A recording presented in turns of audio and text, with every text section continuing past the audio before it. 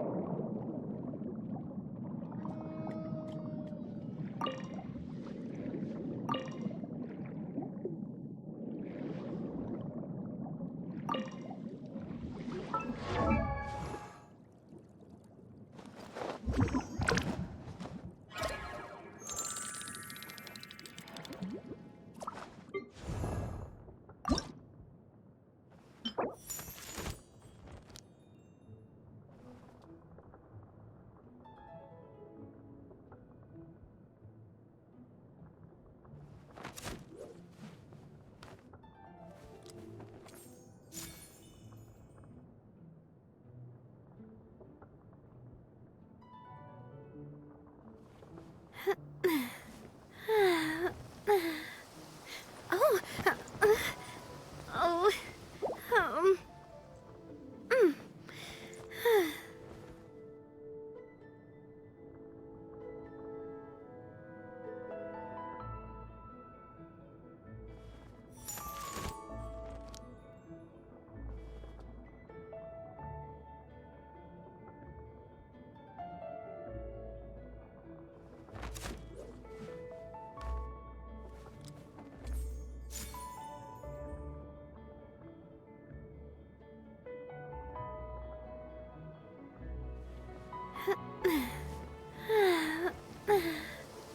Oh, oh, um, mm.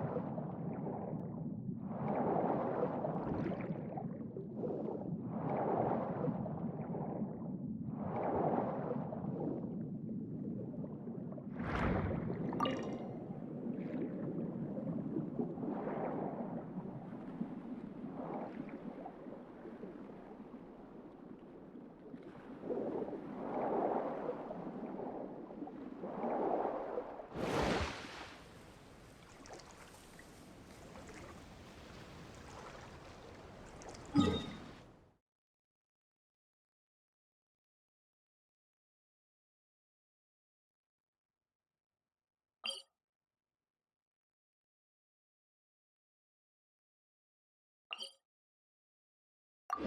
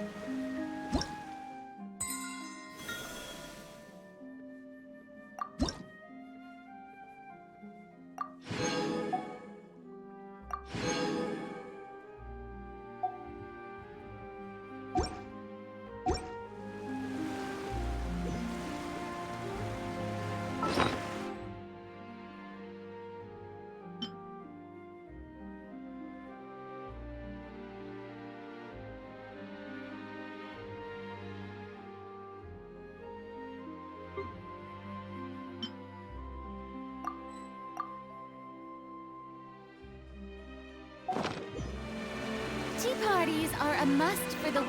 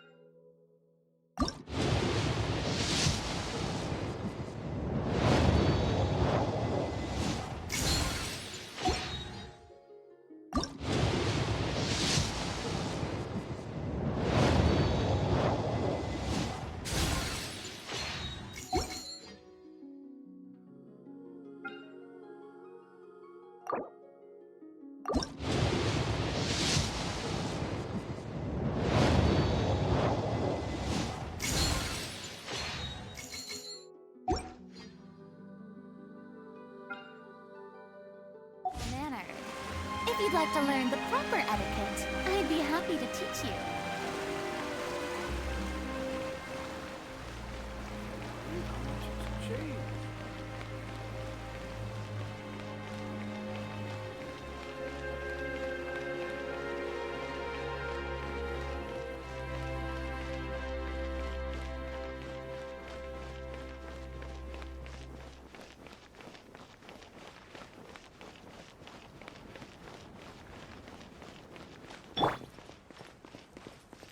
The more data samples, the better.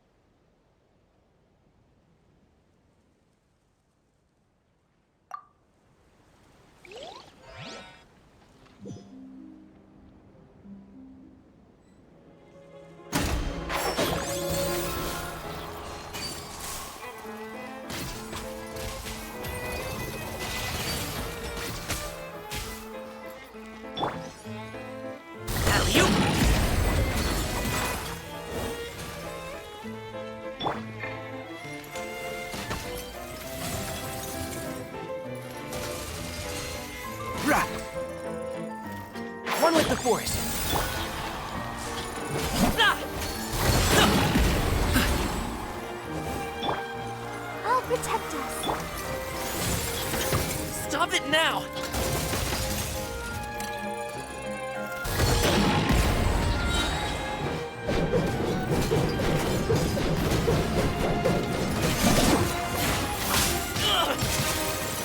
Up to it, Montai!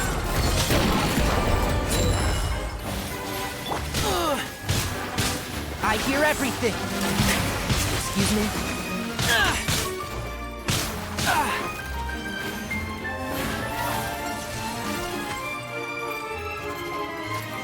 Monsieur! Let the show begin. Come on, we can do it. Rah!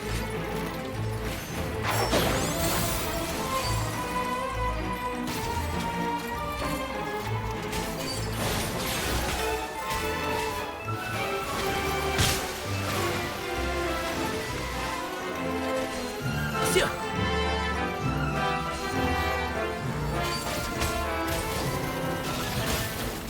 And Shroud!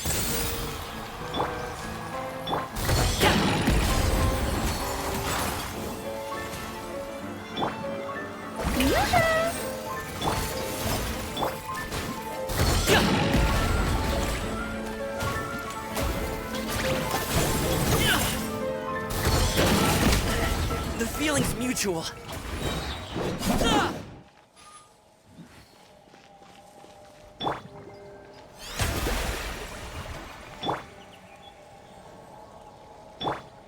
Let's dance.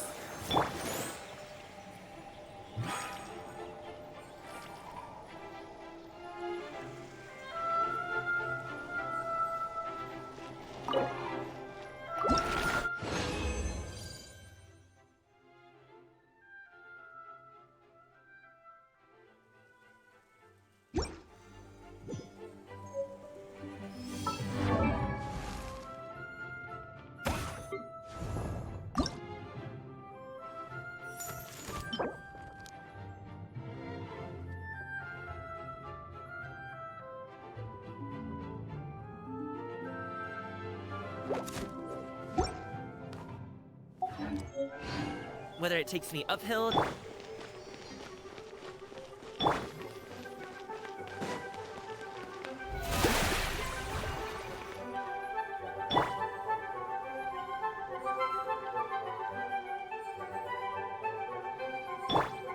Let the show begin. The more data samples, the better.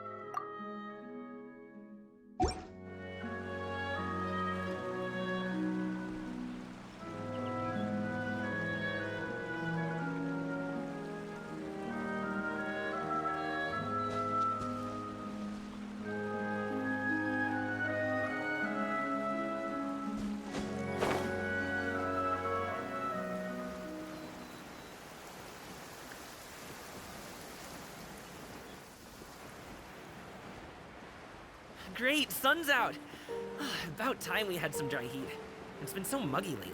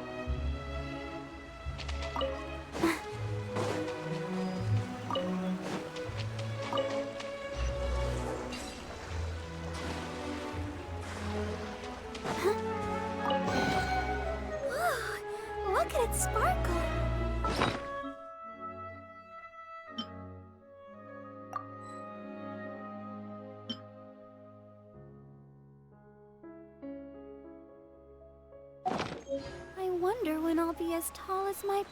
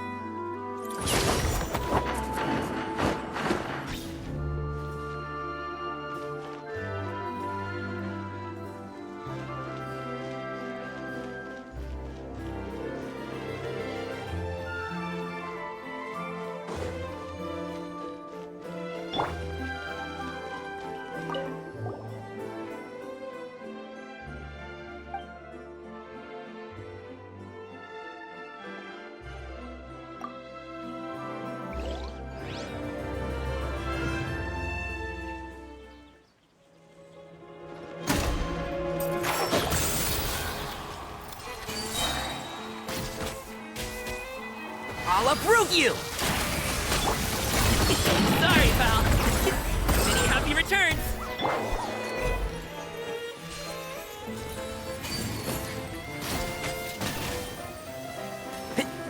One with the force.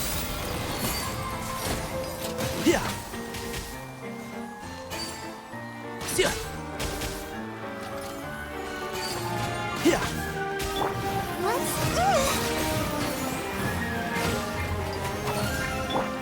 Alley-oop.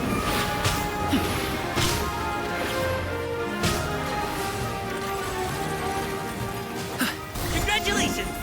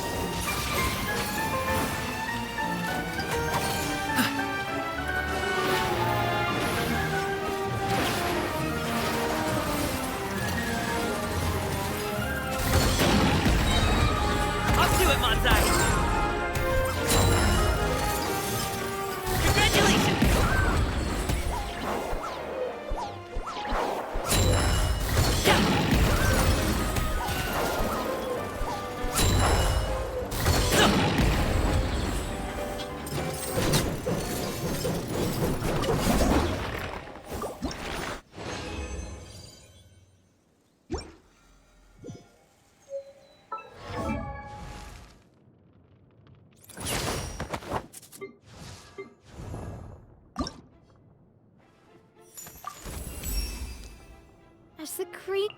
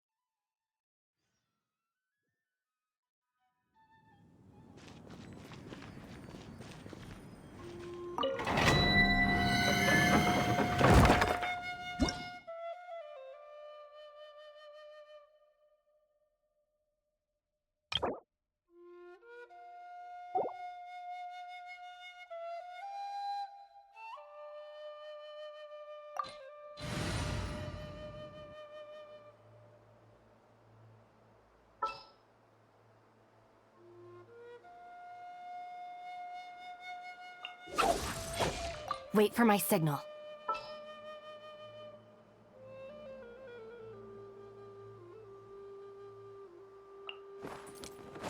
The Spina's on the case!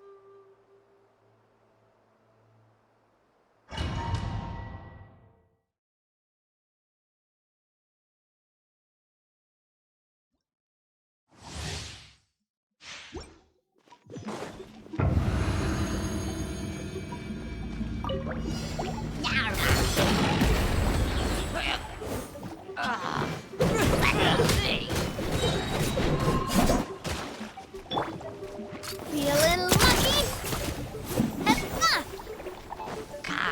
Feeling lucky?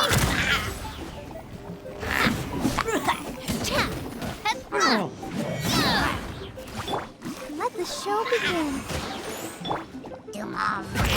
Many happy returns!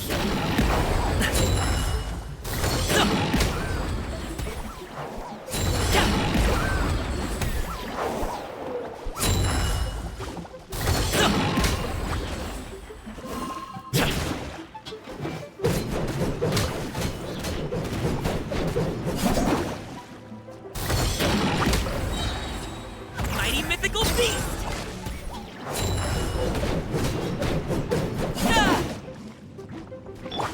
Umbrella warfare, I guess. Attack! Stop it now!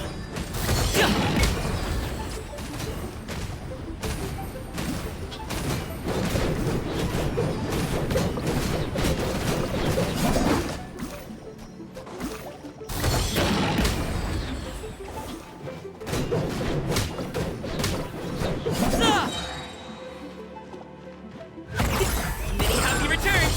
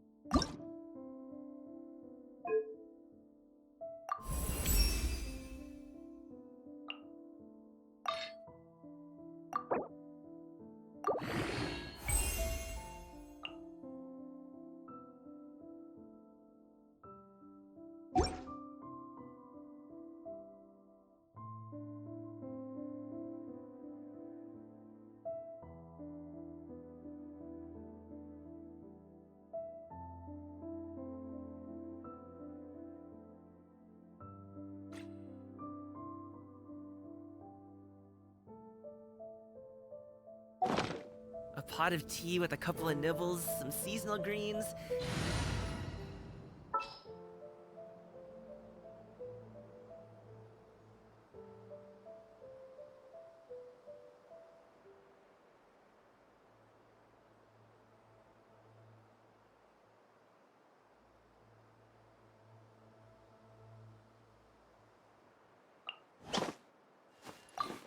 You want me on your team? I can't wait any longer!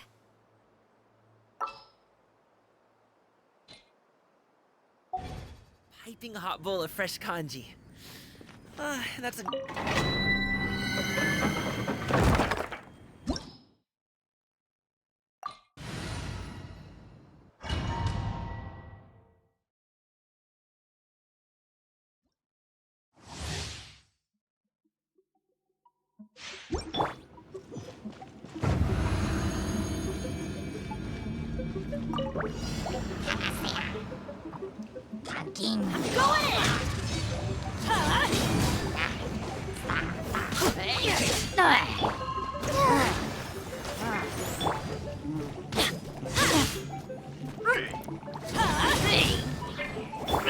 Booba, get them!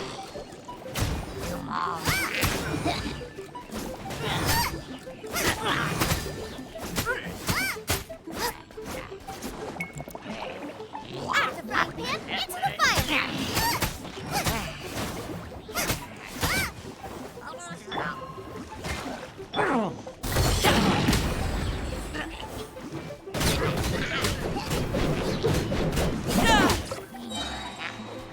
Mighty mythical beast!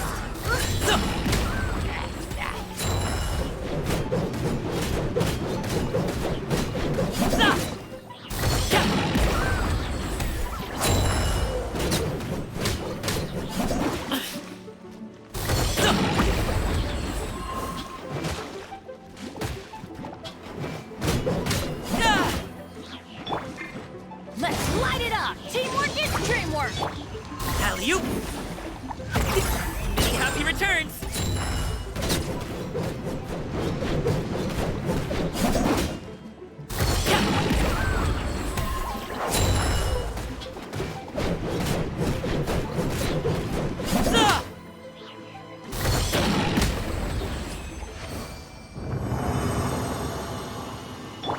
Let's dance.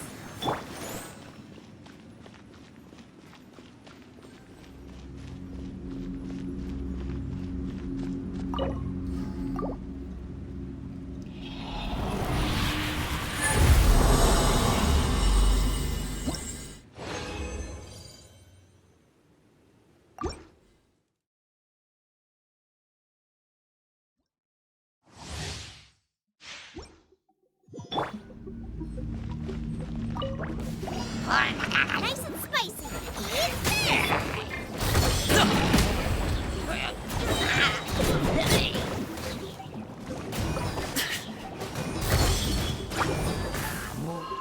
Up to it, Masai!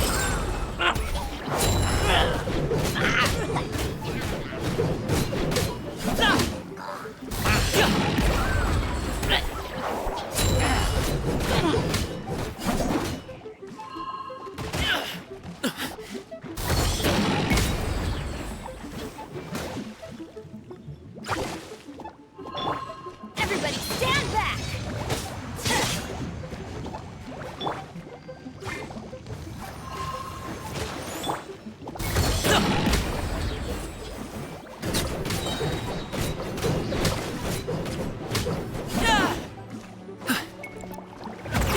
Many happy returns!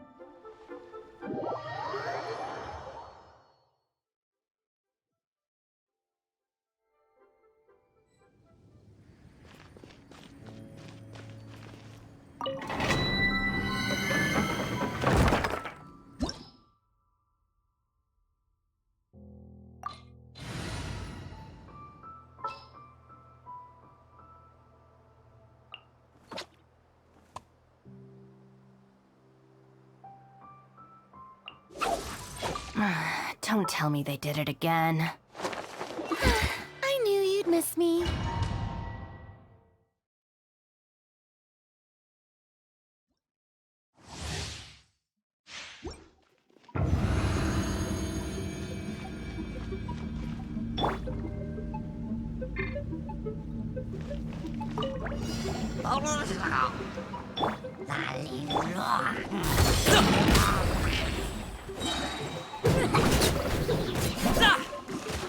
Up to it, Monsai!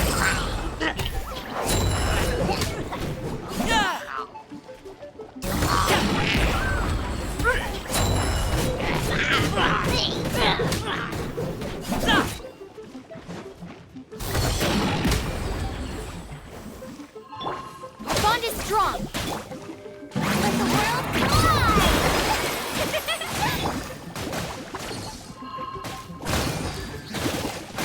I'll settle this. Alley-oop! Many happy returns! Zah! Stand with me.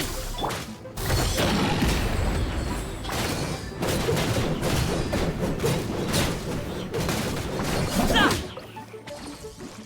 Zah!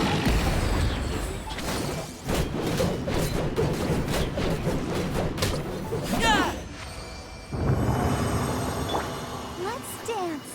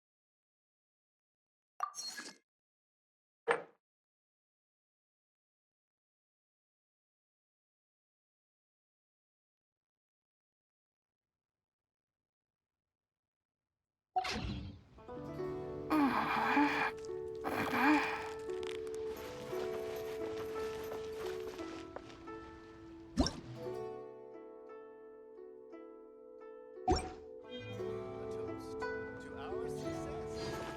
Ain't another handsome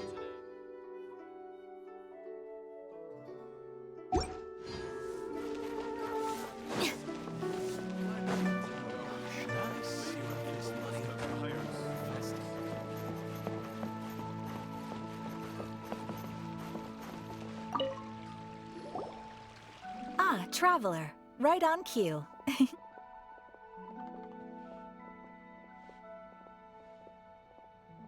Catherine! Got any new commissions for us today? Also, how come you look so happy to see us? What have you done? I went to the shrine to draw a fortune slip earlier. The shrine maiden told me that it is the season for an unexpected reunion. Catherine? Drawing fortune slips at the shrine? Is it just Paimon, or is that the most unusual thing ever? Wait, no, that's not the unusual part. We're in Liyue. You went to Inazuma and back in a single day? Even I have a private life, you know. Okay, so when you say unexpected reunion, you mean running into us, right? Who can say? But the anticipation of knowing that an unexpected reunion is due is making me happy to see everyone I crossed paths with today. Fair enough. Even though we see each other pretty much every day, whatever makes you happy. Wait, are you saying? Oh, Paimon gets it. Well, let's just hope the Shrine Maiden was right. Fingers crossed we find her. I'm sorry. Did I say something I shouldn't have? You both seem a little down. Oh, it's nothing. Anyway, back to business. Do you have a new commission you want to give to us? Yes, as a matter of fact, I do. This one is from a miner. It seems to be related to investigating the chasm. Really? Does this mean the chasm's not sealed off anymore? I will leave the requester to fill you in on all the relevant details. His name is Yue Hui, and he should be at the chasm right now. All right then. Thanks, Catherine. We'll head there right away. Very well. Ad Astra Abyssosque. This time you are truly bound for the Abyss. Good luck to you both.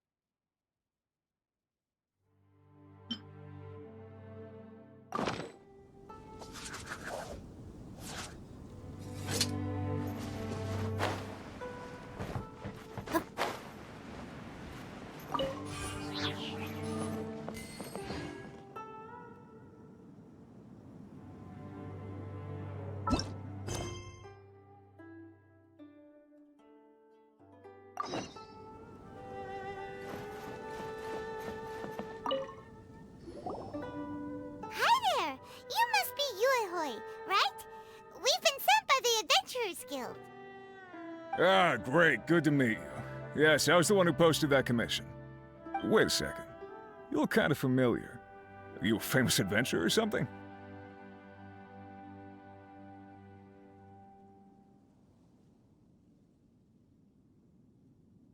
Oh, alright then. I'll start by introducing myself.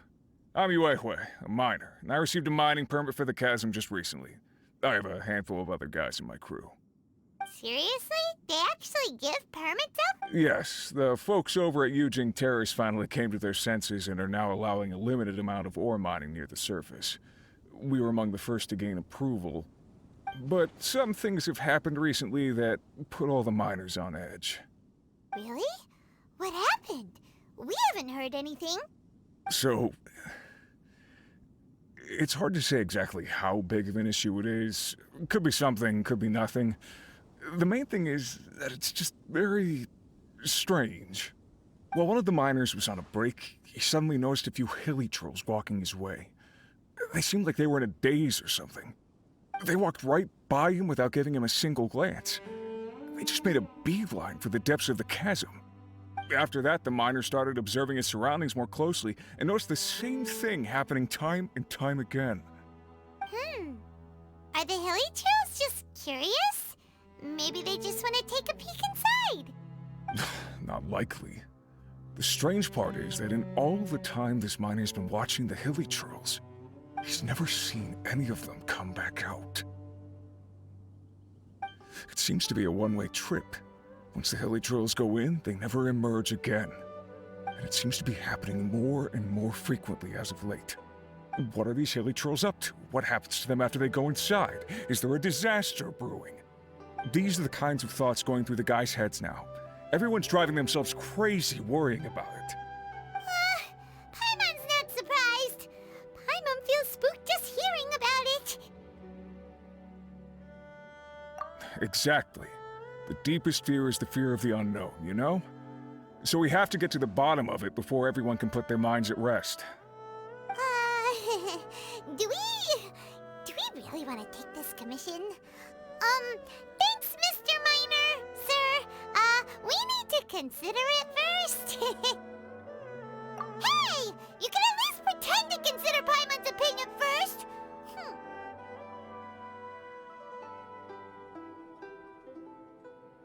Oh, so that's where you're coming from.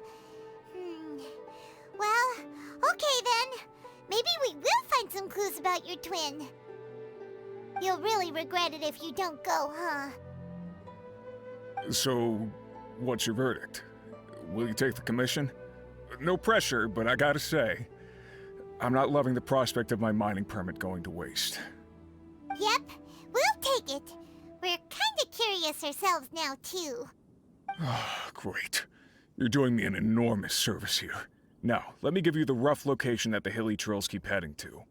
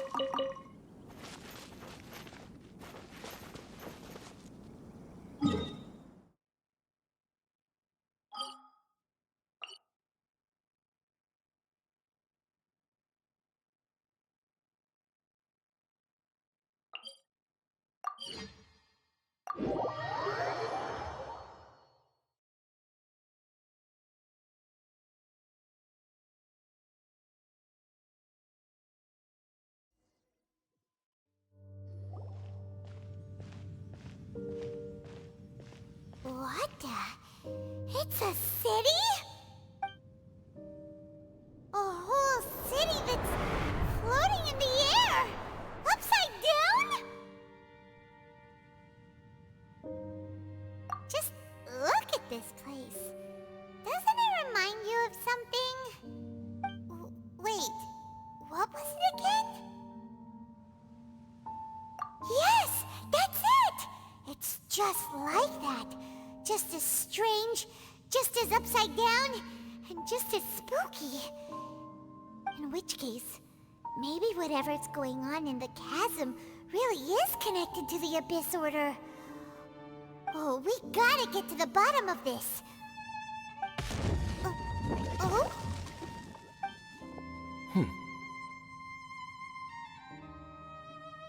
The feeling is mutual. I certainly hadn't expected to meet you here either. Long time no see, Dane. Wait, but how did you suddenly end up here in the chasm? The chasm? So we're in the depths of the chasm, are we? Interesting. This is one place where I have never set foot before. I understand how you must feel. Last time we met suddenly and parted hastily. Now our paths cross again. Fate, it seems, owes you an explanation.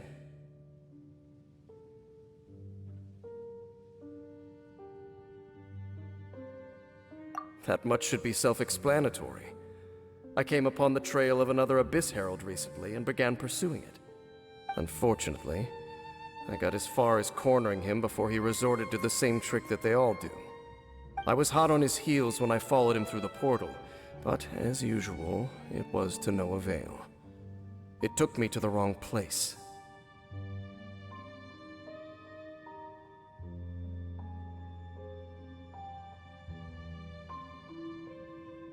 Correct. Based on my recent experiences, I can only conclude that the Abyss's portals are not simply pathways from point A to point B, but gateways to an entire network. Where they emerge on the other side is their choice. It can be anywhere within the network. Sounds kinda similar to how teleport waypoints work.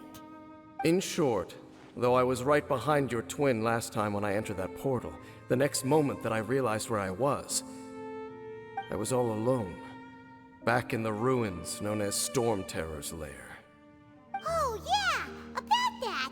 Whatever happened to the Eye of the First Field Tiller? It's in a safe place. You can be sure that I will learn the truth of the Loom of Fate operation sooner than it could ever fall into the Abyss Order's hands. Huh. So that title stuck in your memory. I by no means went out of my way to conceal it from you. It once stood for the glory of Kanria, but now it is but a cruel joke.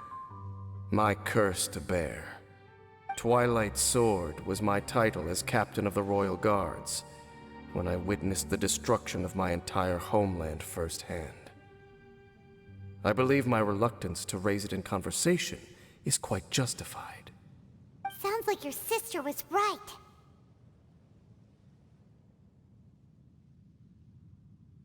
We were travel partners. We both partook in a painful journey of searching for our fate. But regrettably, we did not make it to the journey's end together. Before you continue questioning me, I ought to warn you. If my suspicions regarding the portal network are correct, then the fact that there is a portal leading here tells us that the Abyss Order has their eyes on this location. You mean the Abyss Order is plotting something here? Actually, Paimon and the Traveler suspected that too. I mean that it's highly likely that even as we speak, the Abyss Order is watching our every move. Don't say that! You're giving Paimon goosebumps.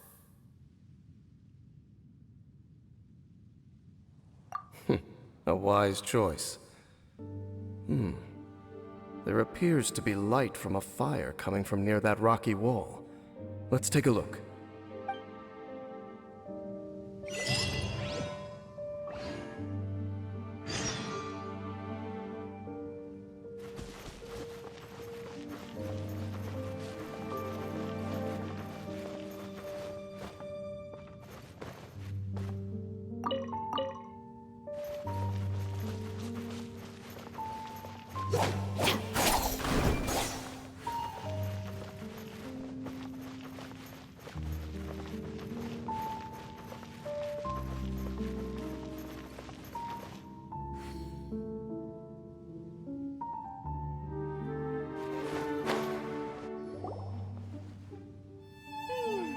There are signs of hilly churl activity here.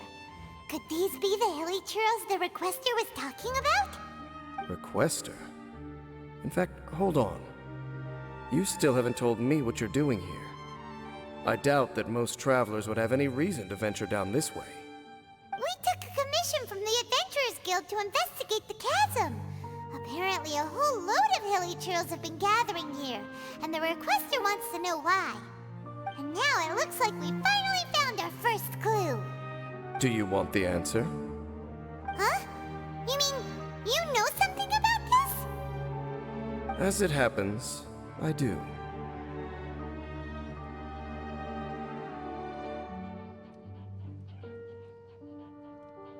It's understandable that you did not perceive anything unusual. What makes this place so strange is that the environment here weakens the effect of the curse. Curse? Oh, Paimon remembers. Last time you guys were saying that Kanria's immortality or something. For centuries, I have suffered daily from the curse that was laid upon me. But here, I suddenly feel a small amount of relief from this suffering. And right here, right now, I can feel my body sending a strong message to me. It is telling me, stay. So, this place weakens the curse? That's pretty incredible. But how? That I shall need to investigate. But to the best of my knowledge, the Abyss Order does not have the technology to achieve this.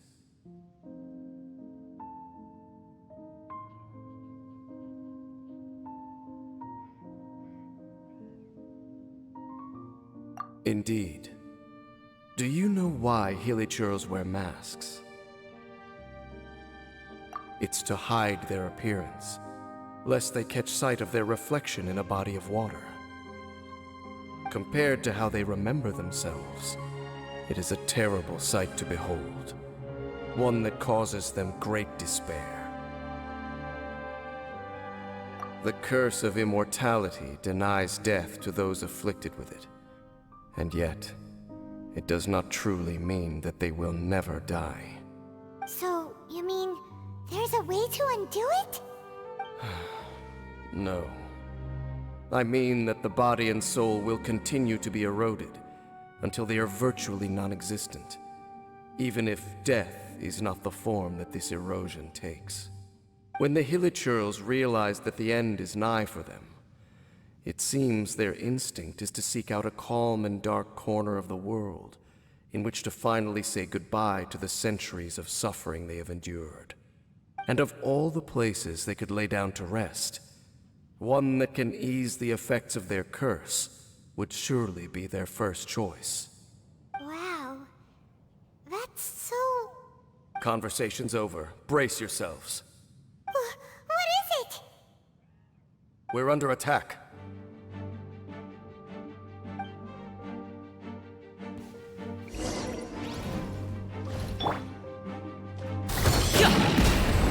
Mighty mythical beast!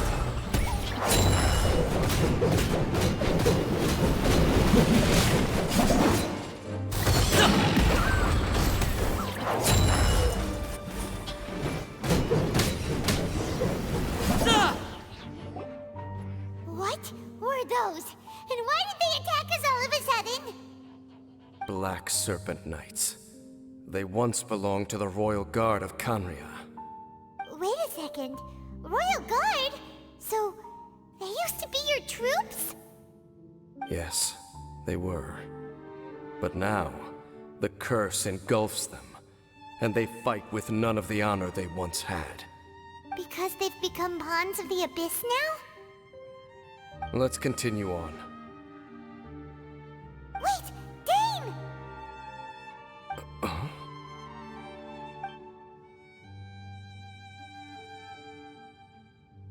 Seems we missed one.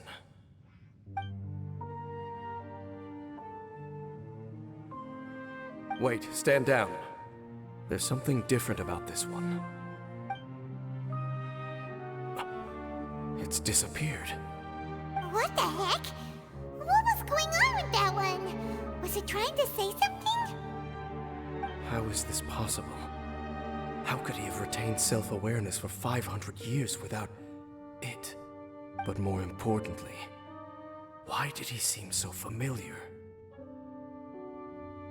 That would be a miraculous outcome indeed for a cataclysm that brought total doom and destruction. Or perhaps it was just a coincidence. We should press onward to the city.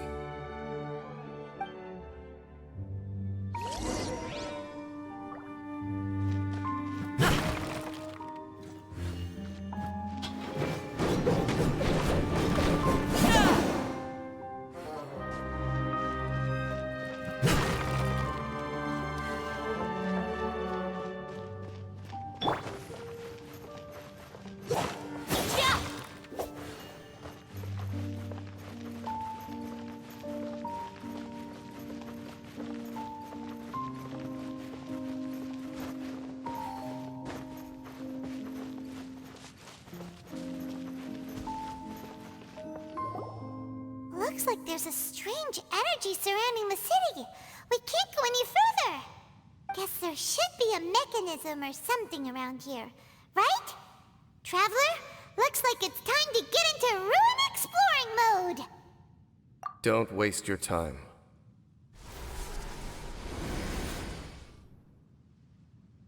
Huh? Kanria's technology, abyssal power. Two things I couldn't be more familiar with. They're just cheap tricks to me. Okay, so the Abyss Order really is trying to hide something here, right? Dan seems like he really understands what's going on here. No wonder the Abyss Order doesn't want him around. Not necessarily. The closer we draw, the more I am inclined to conclude that these ruins belong to a more ancient civilization still. The Abyss Order simply got to them before anyone else. Even older than Kanria? Whoa. Paimon can't even imagine back that far. That said, the architecture here does somewhat resemble that of Kanria. At least, it would if it were the other way up. Let's head toward the light over there. Mind your footing on the way ahead. It's a long way down.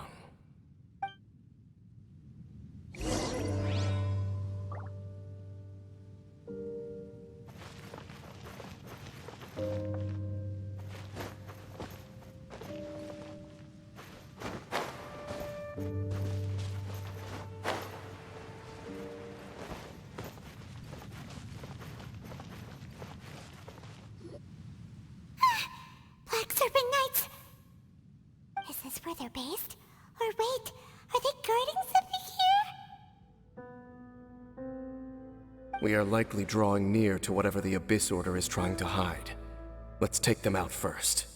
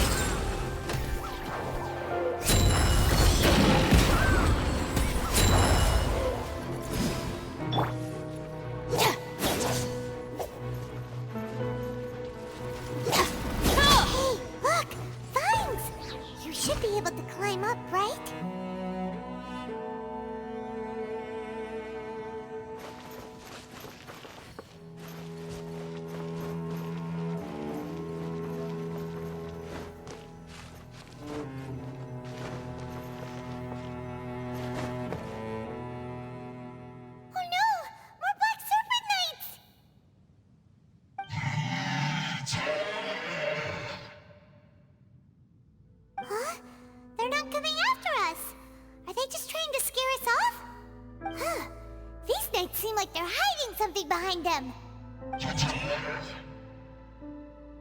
Hold on, I think they...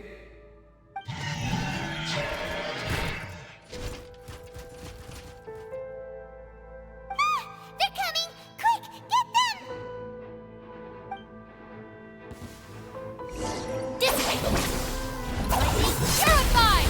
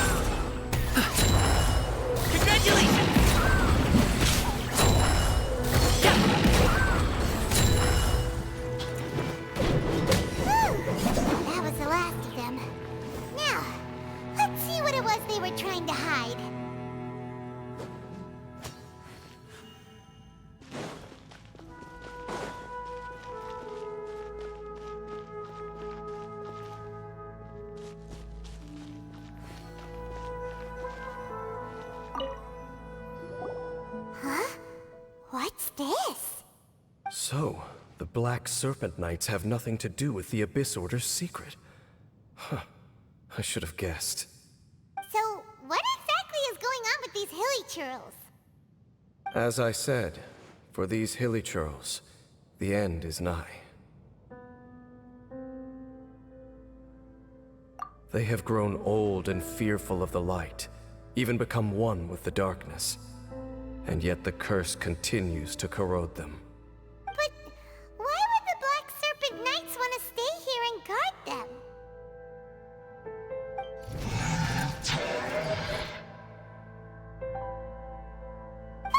More of them are closing in!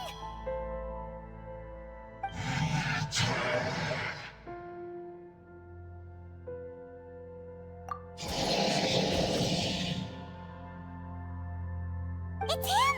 The guy that came out of nowhere and disappeared again! And now they're retreating! Did he just order them to do that? Halfdan? Whoa! What? You recognize him? Could it be? If it's as I suspect, then this is a truly tragic state of affairs. Dane? You want to know why they were gathered here guarding the hilly churls, don't you? It's because as far as the Black Serpent Knights are concerned, they're simply doing their duty. The one who ordered them to retreat just now, I suddenly recognized him. I knew him as a young man, an elite in the royal guard of old. His name is Halfdan. So, he's from 500 years ago too? To this day, I still remember the final orders I, the Twilight Sword, gave to Halfdan on the day of disaster in Khaenri'ah, before I made haste back to the palace. Inform all Black Serpent Knights to protect the people of Khaenri'ah at all costs. Because we, of course, were royal guards. But this would mean nothing in the events that followed. Royals, gentry, common folk, these identities made no difference. Against the might of the gods, the only identity that mattered was being from Khaenri'ah. These Black Serpent Knights have lost their intellect, but perhaps, in whatever remains of their minds, they are still protecting the people of Khaenri'ah. If you see these ruins as Khaenri'ah in the throes of disaster, and these hilly churls as the people crying for help, then suddenly I can make sense of what I'm hearing. Their growls are less of a threat and more of a warning. Then, what are they saying? Though it is barely discernible, I can just about make it out. They keep repeating a word from the old language of Khaenri'ah. Run.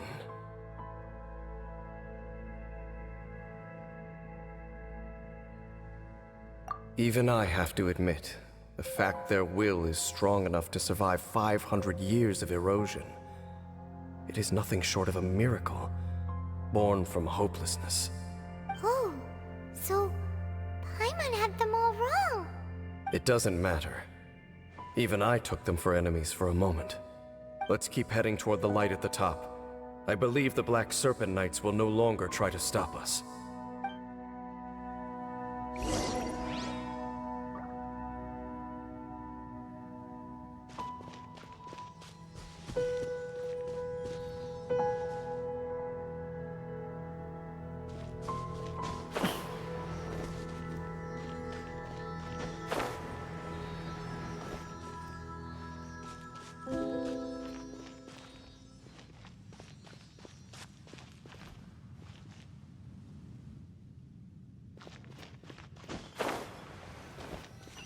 Sure enough, we aren't seeing any more Black Serpent Knights.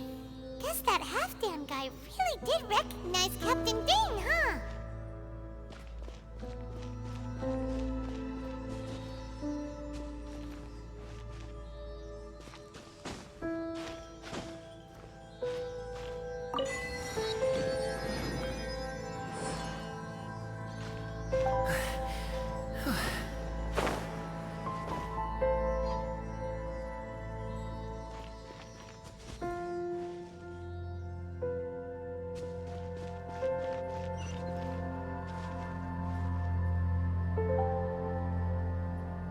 Oh,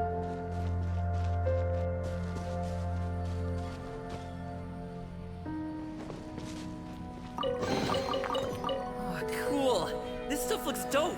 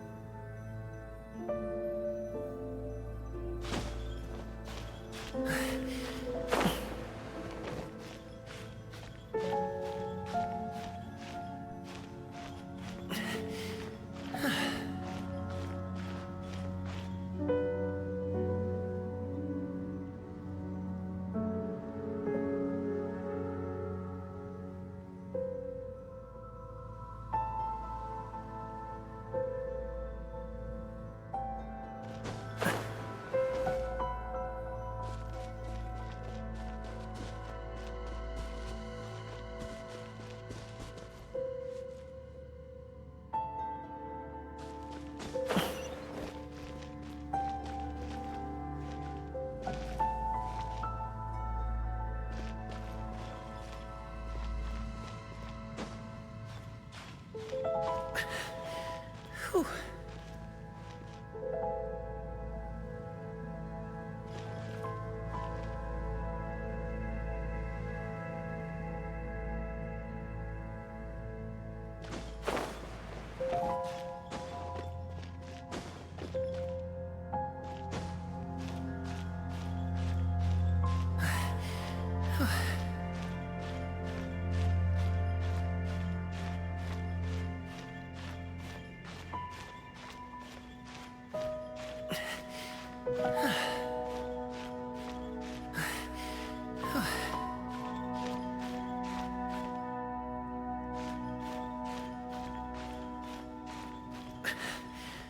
Whew.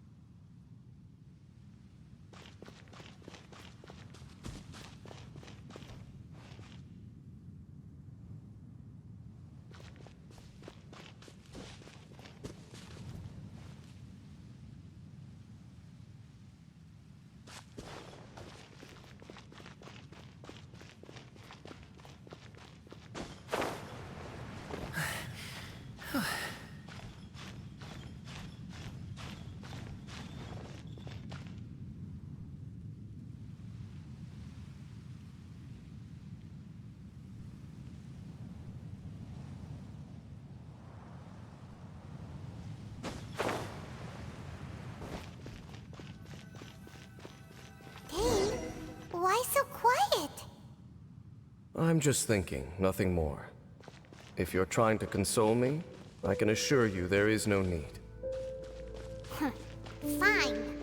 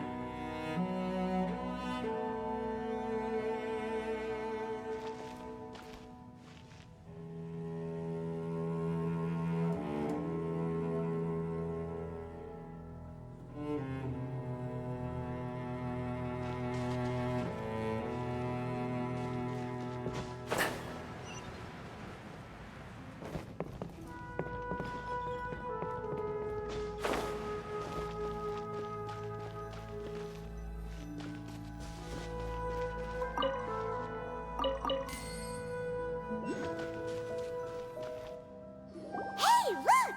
There's no door sealing this room off. Looks like we can finally head to the room in the center. Come on, let's go!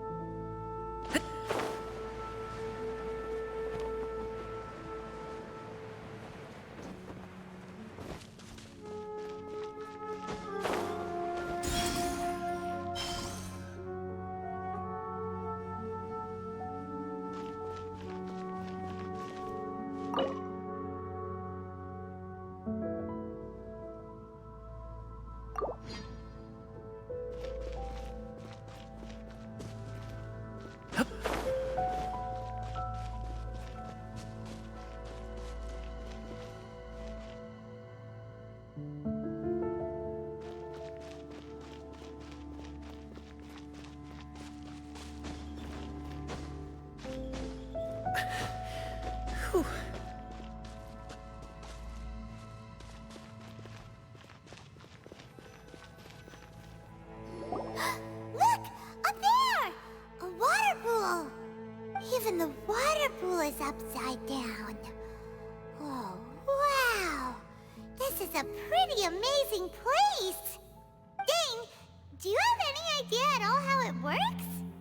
The pool must be part of the entire city structure. A relic of this ancient civilization. And more importantly, it is the very thing that is weakening the curse. Here, my whole body feels more at peace than it has in a long time. The effect is stronger here than it was before. And I think it's because that water pool has something akin to a cleansing effect. Cleansing? So that means the water in that pool can wash away the curse for good? No, that would be impossible. How are you so sure? I have lived with this curse for 500 years, and I have been fully conscious the entire time. Suffice to say, no one understands the curse like I do. It is a way of branding us at the level of the fate of the world itself. When a god applies a curse, it takes effect at a higher level of reality than the person themselves. Even now, I can feel the curse slowly permeating my entire being, becoming part of me, slowly but surely replacing me. Perhaps it may be possible to suppress the corrosive effect of the curse for a time, but cleansing it entirely, consider it tantamount to burning away an integral part of your body. It is not a process that one could ever hope to survive. Huh? Cleansing the curse cost you your life? Whoa. An irreversible curse. Paimon can't even imagine. In any case, I can feel that the water's cleansing effect is not nearly potent enough. At most, it might suppress the curse, but a little. So, what's that contraption there? It looks kind of out of place.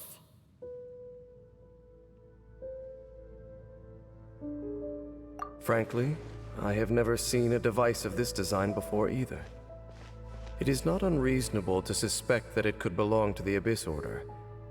But what could they be planning to do here?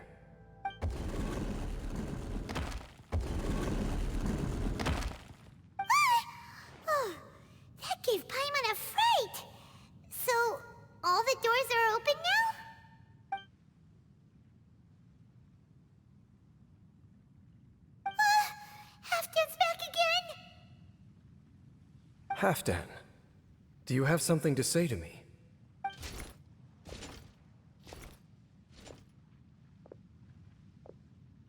He ran off! But he didn't disappear like last time. He's indicating that we should follow him. Are you coming?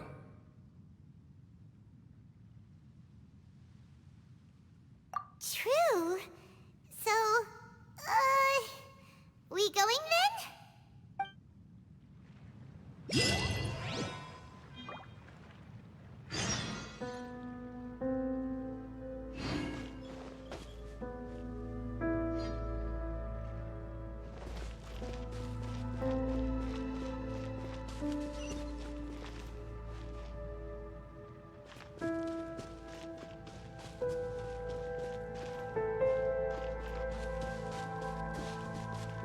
Halfdan jumped down over there! Let's follow him.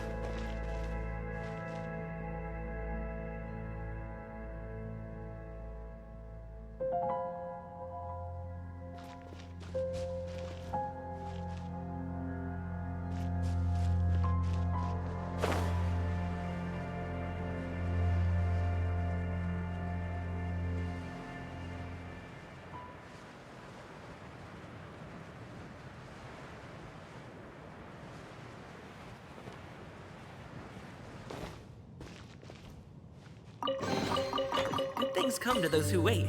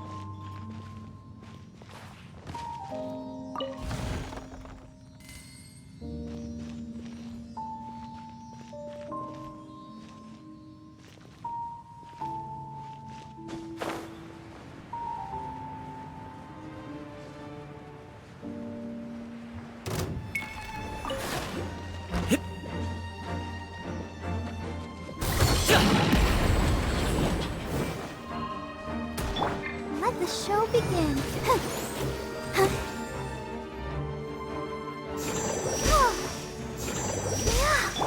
Stand with me! Yeah!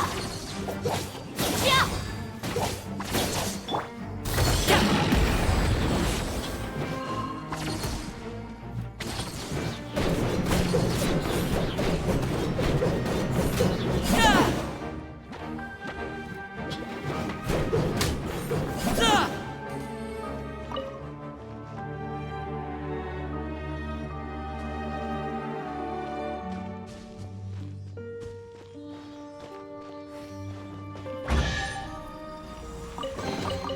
Good things come to those who wait.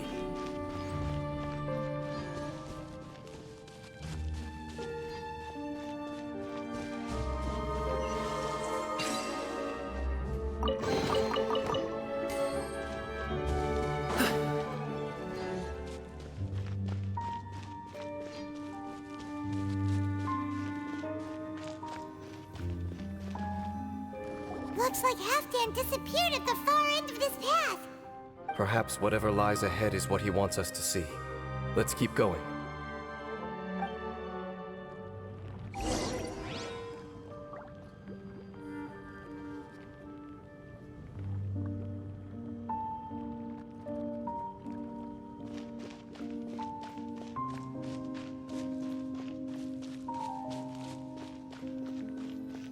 There are more signs of hilichurl activity here.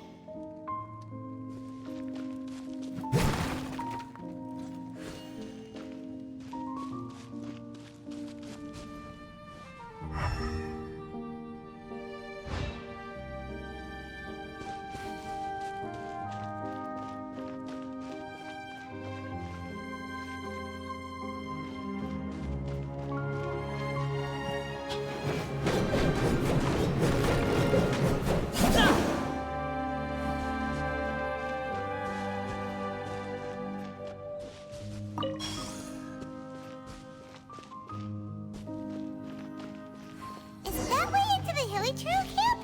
Let's go see.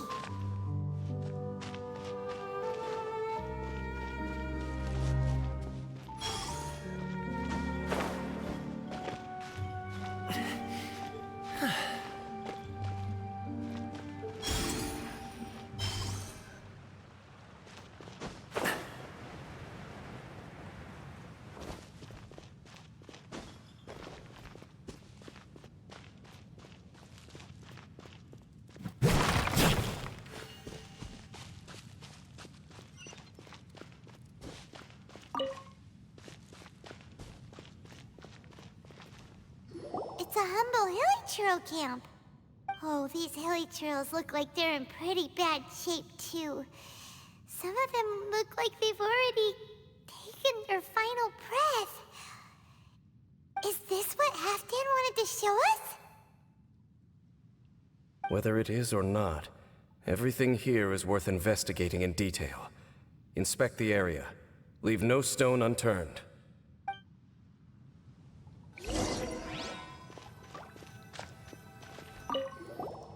Seems like these hilichurls have no life left in them at all. Before long, they'll become one with the darkness. The hilichurls we meet in the wild are always so rowdy. Paimon never would have imagined that this is how they spend their final days. We may not have a whole lot of happy memories dealing with hilichurls, but still, Paimon hopes they're at peace in their last moments.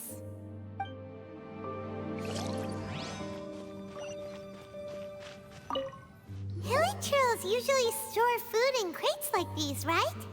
But these seem pretty much empty. Is it because they're so near to the end that they don't need to eat anymore?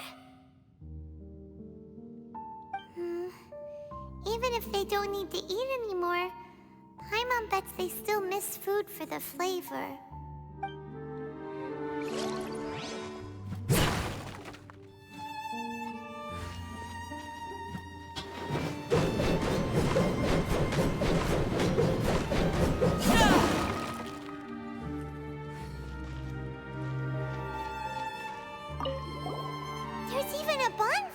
here.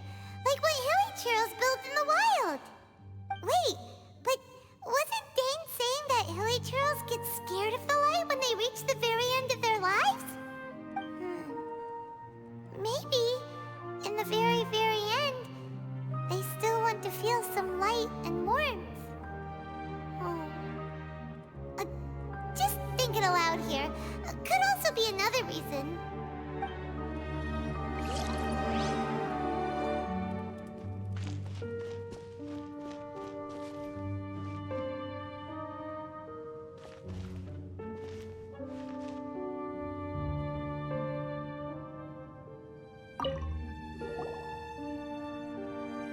How did that flower get this far underground?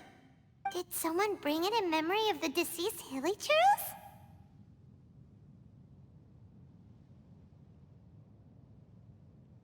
Hey, now that you mention it, Paimon thinks it looks kind of familiar too. It is the national flower of Kanria, the Intivat. It once bloomed all over the nation. It would only last 2 weeks before wilting. But if you were to pluck one and take it out of Kanria, the petals would stop growing and turn hard. Only when it finally returned to its home soil would the petals grow soft once more, and finally turn to dust. So the Intivat is a symbol for a wanderer far from home, signifying the tenderness of the homeland.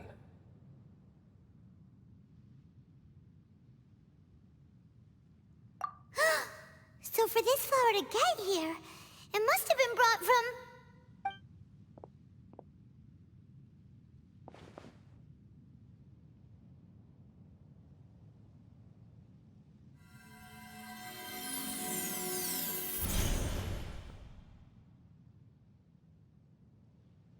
Your Highness, so the proposal finally has your blessing? In focusing single-mindedly on confronting the heavenly principles, we neglected our original mission, the revival of the homeland. I should not have been so indecisive. The device is almost ready. We await your command. What are the chances of succeeding? Theoretically speaking, approximately. Forget it. Even a 1% chance is enough. For too long have we dwelt in the abyss. Surely they would rather return to the natural cycle of life and death as soon as possible than continue to exist as they are, without a shred of dignity. They cannot be made to continue paying the price for those so-called sins. The Order is most fortunate to be graced with your decision.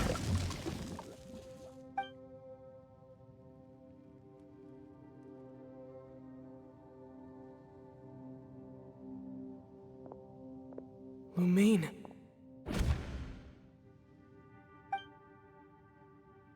You saw something, didn't you? Can you tell me what it was? Yeah, you zoned out for quite a while there.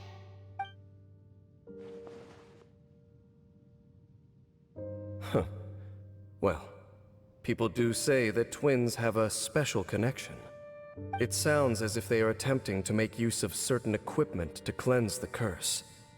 It could well be the device we saw earlier. And you say she mentioned the revival of the homeland, correct? No surprise there. Stubborn as ever. It appears as if the Abyss Order plans to use this location to cleanse the hilly churls of their curse and restore them to the way they once were. Then, they will serve as the foundation for reviving the nation of Kanria. After all, there can be no nation without a people.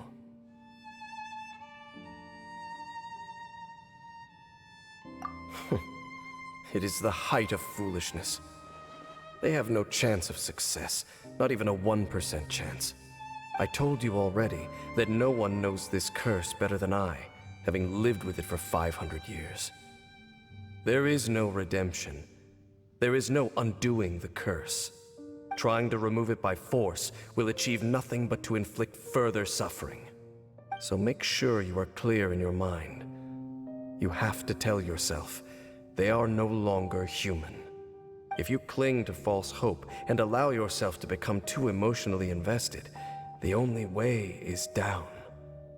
You will end up just like them, mired in hypocrisy.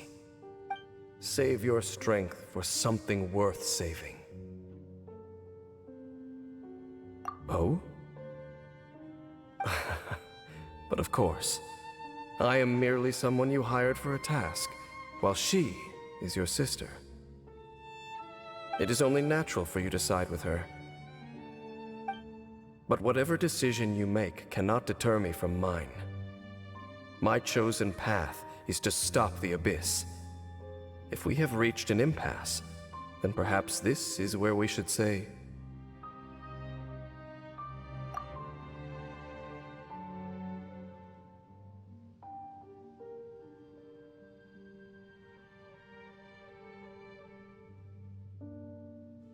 I see.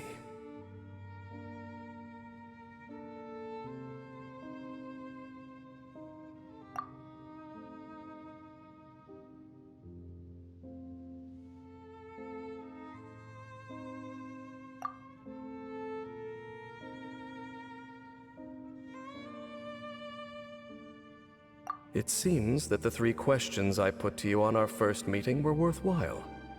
You have developed your own individual views on this world. Very well. Since you have volunteered your true thoughts on this matter, I shall not hide mine from you. Right now, I have a more immediate agenda than stopping the Abyss. That is to say, the Abyss's actions here directly dishonor the final wishes of Halfdan and my other compatriots. I cannot allow this to proceed. The Abyss may appear at any moment. Be on your guard at all times as we proceed.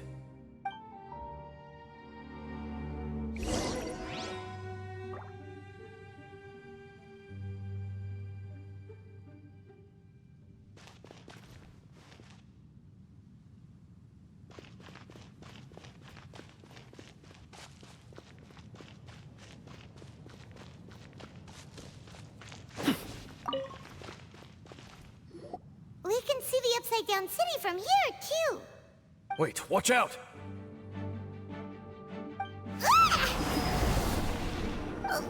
What's going on?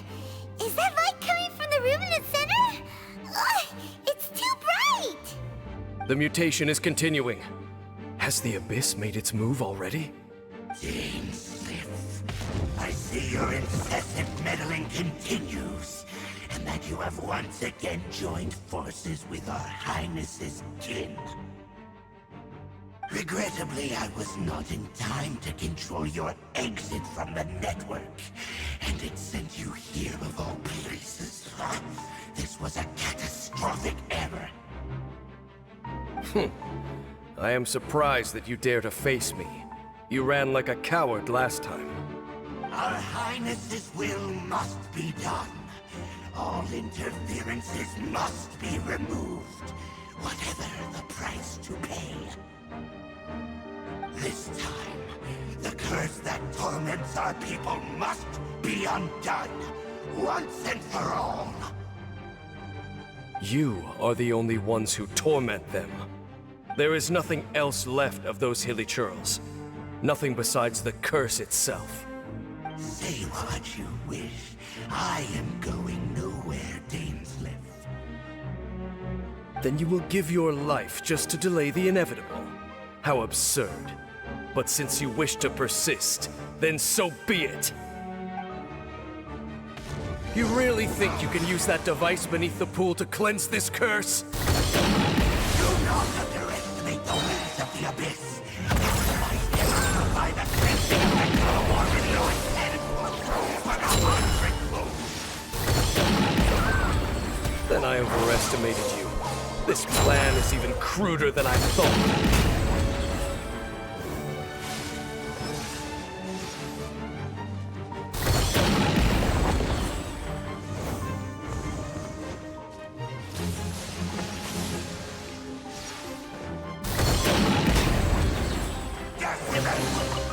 Where do you want this stuff delivered to, boss? I'll protect us.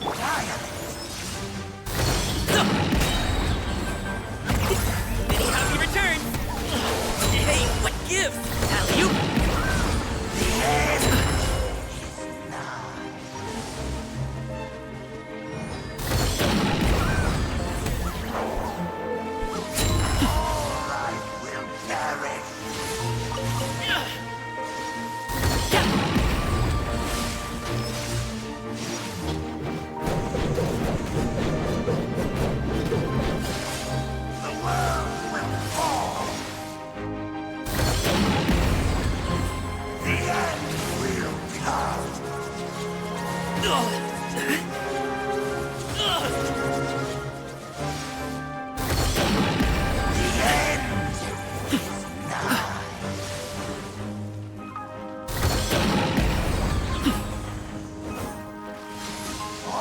life will perish.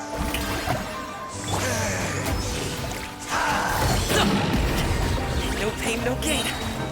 Mighty mythical beast! Calculate.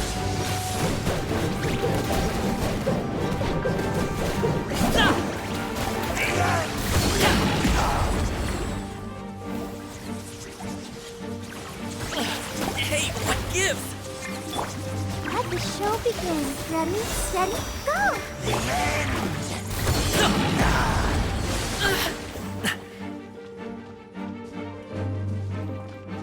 Decimate. All life will perish.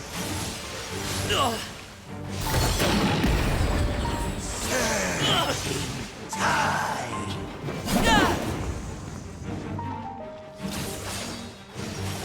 The world will fall. All life will perish. Hey, what gives? The end.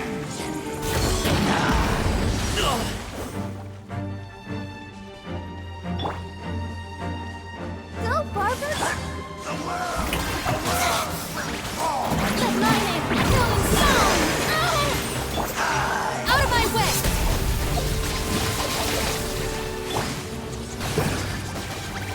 I'll protect us. The abyss shall rise. You've been hunting this Abyss Hero for ages! Now you finally got him! There's no time to celebrate. The Abyss Order's device is activating, but there's still time to destroy it. Alright, let's go!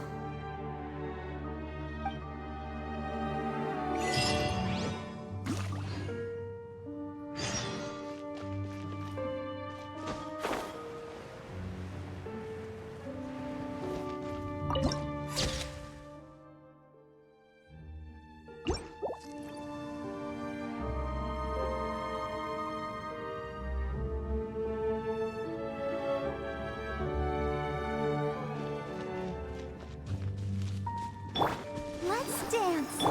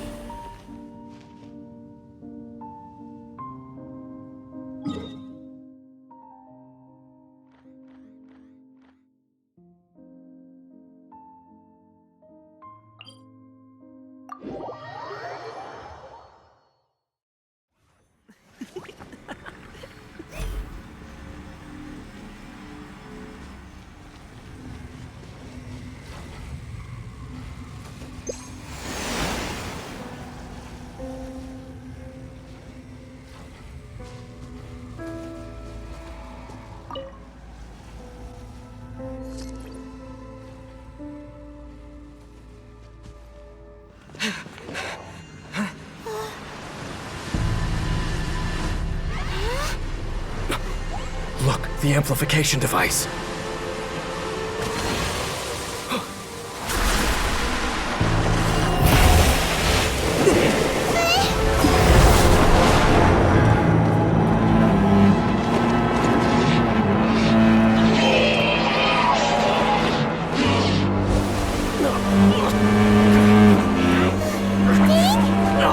Am I too late? They're in agony. This is no way for them to meet their end. Find a way to stop that thing.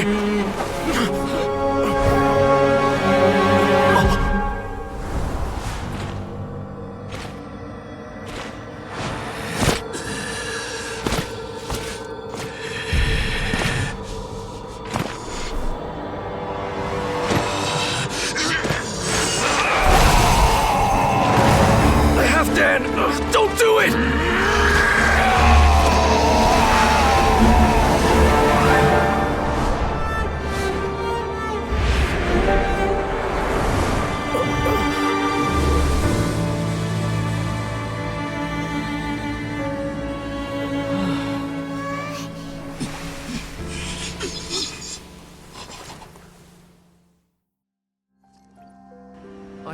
have been turned to ashes in an instant.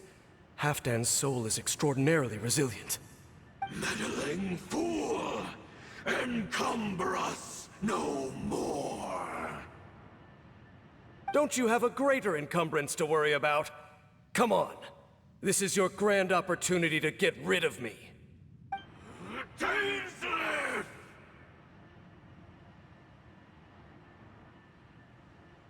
Take him out and deactivate the device. Behold, the abyss has come. The gift of grace. I'll do it, Montai! Hear the truth.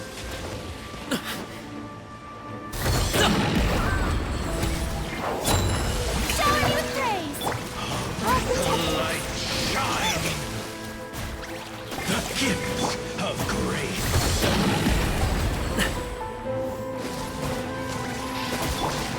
Bond is strong! Hear the truth. In the name of the truth.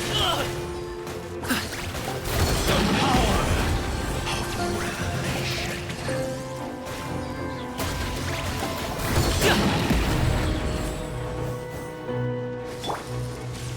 Come on! We can do it! Grace be upon you. Peace and hope find you. Sorry, pal. Many happy returns. Shall set you free. Hear ye the word. Grace be upon you.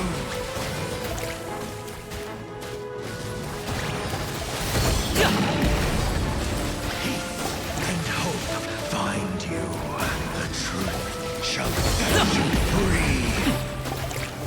The truth shall endure. What do we do now? The Abyss Lecter's gone, but the device won't stop.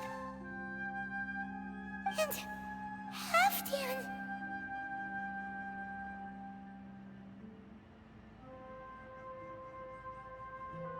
No! As long as the device is active, the cursed are rendered powerless. Only you can take on the Abyss. If you value his sacrifice, then do not waste any more time here. See all these rays of light and portals?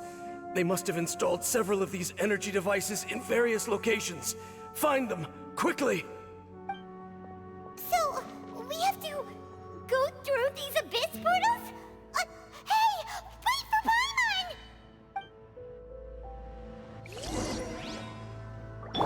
Let's dance.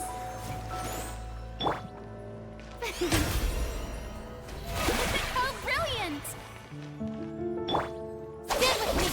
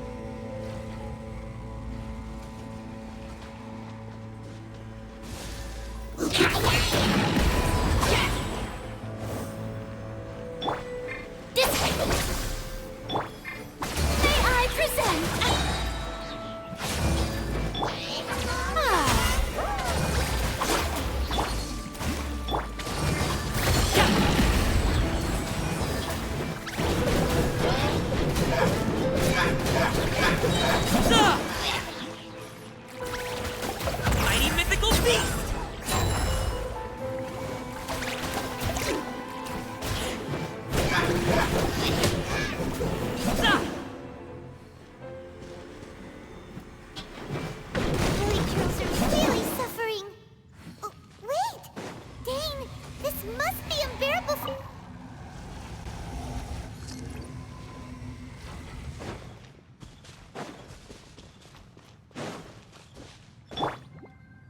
Ready, steady, go! Let's dance.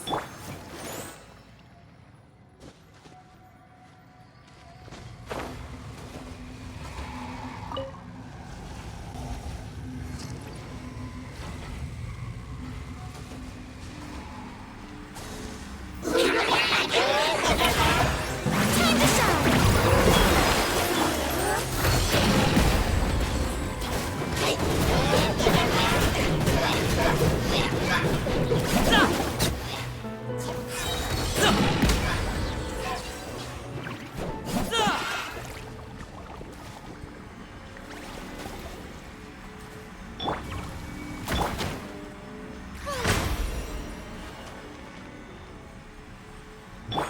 I'll protect us.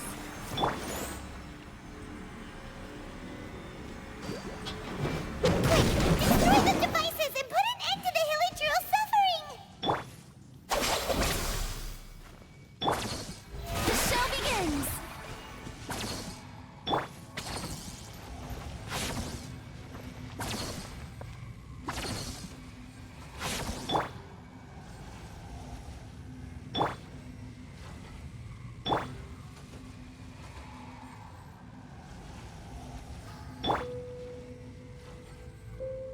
Let the show begin.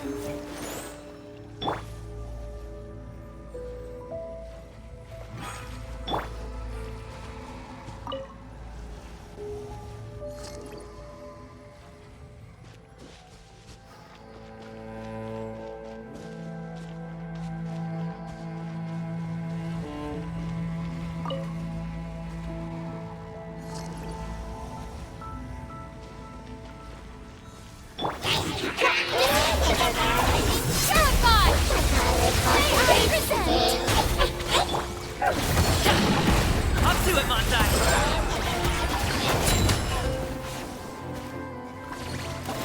Congratulations!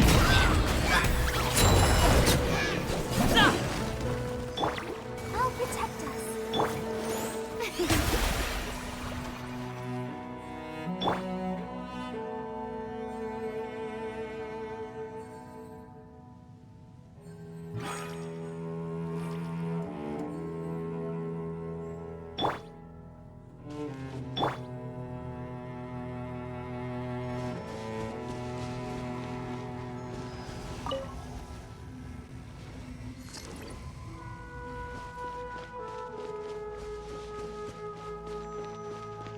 Let the show begin.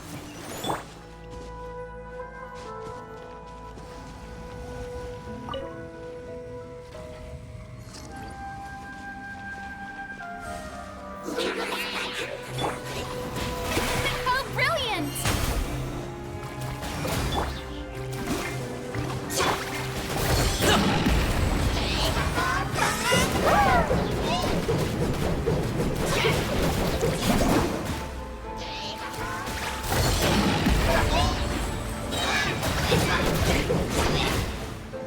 Mighty mythical beast!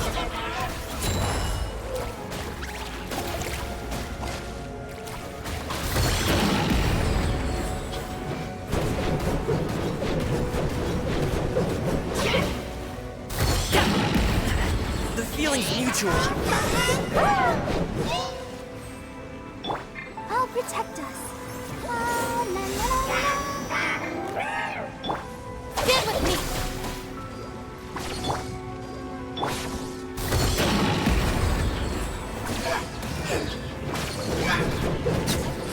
Yeah!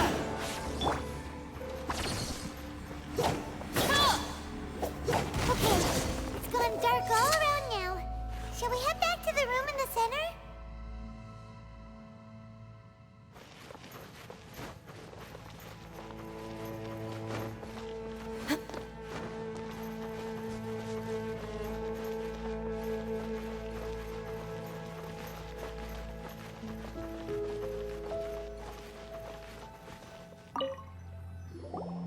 So, that's it, right?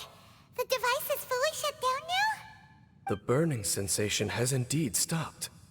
So, the Abyss Order's plan?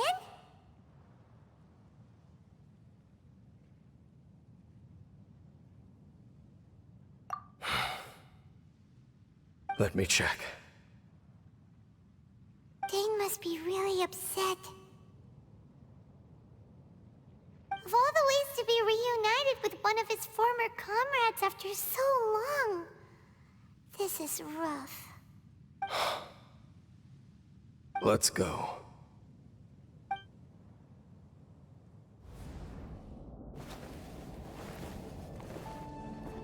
Huh?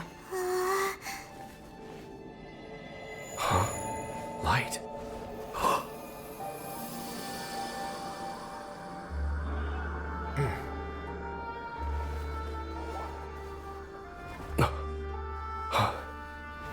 Apologies, Captain Dainsleif, Twilight Sword. Back then, I failed you, and failed to protect our people. No. For 500 years, you have faithfully done your duty. To this day, I am proud of you all.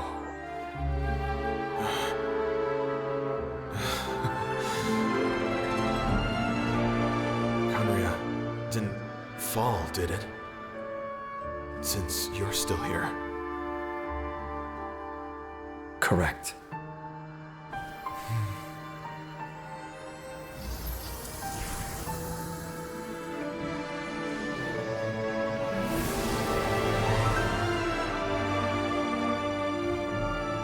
So, no need to revive the homeland.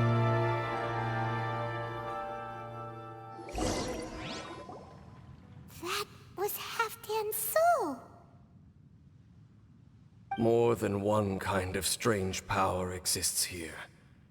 Souls are no strange sight under the circumstances. Still, if you intend to venture deeper in and continue your investigation, you ought to be careful. You bet! We'll be super careful! Oh, but Dane, does this mean you're not coming with us? That device took a severe toll on me. It will take me some time to recover. Oh, right. Well, actually, Paimon already knew that. You've clearly been pushing through the pain this whole time. You've earned a good rest, Dane.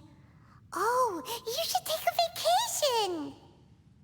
Vacation? The very notion. This word has no business being in my vocabulary. There are more important things that demand my attention. The Loom of Fate operation is still underway, and I suspect that these amplification devices are connected to that plan.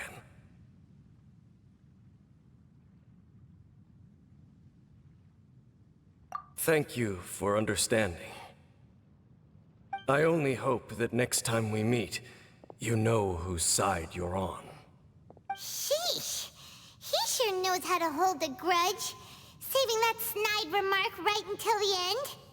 Well, shame that we didn't get to see your sister again. But at least we learned some useful info, huh?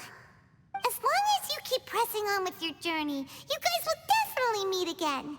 And everything will be back to normal. Right? Oh, Paimon almost forgot.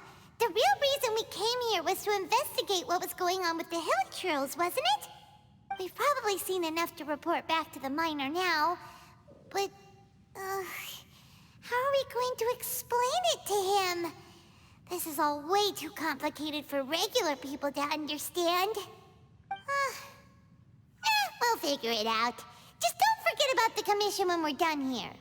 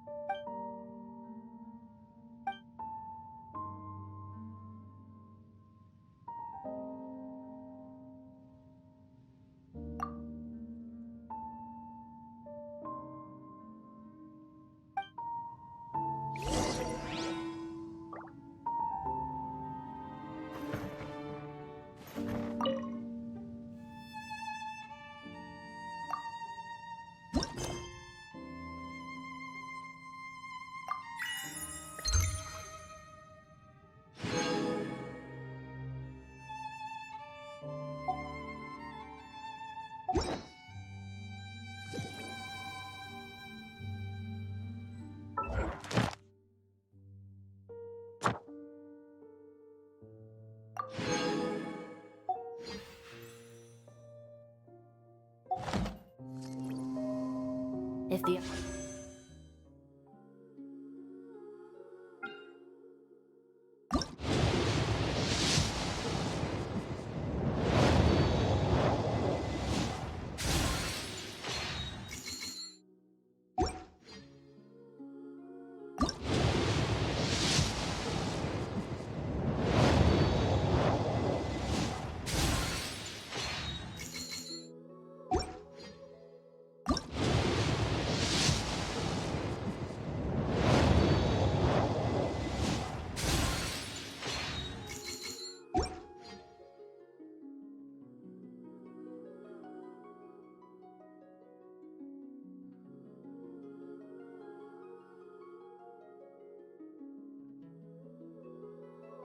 Taki gang stirs up any trouble, I'll drag every last one of them back to apologize.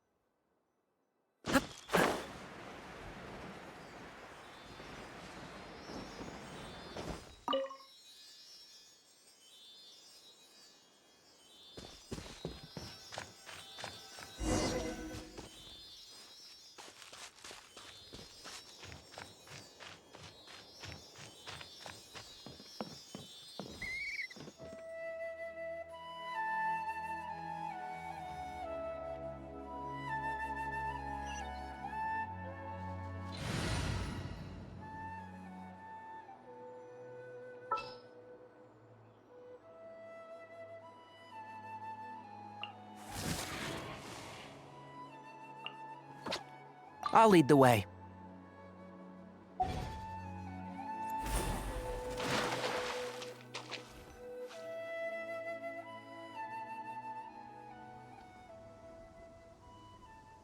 Now that we made it to Sumeru, our next objective should be to head to Sumeru City and find a way to meet with Lesser Lord Kusanali. And speaking of Lesser Lord Kusanali, even though we haven't heard too much about her, she doesn't seem to be the same deity who abducted your sister. But even so, people call Sumeru the Nation of Wisdom, you know. If we can get a chance to meet the God of Wisdom, maybe she can give us some useful information. But, Paimon doesn't know the way to Sumeru City. Maybe we can climb up to that spot with the statue of the Seven on it. That'll give us a way better view of things.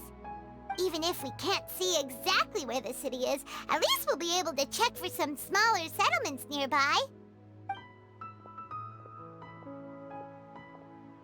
Wait a second. Look! There's someone up ahead! Perfect timing! Now we can just ask for directions rather than wander around like lost adventurers. Hey there! We're not from around here and seem to have gotten a little lost. We'd like to ask for some directions. Huh? Did they not hear Paimon? Hey! You over there! Could you give us some directions? Huh? What's going on here? There's no way she could have missed that. Wait! Could she be ignoring us? How dare she?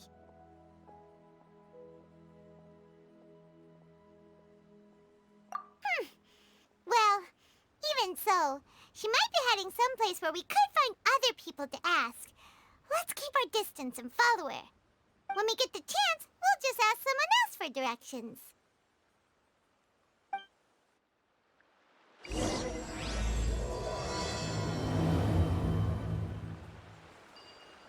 Come on, let's follow her.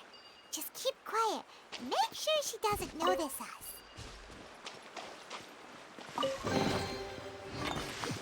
Smells like something good is inside.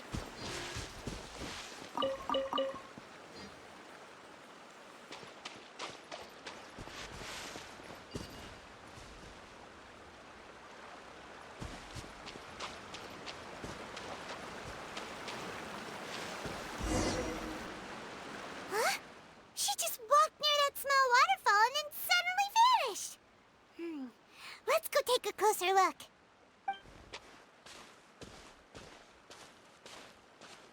Paimon thought this cave would lead to a village or something, but, it looks like that's not the case.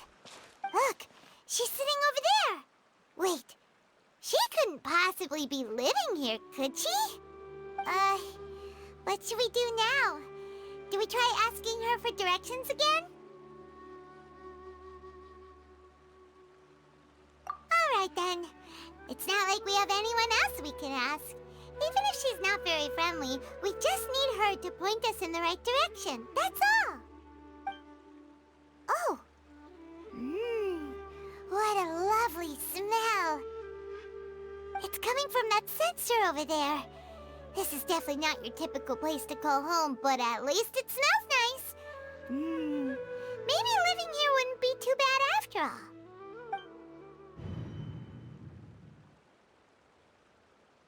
Huh? What's the matter? You don't look too good. What? Is the smell making you feel sick? Strange. Paimon doesn't feel anything.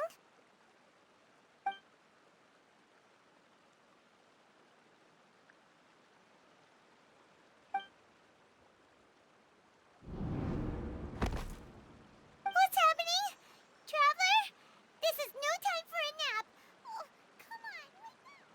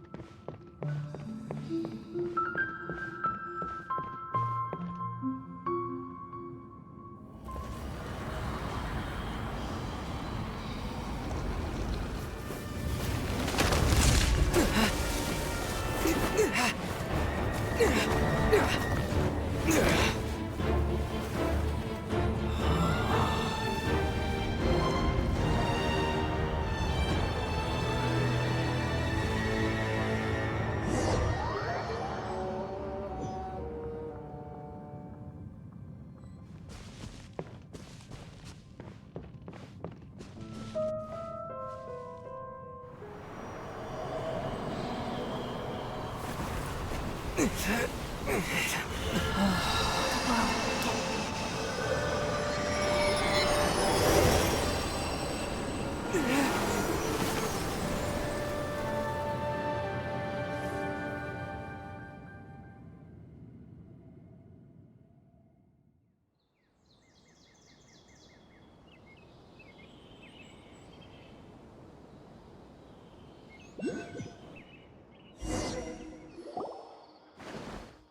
you sure it's not serious? The Traveler's been out for a long time now. Yes, you can relax. Believe me, Master is extremely knowledgeable. If he says that he's going to be alright, then there's absolutely nothing to worry about. Oh, are you awake now? Oh, thank goodness! Traveler, you're finally awake! Well, we're at... Good question. Where are we? Paimon was in such a panic when you passed out that she even forgot to ask what place this is. This is Gandharvaville. It was originally built by scholars from Sumeru as a place to rest in the rainforest. Now it's mainly used by the forest rangers as a base of operations. My name is Kale. I'm a trainee forest ranger. My master and I found you passed out during our patrol, so we brought you here. Oh, no things are necessary. I didn't do anything really. By the way, how are you feeling now? Any discomfort?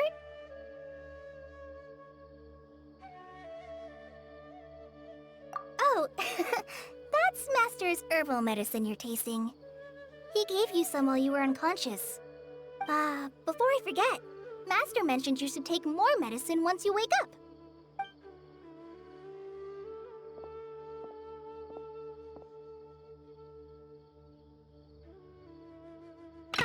Whoops! Kale, what's the matter? Were you trying to retrieve the medicine? As I've already told you, you must be careful with these. I'll get it for you once I am finished here. Sorry, Master. Now, the guide to Avidia Forest's edible fungi is clearly posted on our bulletin board, but if Farbode forgets which mushrooms to avoid one more time, I'll have no choice but to leave the guide somewhere a little more visible. Like right smack on his forehead so others can remind him to be careful. Right? This is the second time he's come down with food poisoning this month. I'll be sure to give him a good talking to. Yes, please do. If, on the off chance, Farbode simply enjoys having little imaginary fairies dance before his eyes, then we'll just let him be. But the next time he requires any of our medicine, be sure to charge him accordingly.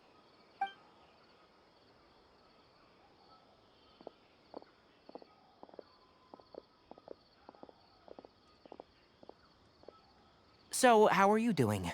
Feeling better? Oh, this is my master, Forest Watcher Tainari. He is chief officer over all the rangers here in Gandharvaville. I already informed Paimon about the reason you fell unconscious earlier. But now that you're awake, let me explain it for you as well.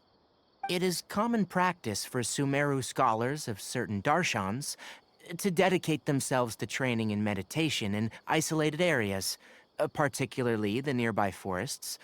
While meditating, they use a certain incense known as Spirit Borneal to help calm their minds as they enter a state of deep rumination.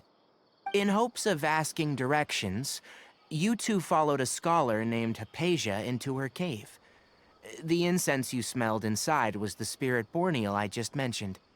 That incense typically has no effect on most people, but for a very select few, it can have profound effects on one's cognition, as you experienced firsthand.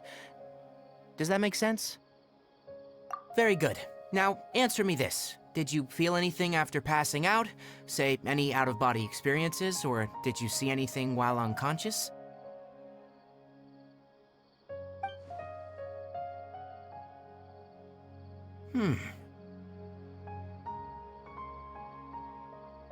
Kale, let the others know to stop bringing their patrol logs here for now. Huh? Why? Because these two will be staying here for the next few days. They can have my room and I'll bunk with Amir. Now get a move on and be sure to do as I've said. Yes, Master Tainari.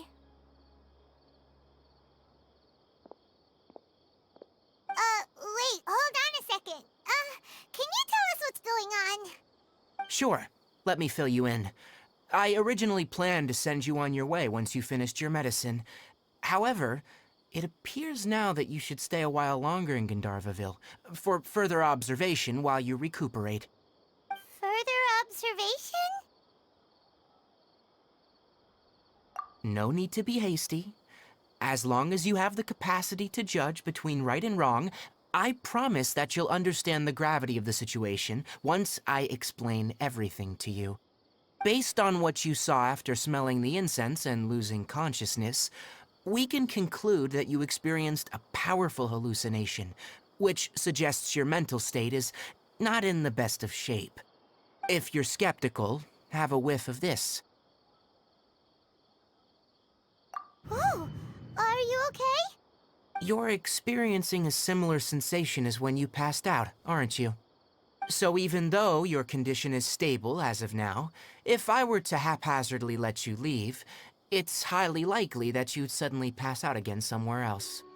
The rainforest is home to many fierce animals and hazardous areas. If something were to happen to you again, I'm afraid you might not be so lucky. For now, I suggest you continue taking your medicine each day and avoid wandering off on your own, at least until you stop having adverse reactions to this kind of smell. Okay? Good. Now, continue resting while I fire up another bowl of medicine for you. Seriously? We just arrived in Sumeru and we're already having problems left and right! Paimon knows we're set on meeting Lesser Lord Kusanali as soon as possible, but you really don't look too good. It'd probably be best to let you recover first. Hey! Are you even listening to Paimon? Paimon's over here worrying about you, you know! What's weird? You mean how you're feeling now?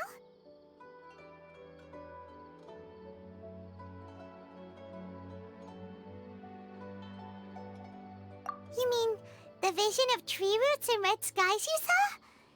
But if those weren't hallucinations, what could they be?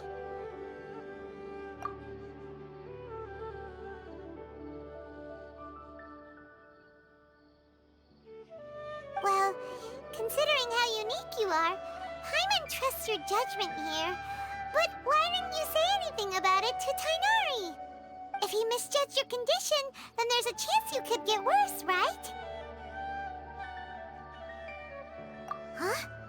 You mean that Tainari already knows that what you saw weren't hallucinations? But if that's the case, why would he try to hide that from us?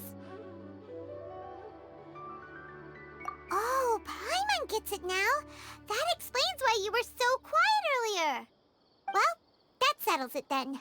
We'll stay here to rest up and figure out what's going on with your hallucinations. But it seems like asking Tainari might not be an option anymore. What do you think we should do? Good idea! Kale's pretty friendly. We can ask her tomorrow about what she knows regarding the Dendro Archon and customs in Sumeru.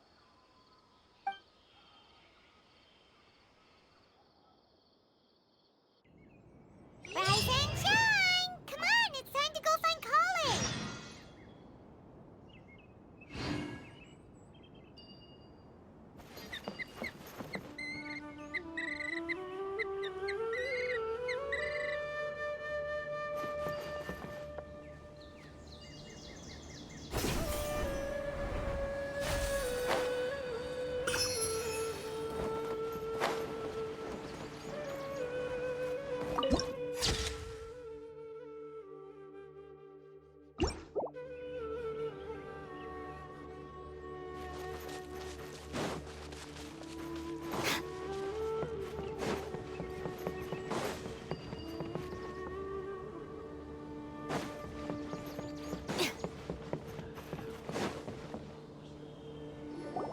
All right, next let's see your right hand.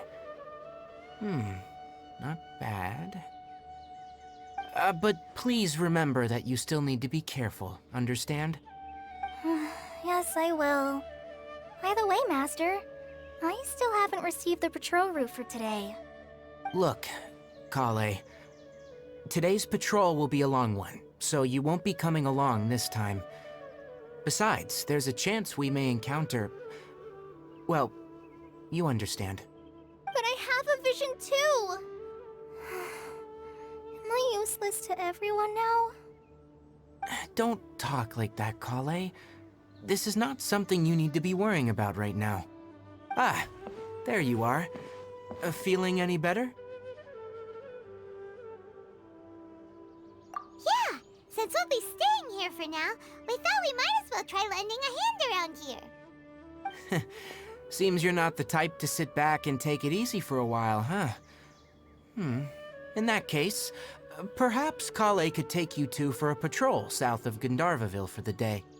And if you're feeling up to it, you can be responsible for cleaning the Statue of the Seven. Tighnari, we're ready to head out. Got it! I'll be right there! Alright, we'll be heading into the forest now. I'll leave any further details to Kale. Yes, you can count on me. So, Kale, what exactly are we going to be doing today? Tighnari mentioned cleaning the statue just now, but, that doesn't really sound like the job for a ranger.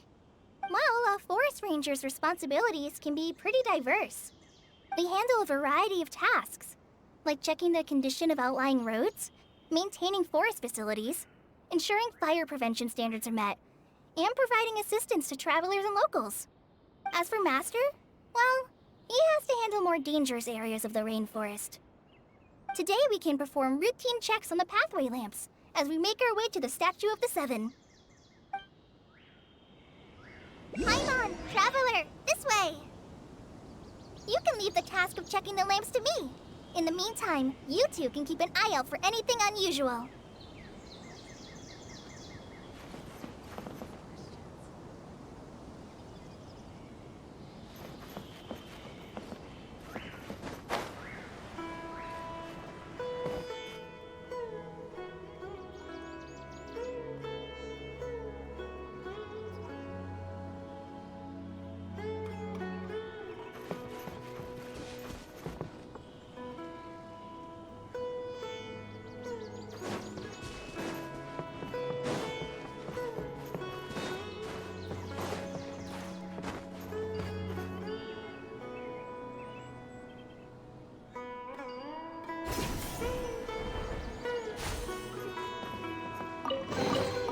Alright, this'll do.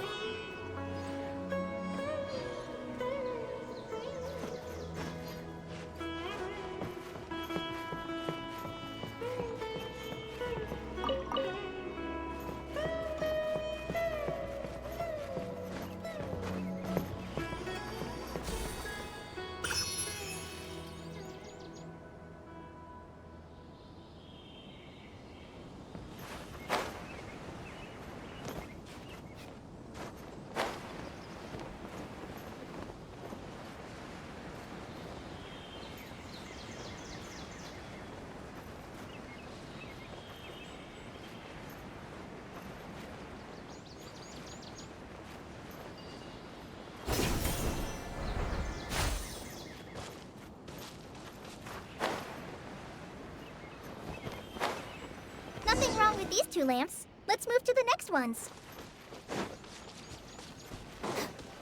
Oh, this lamp seems to be getting a little wobbly.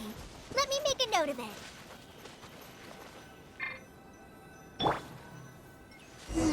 No problems with this lamp. Good.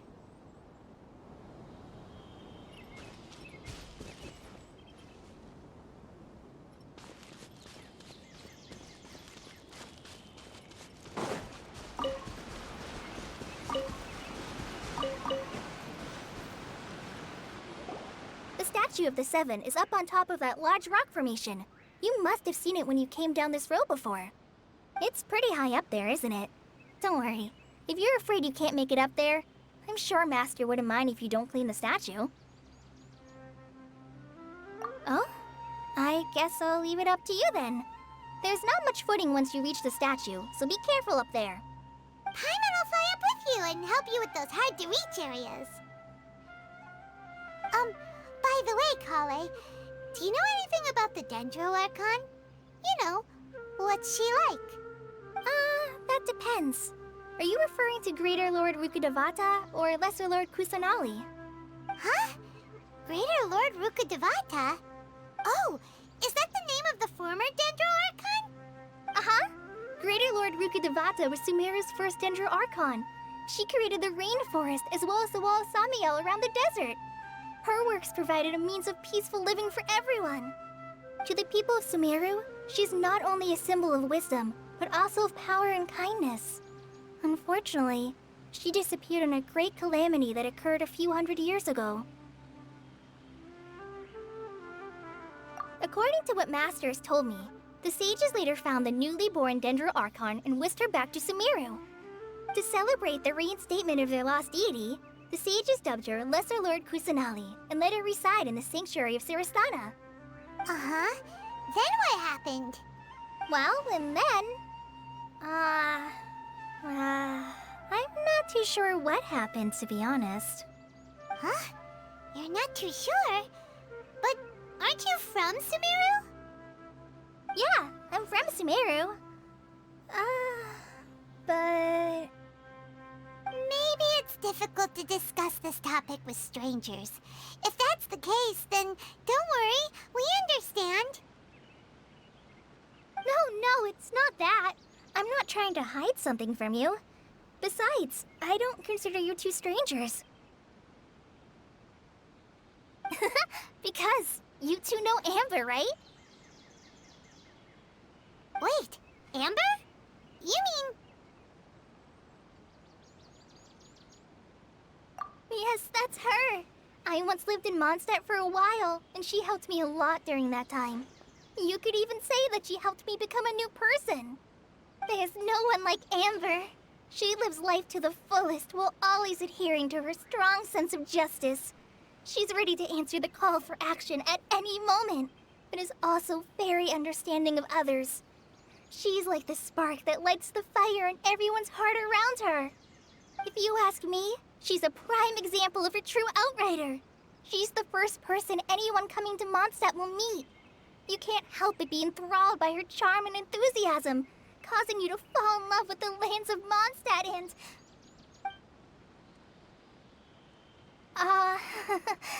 sorry. Paimon thought the work of Outriders was a little different from what you just described, but one thing's for sure, you really like Amber. Sorry. I was rambling on just now. It must have sounded kind of weird. It's alright, Kale. Knowing that you're a friend of Amber somehow makes Paimon suddenly feel a lot closer to you. So, how do you know that we've met Amber? Well, after I returned to Sumeru, Amber and I have stayed in touch by writing each other letters. In one letter, she mentioned that Mondstadt was attacked by a fearsome dragon, but the city was saved by a mysterious blonde traveler and their floating companion.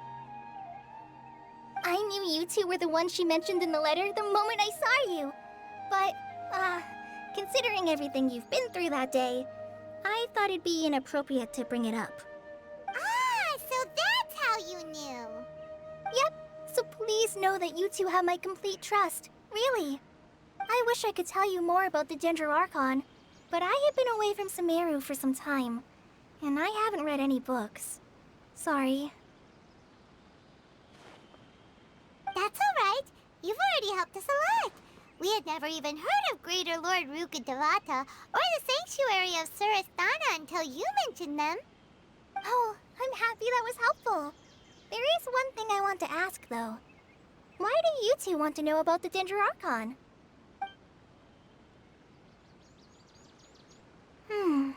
So that's why you're here.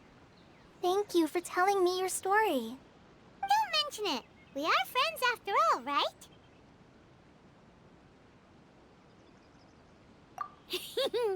Alright, we have a statue to clean.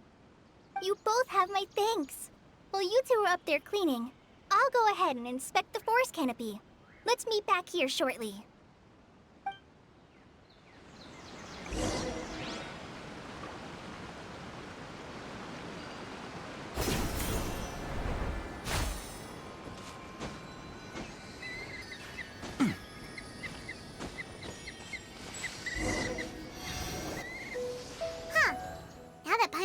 at it, the deity that's carved on the statue is kinda small. Do you think she's supposed to be Greater Lord Rukkhadevata or Lesser Lord Kusanali? You might be right. The statue does look kinda old. Well, anyway, we'll have to figure that out later. Let's get started on cleaning the statue. Paimon will fly up and take care of the top, and you clean everything below.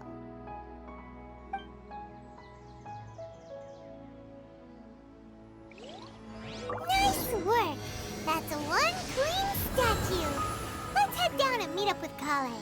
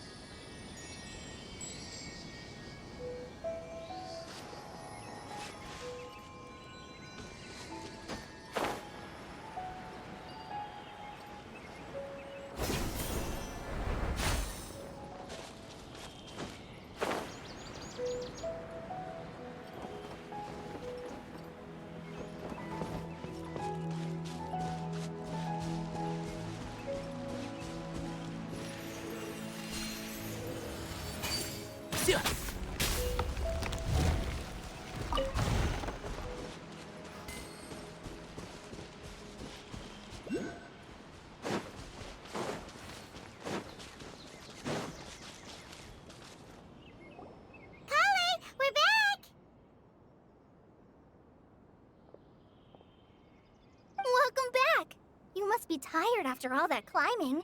Let's take a little break. I brought some fruit and water for us. Yay! Food! What kind of goodies did you bring? Hey! Don't be a party pooper. It's not like Kale is a stranger or anything. Besides, the best way to compliment a chef is to show passion for their food. Xiangling taught Paimon that. I prepared a nice portable dish that forest rangers like to eat called pita pockets. I hope you'll like them. Whoops! Ah, no! You dropped it on the ground! Not to worry. I wrapped a few layers of oiled paper around each pita. They should be fine. Oh, whew. Paimon nearly had a heart attack there.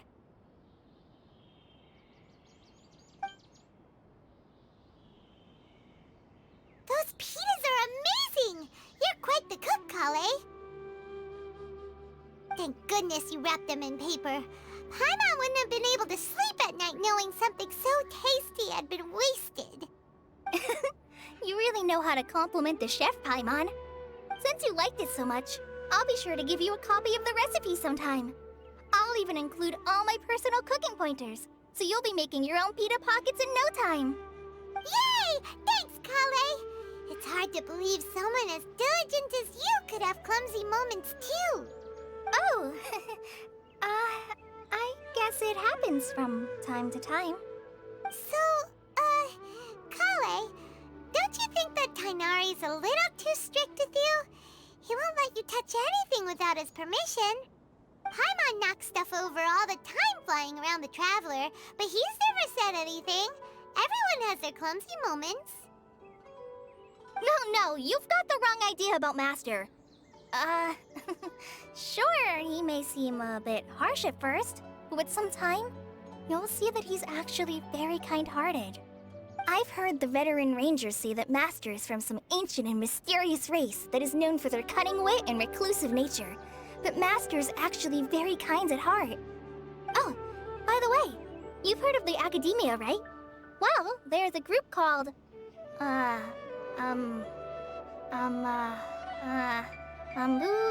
something? Well, anyway, because Master does a lot of research on plants, sages from the Academia have written him many times, inviting him to take up an official position there. But Master declines their offers every time, saying, Sumeru City is too noisy. It'd be bad for my ears.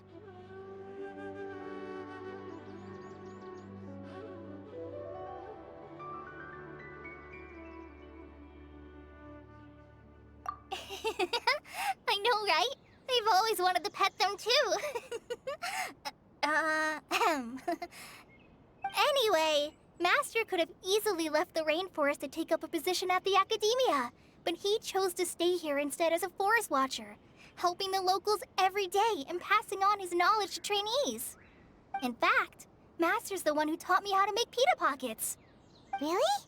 Paimon would have never guessed that. Oh, speaking of Tainari, he was the one who took care of you after finding you passed out yesterday. He even carried you all the way here. Paimon's still kinda upset, though. He kept scolding Paimon the entire way here. Oh no, I'm sorry. Master might have been overreacting a little. But, it's mostly because Paimon wouldn't stop yelling, "Why, oh why? Is he going to die?" It probably started to get under Master's skin after a while. Hey! Don't laugh! Paimon was genuinely concerned about you.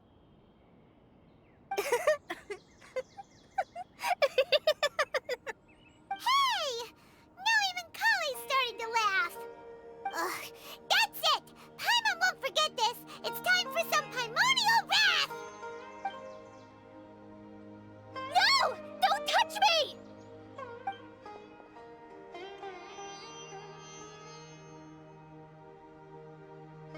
Oh, sorry, Kale. Paimon didn't mean to scare you. No, I just... I didn't mean that. Kale, are you okay? What's the matter? No, I'm... I'm fine. I'm sorry. I must have startled you both reacting like that. Oh, well, it's getting late now. Let's hurry back to Gandharville. I think Master and the others should be back by now, too. Huh? What was up with Kale just now? And why is she in such a hurry all of a sudden? Look, she's practically running back. Paimon can't even see her now.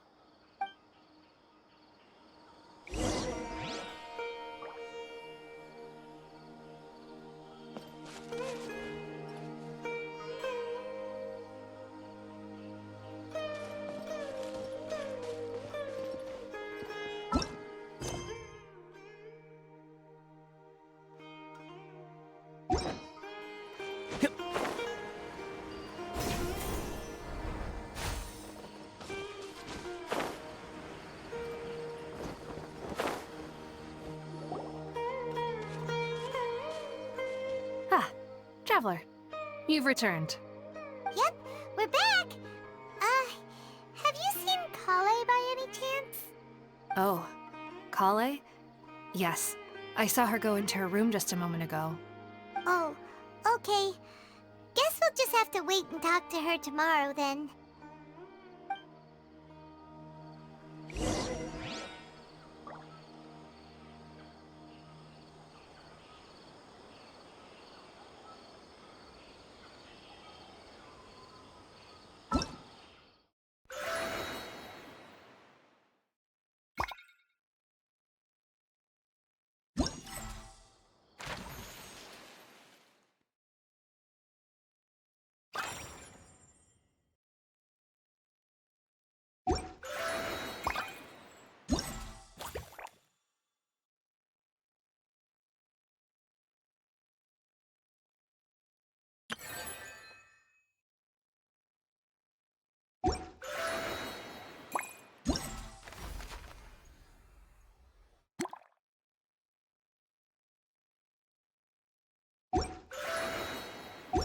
The value of knowledge cannot simply be quantified in monetary terms.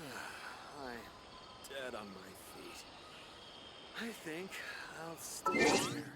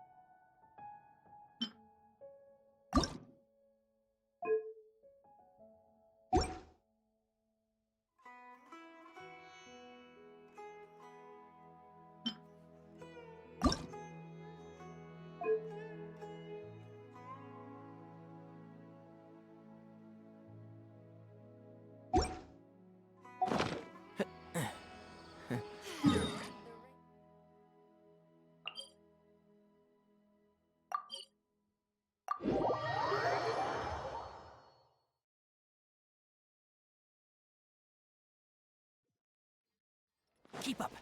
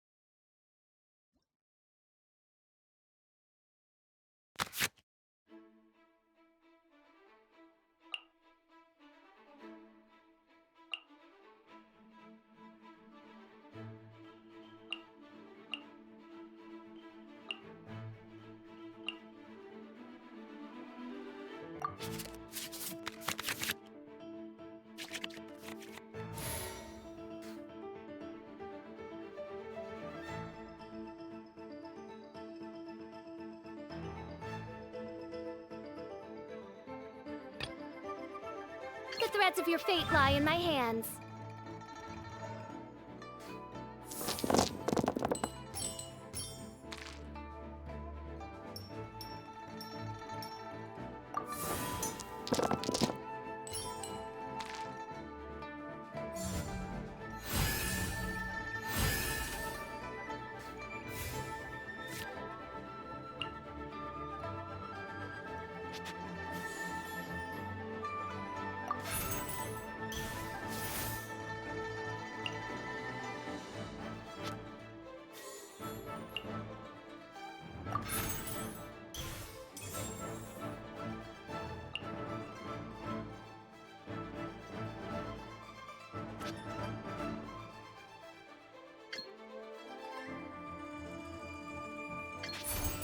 Oz, reveal thyself!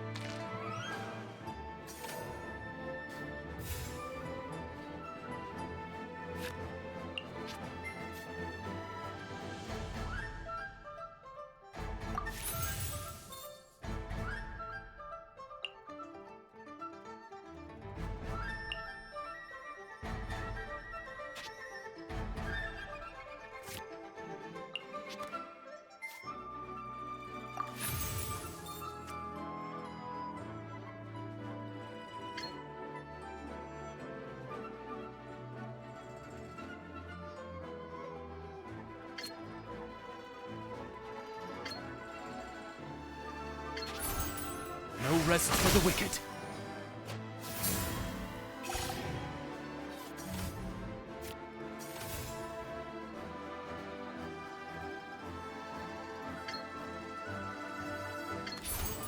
I summon thee!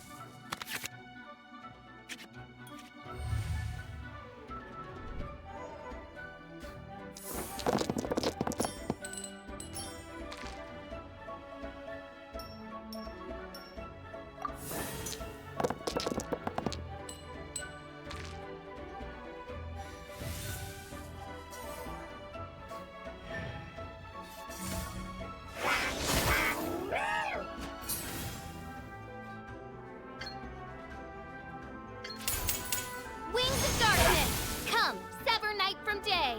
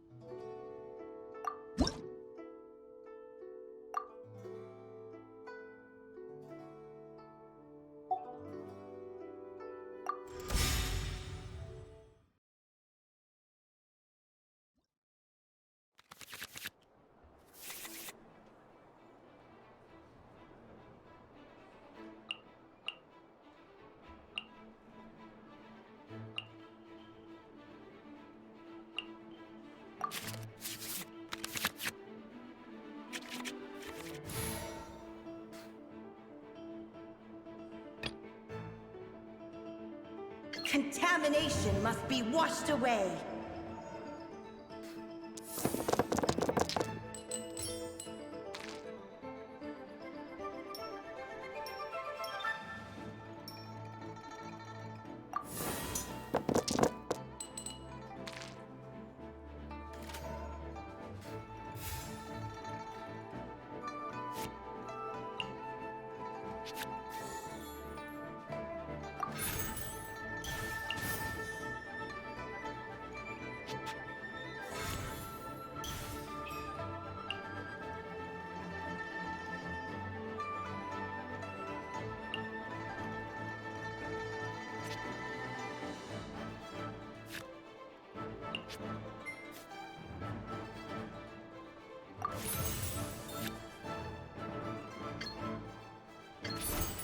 In the image of the wilderness.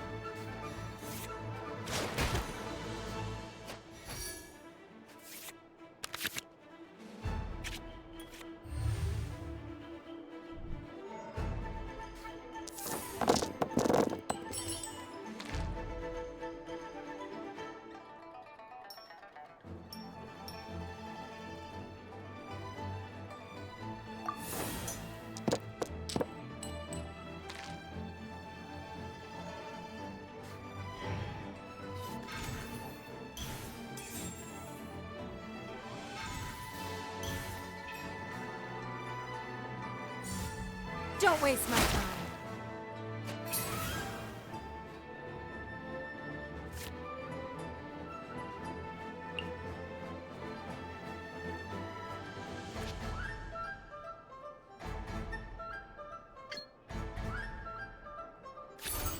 In the image of the wilderness.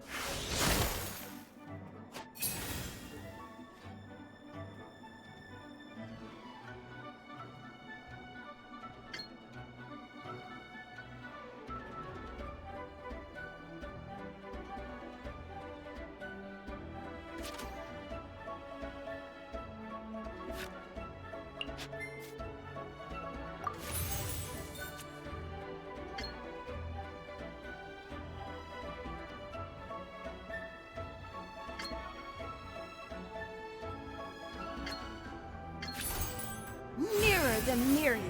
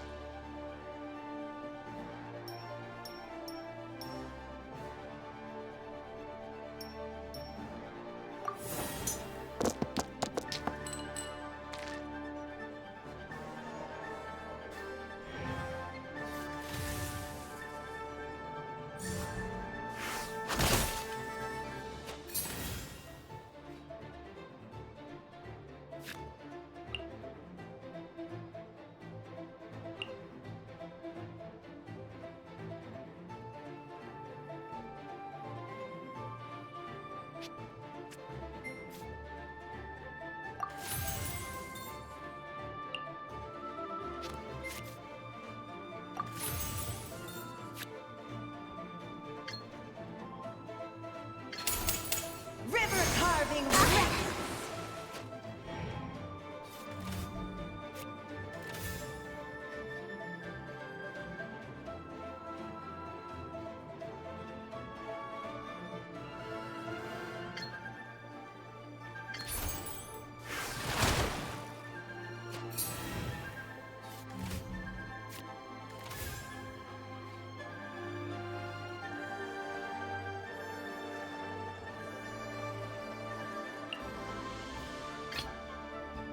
the threads of your fate lie in my hands.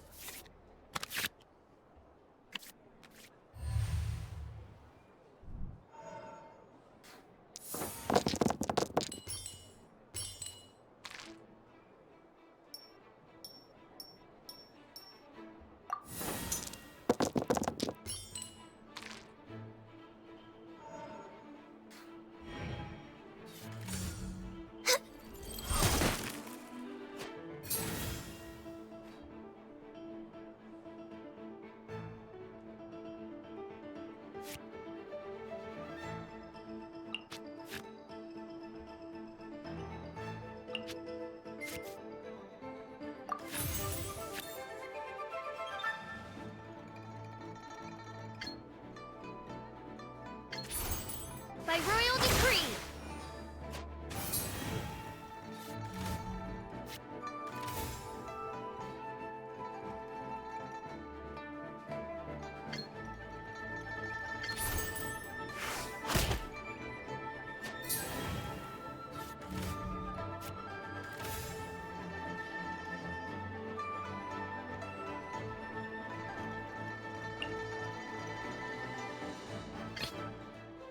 I want to help.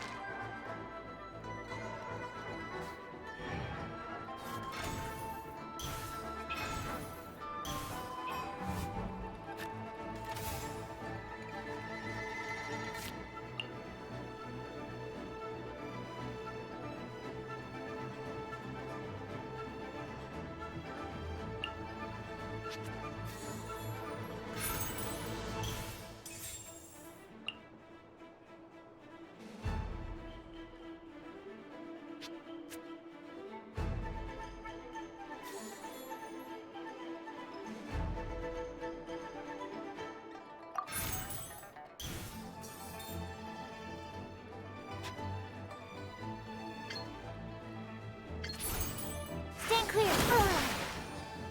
We are all but gone.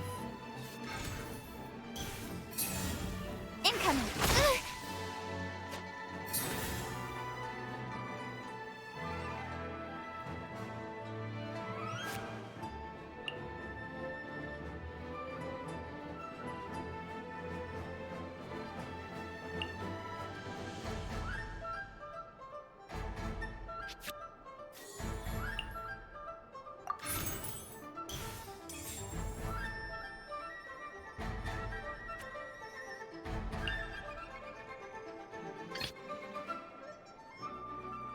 Contamination must be washed away.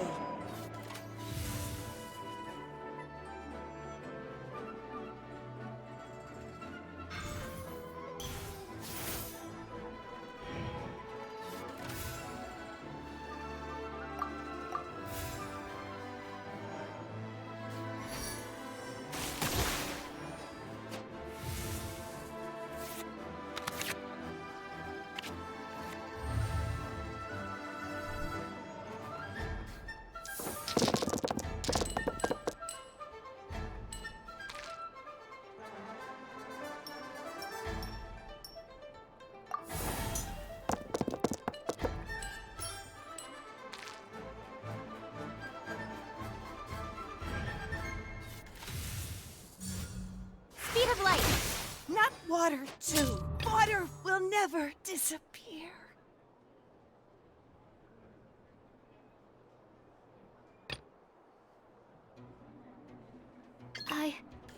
I can do it.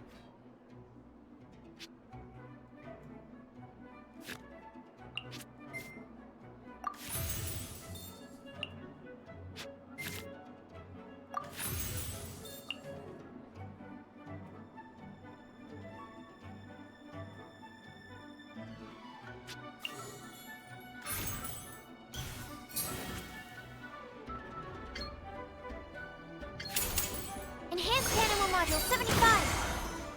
I will not go quietly.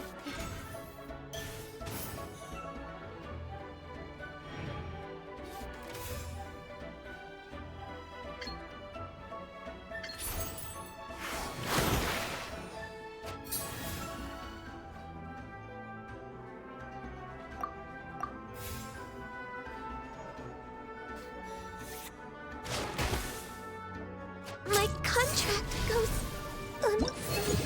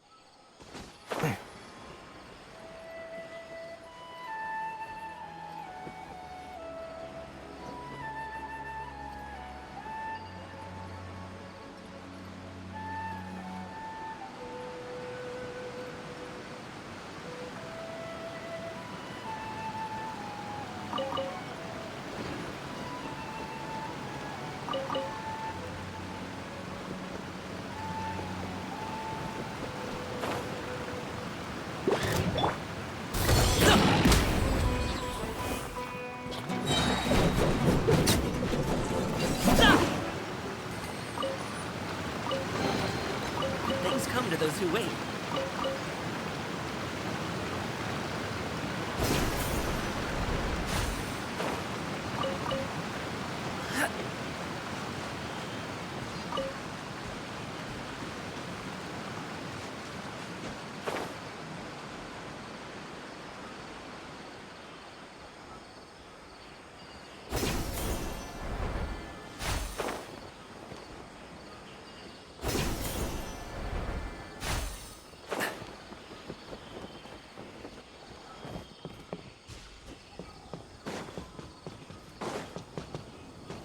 Yesterday, told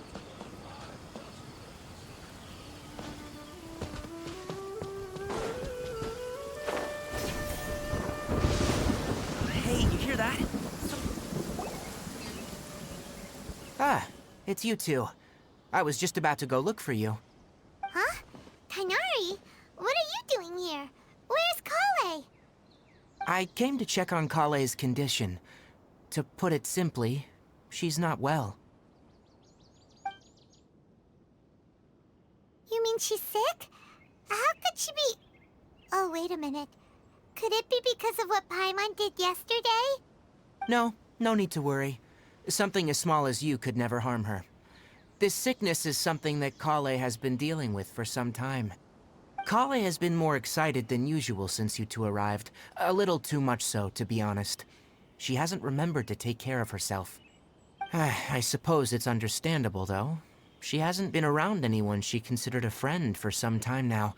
It must have been refreshing for her to have you two here. So, Tighnari, what's really wrong with Kale? Let's take this conversation elsewhere. Kale just fell asleep after taking her medicine. She needs some peace and quiet.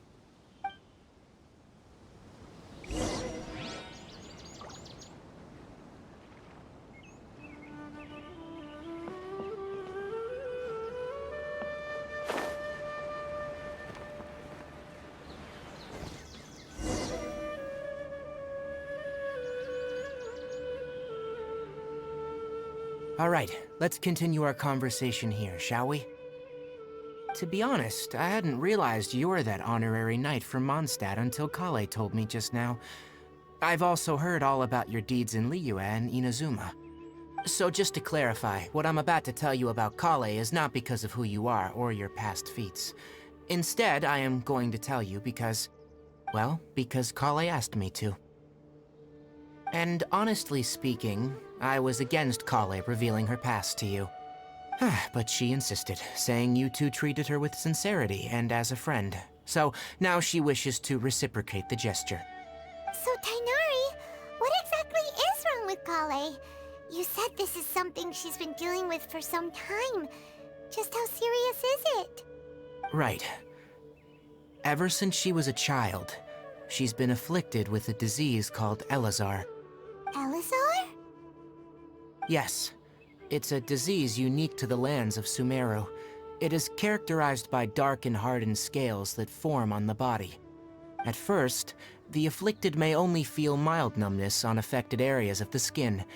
However, as the disease progresses, one may begin feeling fatigued and even experience peripheral paresthesia.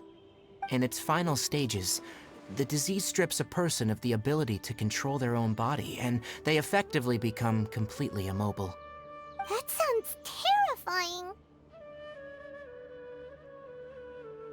Wait, hold on. So when Kale seemed to be acting a little clumsy earlier, it was because... Correct. That would be the effects of Elazar, which is precisely why I do not want her carrying or holding anything, lest she ends up hurting herself. With appropriate treatment, the disease can be effectively controlled before it progresses to a more serious stage. However, there is unfortunately still no true cure for Elazar. Nevertheless, Kale's mother still hoped that there was something out there. She handed Kale over to an organization known as the Fatui after one of their members lied and said they had a cure. What? The Fatui? It appears you already are familiar with them. That'll save me some explanation. Anyway, the person who eventually rescued Kale and brought her to me for care said that she had been given to a harbinger known as the Doctor. I have no idea how this doctor managed to do it, but her case of Elazar was completely stable for all the years that Kale was with them. However, Kale's days with the Fatui were anything but pleasant. Kale is a resilient individual and always tries to appear cheerful, but her experience with the Fatui has left deep scars. Even now, she can still feel deathly afraid of someone touching her. Oh, Paimon had no idea Kale's been through so much suffering. Oh, by the way, Paimon, Kale wanted me to tell you that she's sorry for scaring you yesterday. She also wanted both of you to know that she's sorry for hiding her illness. She doesn't need to apologize. None of this is her fault at all. Well said. I hope you'll get a chance to tell her that in person the next time you see her. Kale once thought that it would be impossible for her to have any real friendships. I trust that you two will never let my trainee experience such emotional pain again. Don't worry, Tainari. We'll take good care of her.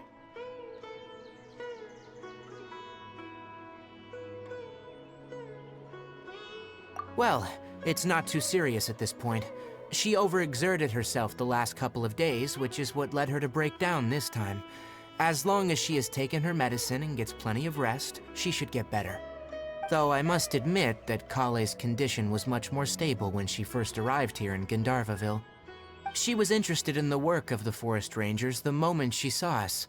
I could see that she was serious about learning, so I felt compelled to ask her to join us. Her stamina has gotten much worse recently. Though a moderate amount of physical exercise is always necessary, I'm afraid the long-distance patrols are a little too much for her now.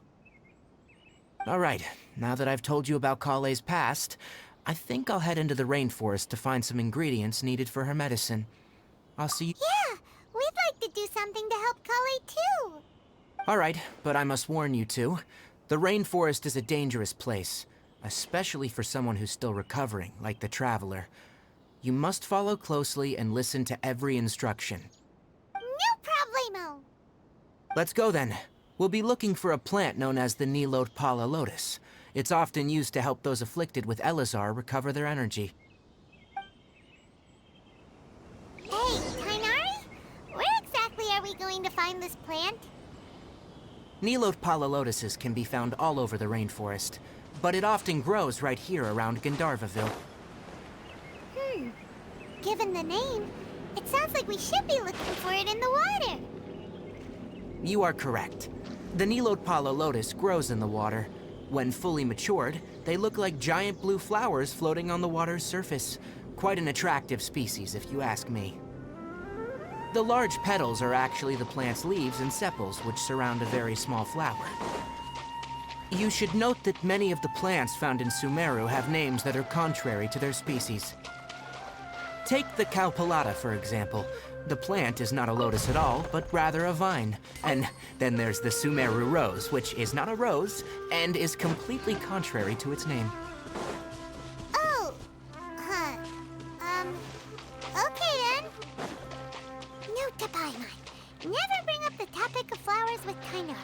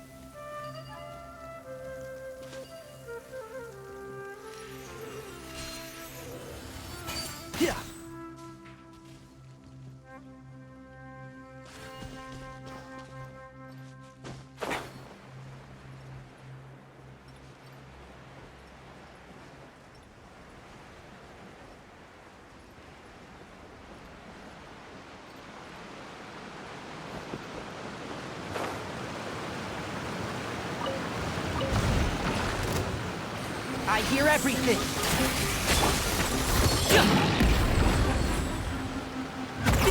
Many happy returns!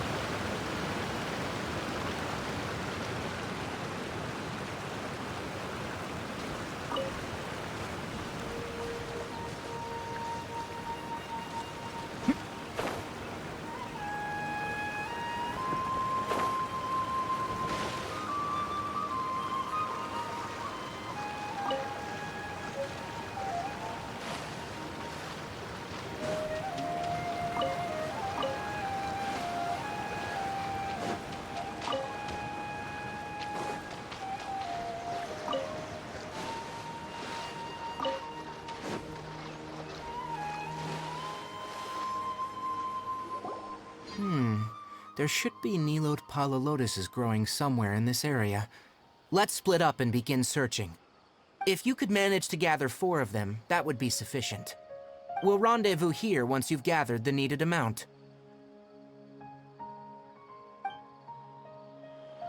Hey, Tainari! We found the lotuses you requested. Let me have a look. Good. Very good. These are all excellent quality. I'm glad you two came along. Your exploration experience helped save me a lot of time here. It seems we even have enough time to stock up on other things I need. Hey, Tainari!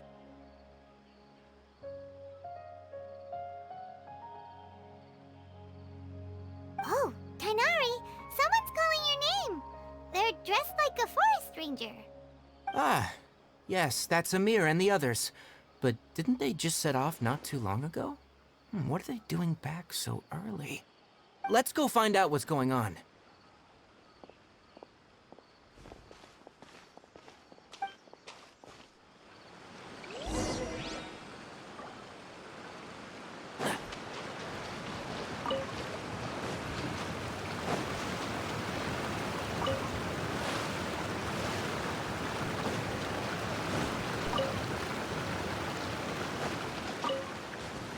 Keep up.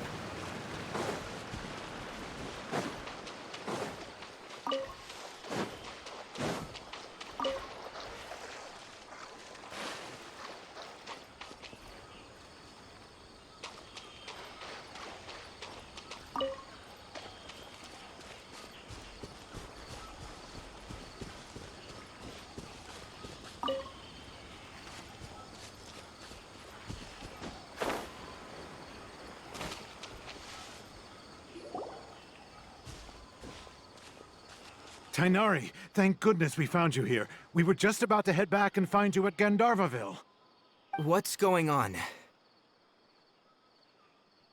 We just discovered a withering zone. The withering is back? But the patrol route you were on should have been already cleared just a week ago. It reappeared so quickly. Can you tell me the exact location? It's up ahead, deep in the river valley. It's appeared in a spot that blocks nearly the entire narrow part of the valley area, so we decided to come find you as quickly as possible. And the radius of the contamination? Sorry, I couldn't get a clear enough view to tell. No one in our patrol team had a vision, and it appeared to still be spreading, so we didn't risk getting any closer. Okay, I understand. You made the right decision. I'll go deal with it right away. In the meantime, please guide these two back to Gandharvaville. Wait, Tainari, why don't you let us help you? You two have only just arrived in Sumeru. You're still unfamiliar with many things in these lands. There's a unique type of anomaly that occurs in the Sumeru rainforest. It's called the Withering. The affected areas not only cause nearby vegetation to wither, but it's also lethal to wildlife and even people. If you don't carry a vision, then you should think twice before approaching such places. Yes, Amir is absolutely right. I wasn't kidding when I said the rainforest is a dangerous place. As Amir said, only someone with a vision, that is, the power to manipulate elements, will be able to resist the withering's corrosive effects for a time. That's right. If any of the forest rangers without a vision come across a withering zone, we first make a record of the location and then have a ranger with the proper abilities deal with it, like Tainari here. Only someone with a vision can venture within a withering zone and find a way to deal with it. But you don't seem to carry a vision. Don't worry, he may not have a vision, but he's a real pro at using the power of the elements.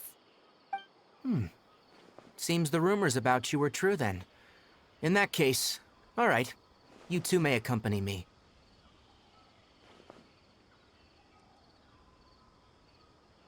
We typically only teach visitors how to identify the withering as they're about to leave Gandharvaville. We'll make an exception today and show you what it looks like up close.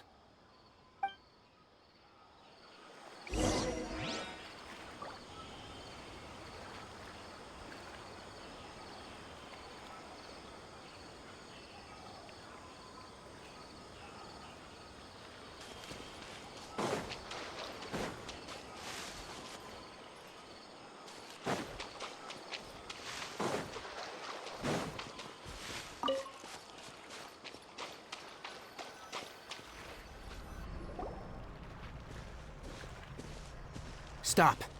Don't move any further. Look there, in the distance. Huh? Where? Oh, look! Those plants have withered! That whole area is kinda gloomy. Even the air looks like it's filled with ash. Oh, Paimon doesn't like the look of this. That is the withering. All right, traveler. We're gonna have to enter that withering zone. Once inside, we'll need to look for what we call tumors of the withering. If we eliminate those, then the area will be saved. Thank you. But I must warn you, don't push yourself. This is your first time handling this sort of thing, after all. Even with elemental powers, once you step inside the withering zone, you may experience extreme discomfort. If at any point it becomes too much, return outside the zone and take a breather. It could become a matter of life and death. You ready then? Let's go.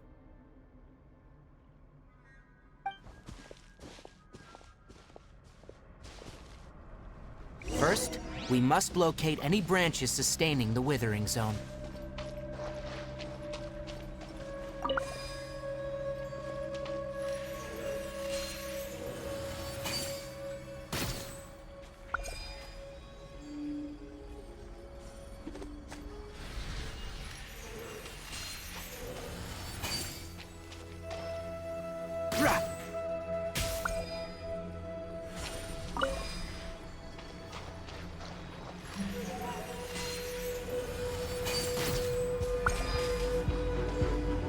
Great work.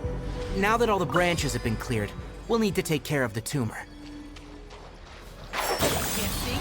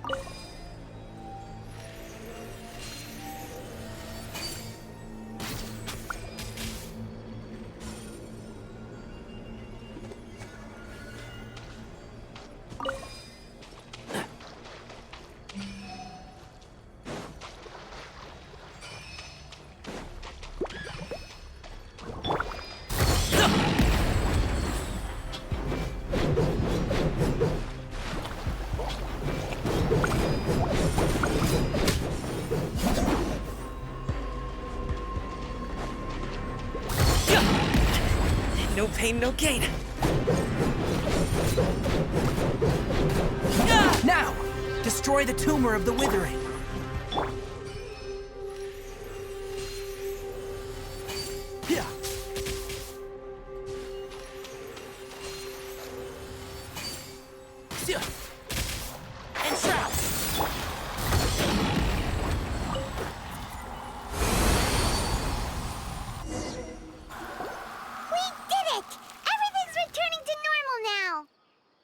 Yes. Thanks to you two, we were able to quickly restore this area back to normal. Kainari? You make it sound like we did well, but why does Paimon have the feeling you're worried about something? It's that obvious, huh? Alright, it's like this. Recently, the rate at which withering zones appear has been increasing. Even though we were able to quickly clear that withering zone, it won't be long before another one appears. If that simply meant more work for me, then that wouldn't be an issue. But it's far more severe than that. The withering is leaving lasting effects on the rainforest itself. For instance, even though we cleared out the withering zone, many of the plants that were affected will not recover. This presents a crisis for the ecosystem itself. Many plants in the rainforest are already in decline, directly impacting the wildlife that depends on those plants. And most disturbingly, as the appearances of withering zones have started to increase, Kale's case of Elazar has also become more serious. Huh? Well, why is that? I'm still not sure of the exact reason. However, I've received word from acquaintances at the academia that similar cases are being reported for patients with other conditions. No, none that we know of. The withering has been recorded in Sumeru for millennia. It's said that it originates from the depths of the world. Oh, by the way, have you heard of Irminsul before?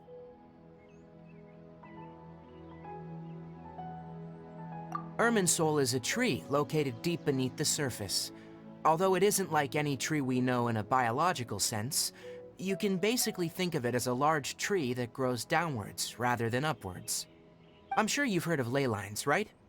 They're like the roots of Irminsul, spreading and extending from a massive cavern deep underground all the way up to the surface.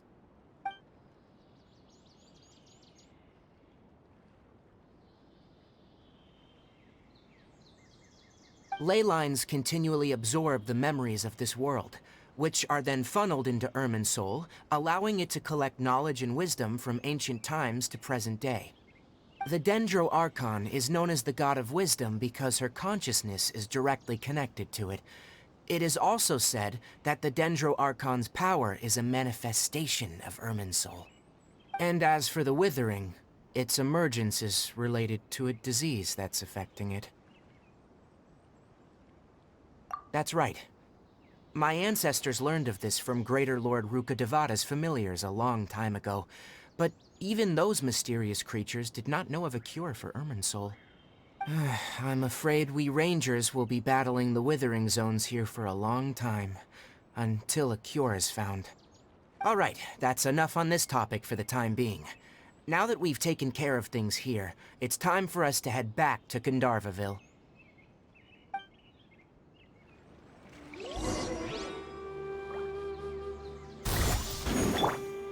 Let the show begin.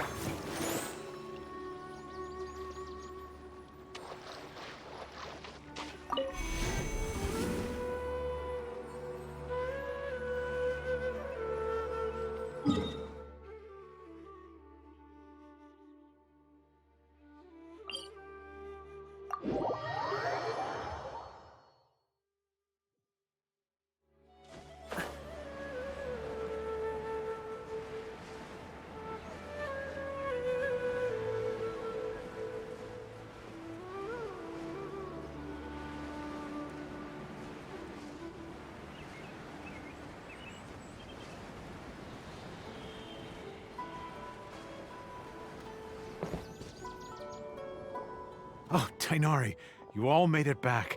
How did it go? The Withering Zone you reported has been taken care of. No need to worry. Huh? Wait, is that? Oh no, Hypatia!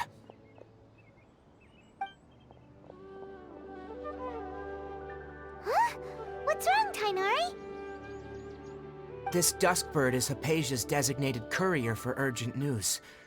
You do remember her, don't you? She's the scholar you and Paimon were following when you first arrived in Sumeru. Oh, her? How could we forget? So did something happen? Let me see what's written in the letter first. So what's it say? And what's with that weird expression on your face? Just let Paimon read it. Huh? All Paimon sees are 3 squiggly lines. Yes, allow me to explain. After we brought you from Hypatia's cave to Gandharvaville, Hypatia resumed her meditation. She must have just finished. It's been nearly 3 days since she's had anything to eat, and it appears she's forgotten to prepare some rations. This letter is her asking us for help. We need to go. What? You mean she's been sitting there for 3 days? Hey, wait, how did you know all that from just a few lines on the paper? Well, obviously because this has happened before. Last time she drew 5 lines, and by the time we found her, well, I'd prefer not to remember that. Needless to say, Hypatia's been through worse, but we should still get to her as quickly as possible. I've got some emergency rations set aside for times like these. Paimon, Traveler, could you two bring these to her? Wait, you want us to bring her the rations? But will the Traveler be okay if her cave is still filled with that funny incense? Let's find out. Here, Traveler, take a smell and see. So, how do you feel? Huh? Really? You're not feeling even a little drowsy? But wait, how'd you know that he'd be okay this time, Tainari? Back when we were clearing the Withering Zone, I observed that he could adeptly manipulate the Dendro element. I knew then that he would be fine. And if I may ask, when I was telling you two about Irminsul's ley lines, was what I described similar at all to what you saw when you were unconscious? That's correct. Those weren't hallucinations at all, though I don't intend to apologize for deceiving you. Because what you saw is of significant importance, not just for the nation of Sumeru, but the entire world of Teyvat.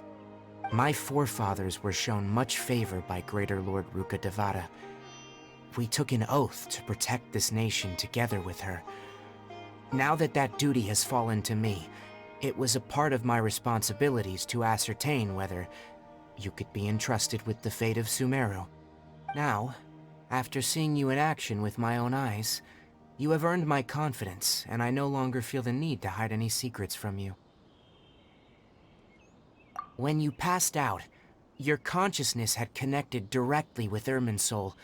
What you witnessed were actually real memories contained within Irminsul itself. I could try to tell you more, but it would be better if you went to ask Hypatia instead. Her focus on meditation and use of Spirit Borneal are aimed at establishing a connection with Irminsul, just as you did. That sounds nice and all, but will she really help us? Seriously, she completely ignored us the last time we tried talking to her. That was because when you ran into her, she was in a special phase of her training. During that time, she must avoid communicating with others. Please, wait here for a moment.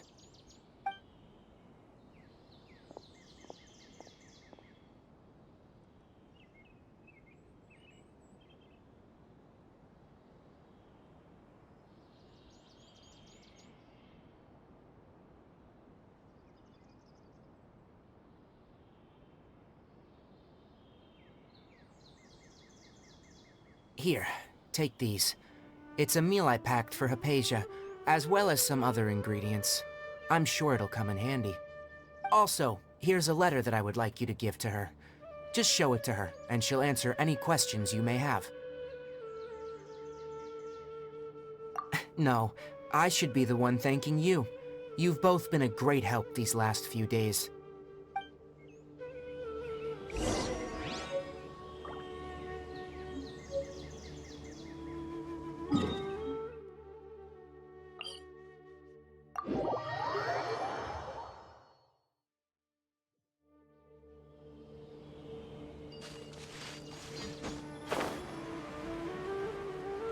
Hypatia should still be in the cave. Let's go inside and see how she's doing.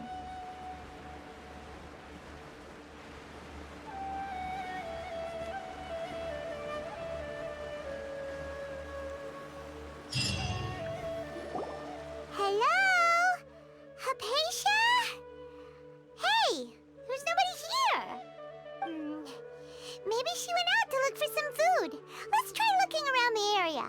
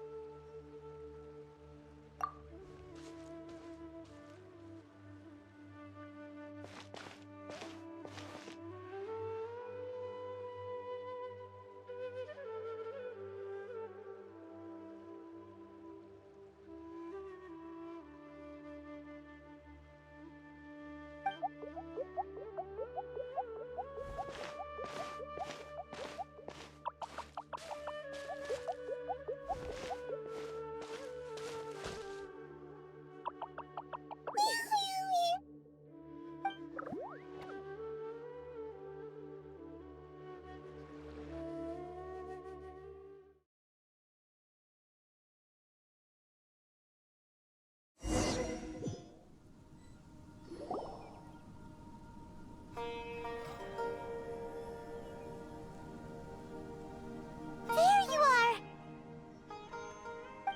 Hypatia, are you alright? So hungry. Eat water. There's no way we can get her to eat in her current condition. Let's try finding some water first. Huh? Wait. Why does it look super foggy outside all of a sudden? Anyway, let's go look around.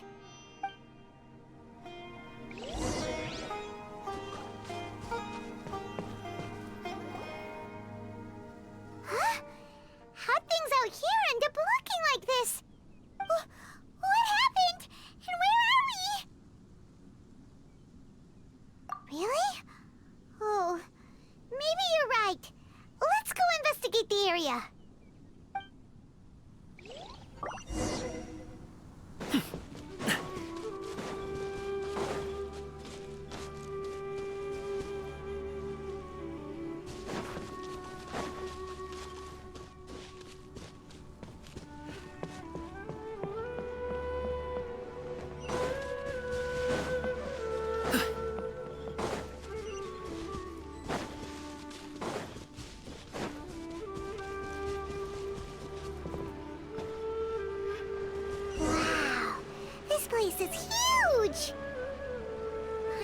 knew there's something off about that cave.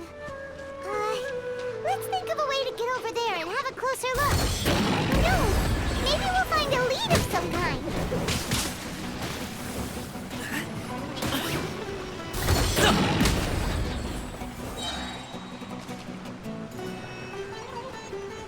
Up to it, Monsai!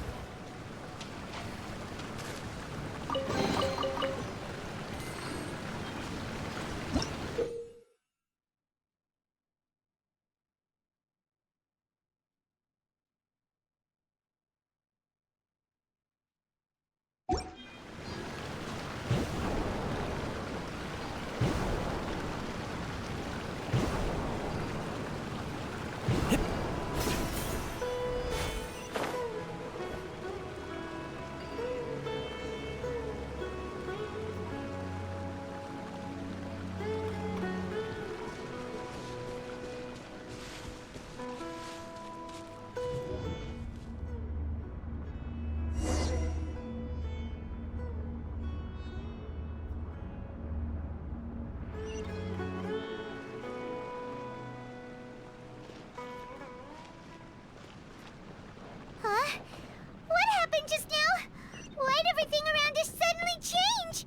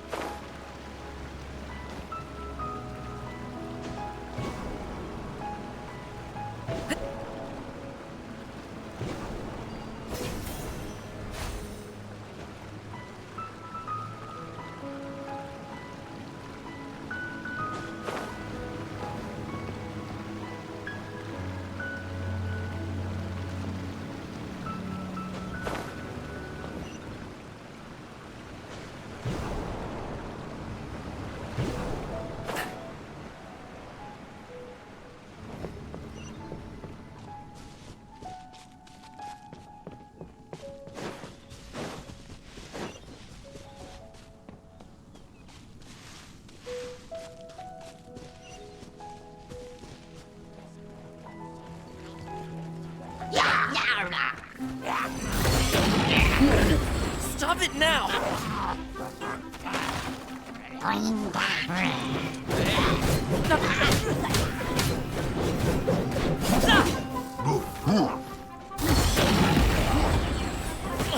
Hey, what gives?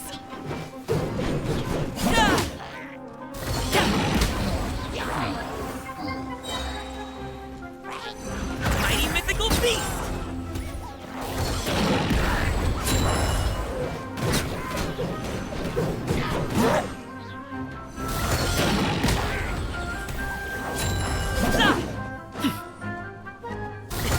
Sorry, pal.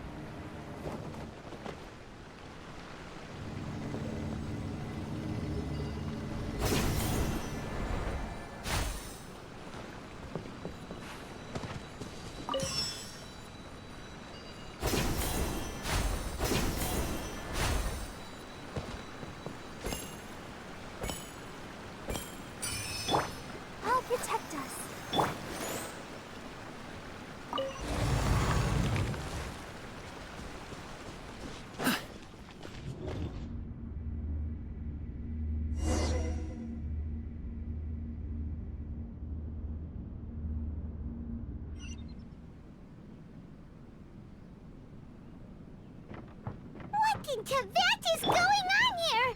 This place is getting weirder by the minute. Hey, what's the matter? You don't look so good.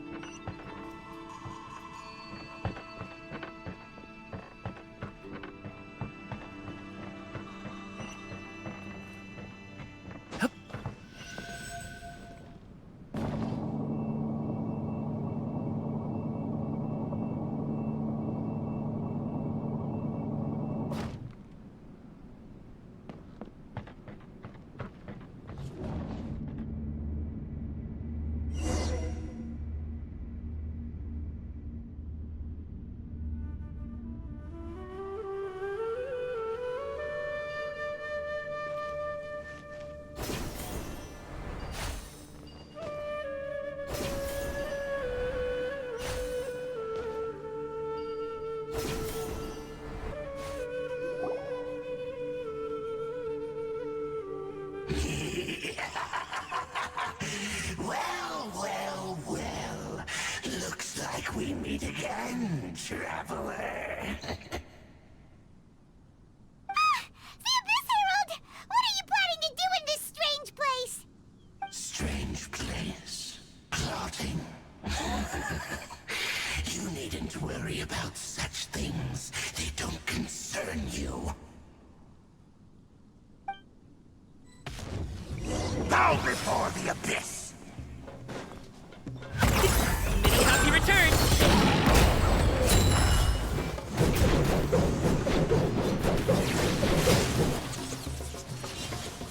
Congratulations!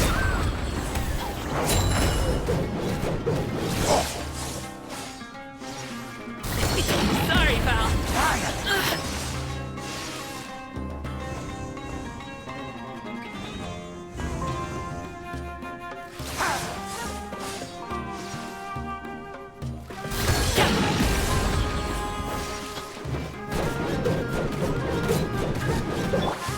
One with the force. Let the show begin. The end is nigh.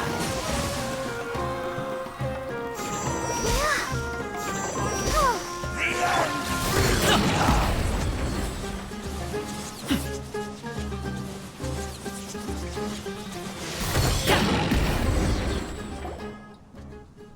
Huh?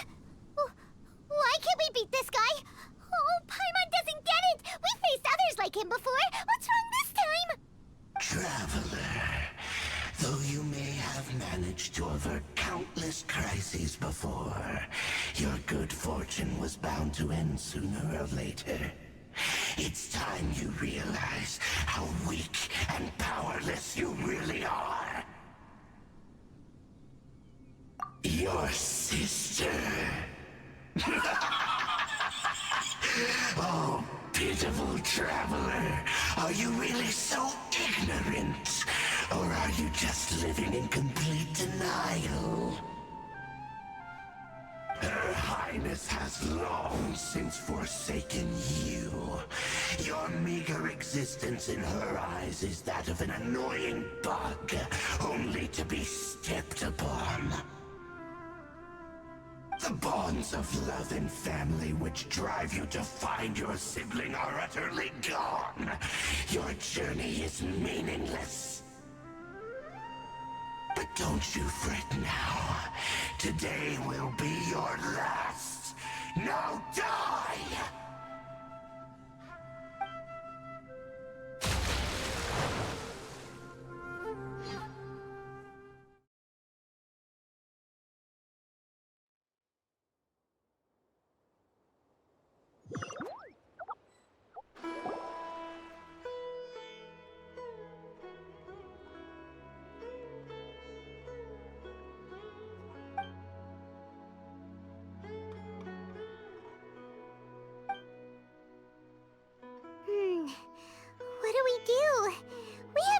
Hypatia anywhere out here.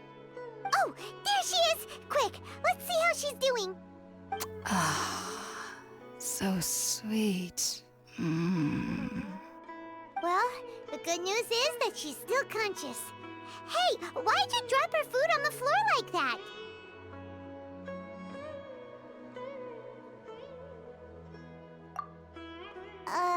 Are you okay? That's really not like you. Anyways, we can talk about this later. We better make sure she's alright first.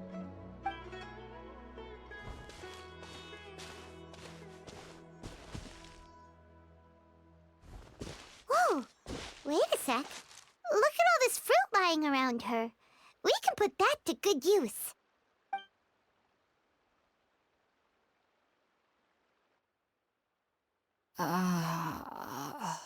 Who is there? Tainari, is that you? Huh?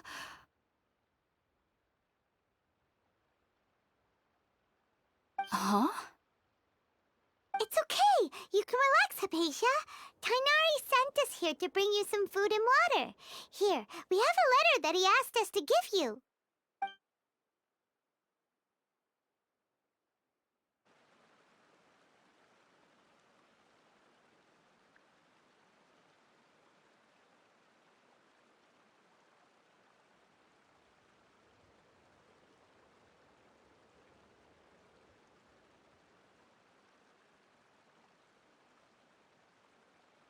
I see.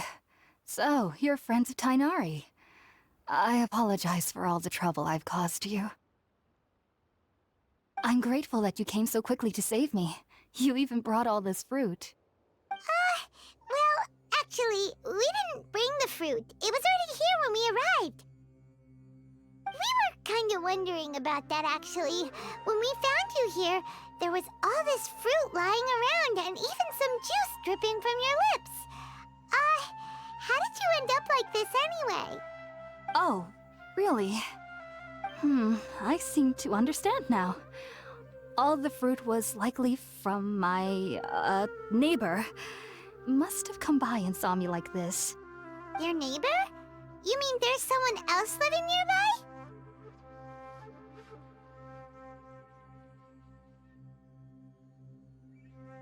Oh? So you're able to see them too?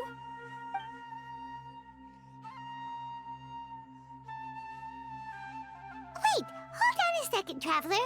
You say that before we arrived, you saw some mysterious creature and suddenly had a strange dream? Isn't that a little too crazy to believe? No, I actually do believe what the Traveler is saying. I myself had a similar experience once before and ended up scaring my timid little neighbor here. You needn't worry. They mean you no harm. They only dragged you into the dream because they hoped to buy themselves a little time in order to scurry away. So, Hypatia, just what kind of creature is your neighbor exactly? I'm not sure what it's called, to be honest. But I do know that they have some sort of deeper connection with the Dendro Archon. I know this because the first time I saw them was also the exact day my consciousness was able to form a connection with Irminsul. Even after I opened my eyes and stopped meditating, my heart was still pounding, and my mind was racing with all the knowledge that I had touched. And at that very moment, I suddenly noticed a small figure at the opening of the cave. In my curiosity, I began to walk over to the creature. They must have already been used to me living in the cave, because they didn't seem to mind me approaching them. They just kept doing whatever they were up to. It wasn't until I crouched down next to them that they suddenly realized that I could see them. Oh! And then? And then I had a dream. By the time I came to, they were nowhere to be seen. I was convinced they'd never show up again. But sure enough, I saw them nearby a few days later. And they weren't alone. I feel like they aren't as afraid of me as the first time I approached them. But I never would have expected them to save me.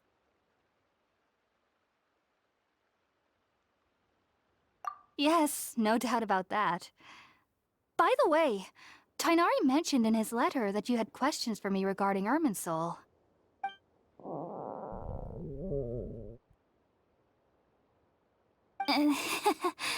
Sorry about that. Sounds like just drinking juice still isn't quite enough for my stomach. Well, if somebody hadn't dropped the food earlier... Anyway, looks like we'll need to prepare something ourselves. Besides, Paimon's getting hungry too. Let's eat first and talk about Irminsul later. All right, we're out, Traveler. Today's menu will feature Sweet Madame and a radish veggie soup. You'll love them, Hypatia. They're our specialties after all. Sounds good. I've never tried any dishes from other nations before. I certainly look forward to it. It's been so long since I've had a decent meal, too. To be honest, the last time had to be when Tainari came to visit.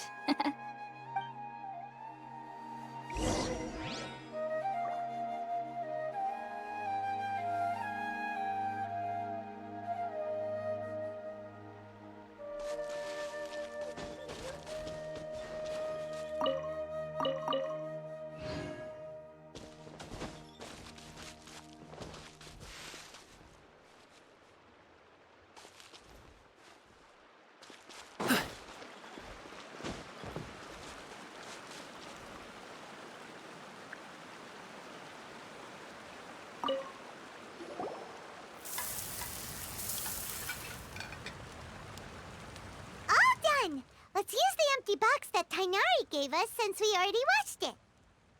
Oh, it smells amazing. And the box is a nice touch, too. Let's go serve this up and start eating with Hypatia.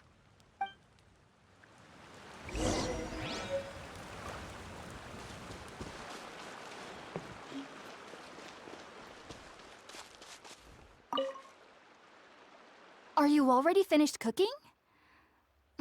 Smells delectable. I'm truly thankful whenever I can enjoy a proper meal like this. Cooking really isn't my forte.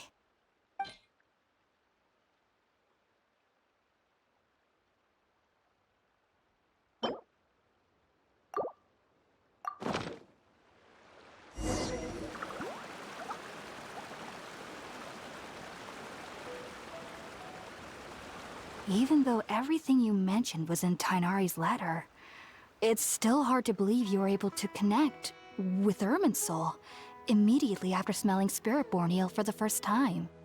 It took me nearly 3 years before I could do so. And everyone at the Academia even lauded me as a genius. You should know that some researchers spent their entire lives without ever successfully connecting with Irminsul as you have. So why does this incense allow people to connect to Irminsul? The ingredients used to make Spiritborn eel primarily consist of plants created by Greater Lord Rukkhadevata.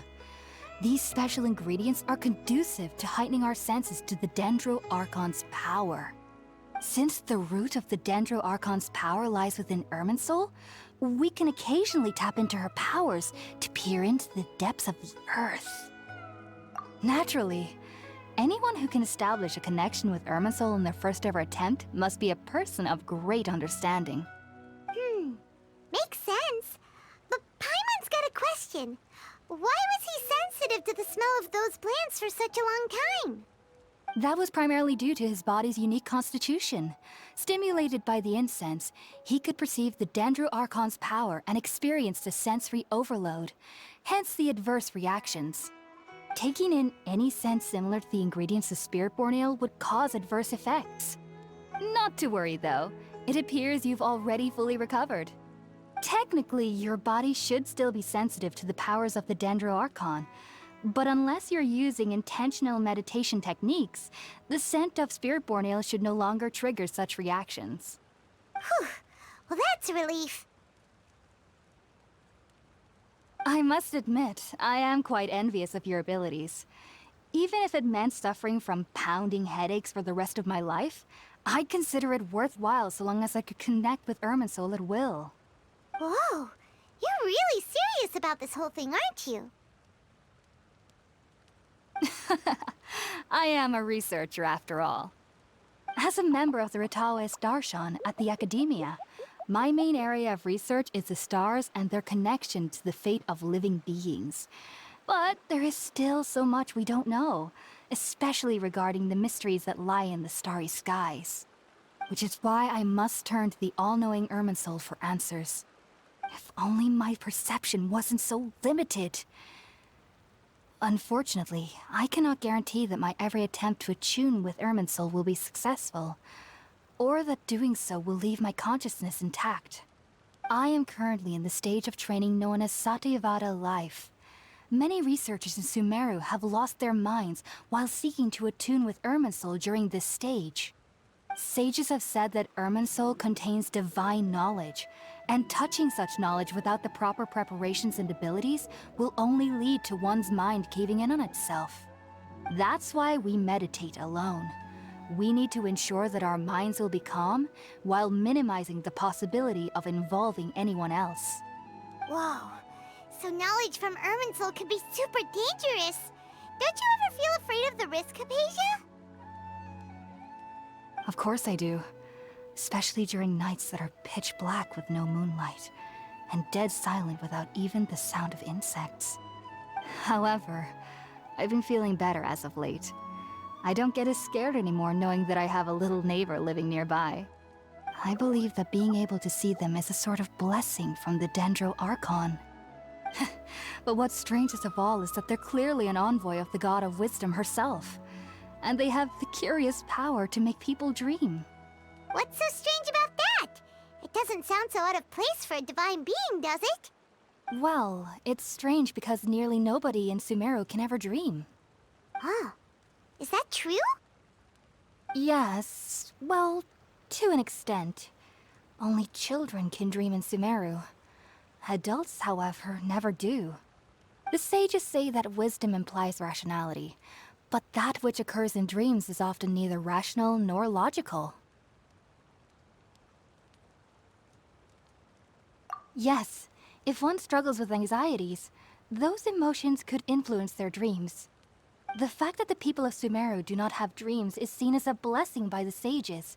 They believe that Greater Lord Rukkhadevata, the god of wisdom, is keeping us away from the foolish delusions you encounter in your sleep. I was born into a family of scholars in Sumeru City. Ever since I was a child, my parents would always tell me that I'll know I've grown up once I stop dreaming.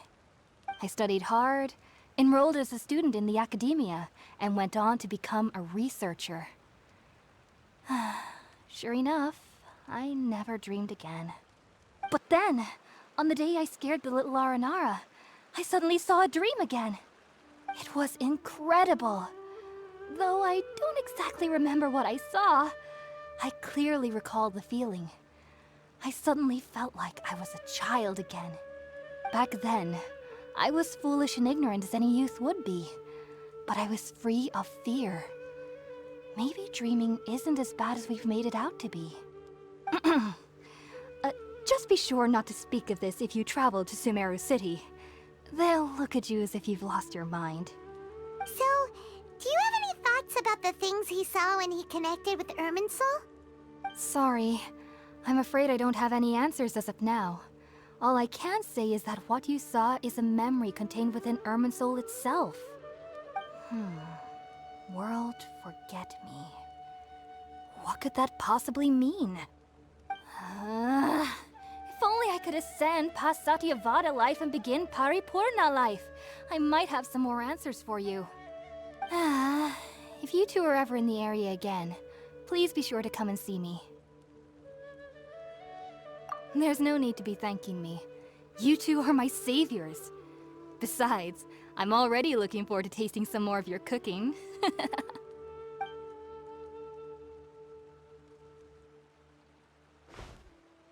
Now that we know Hypatia is alright and had the chance to ask her some questions, Paimon thinks it's about time to head back to Gandharvaville.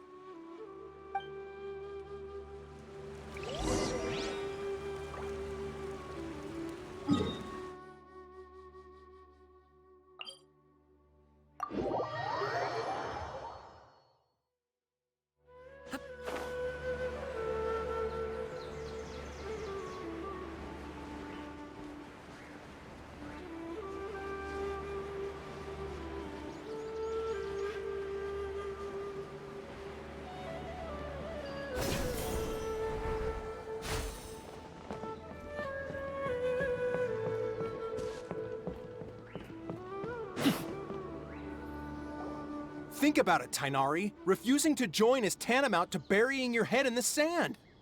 I understand that you're a forest watcher, and that it's your duty to combat the effects of withering zones.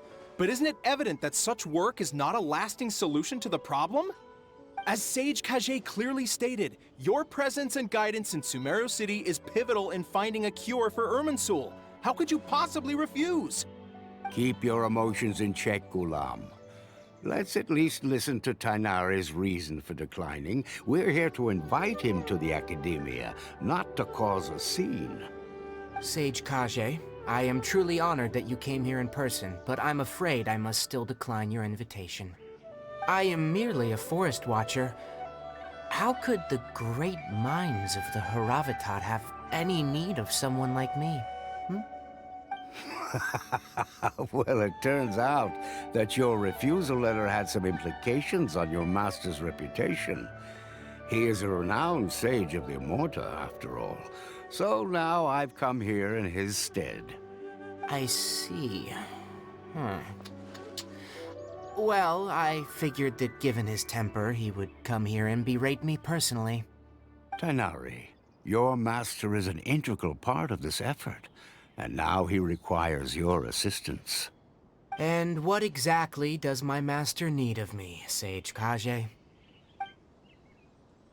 You'll know, once you've arrived in Sumeru City, that is.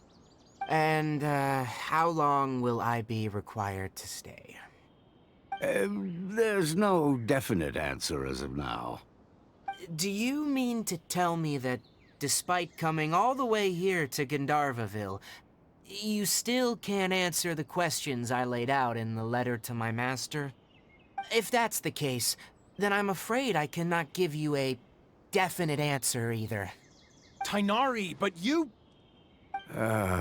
So be it. Come, Gulam, we're leaving.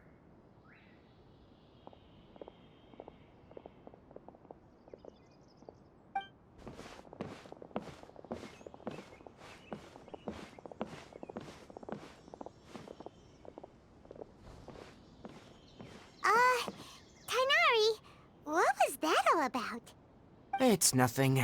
Some people from the Academia wanted me to go to Sumeru City to assist them with a project, but I had to refuse on account of all my responsibilities here. But all that can wait. How did things go with Hypatia? It was quite the eventful trip, but the main thing is that she's safe and sound.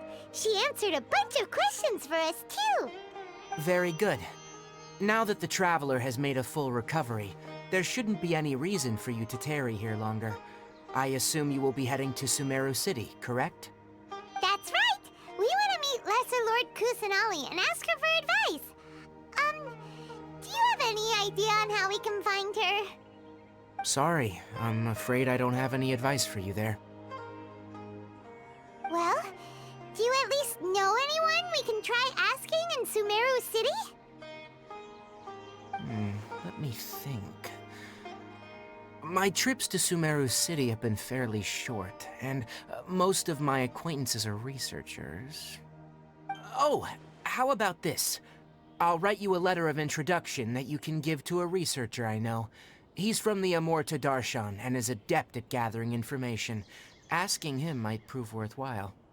Also, when you enter Sumeru City, you'll probably end up receiving something like this item here. I'm not sure if it will ever come in handy for you, but maybe you can give it a try. Oh? What is it?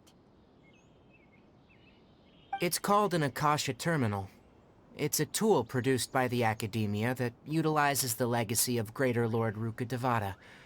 Some say that this item is the very basis of Sumeru's reputation as the City of Wisdom. Needless to say, this device and its usage fall under the Academia's expertise, so I'll leave it to them to show you how to use it.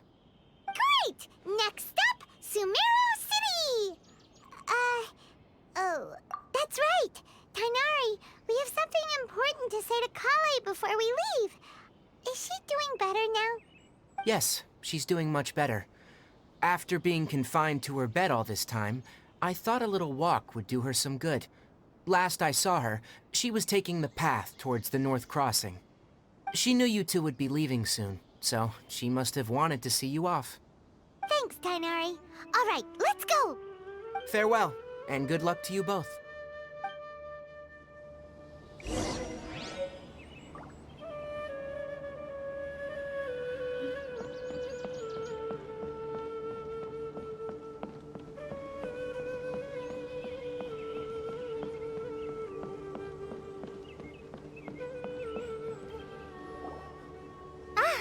I've been waiting for you two.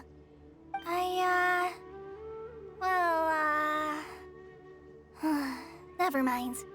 I guess I should just wish you two a safe and successful journey. Thanks for waiting here just to see us off, Kale. We're headed to Sumeru City.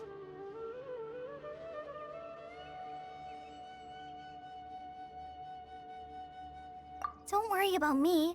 I can take care of myself. My condition won't be getting in the way of my duties. I want to be a forest ranger after all. It's up to me and the others to protect the rainforest here. And, I'm sorry. I should have told you both about my condition when we first met. I just wanted you two to treat me as a normal friend, not some girl that needs your sympathy. But I guess now I understand that the most important thing is for friends to be genuine with one another. There's no need to apologize, Kale.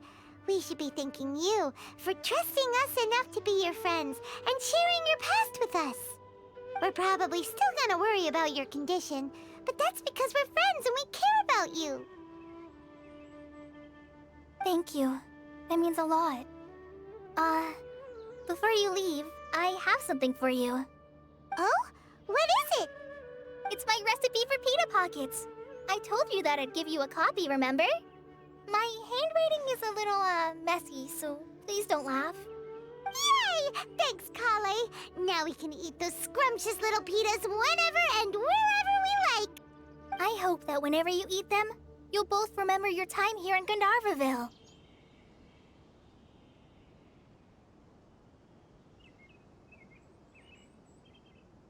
Well then, I, trainee Forest Ranger Kale, bid you both farewell. Please visit Gandharvaville again. The Rangers will always be ready to assist you here.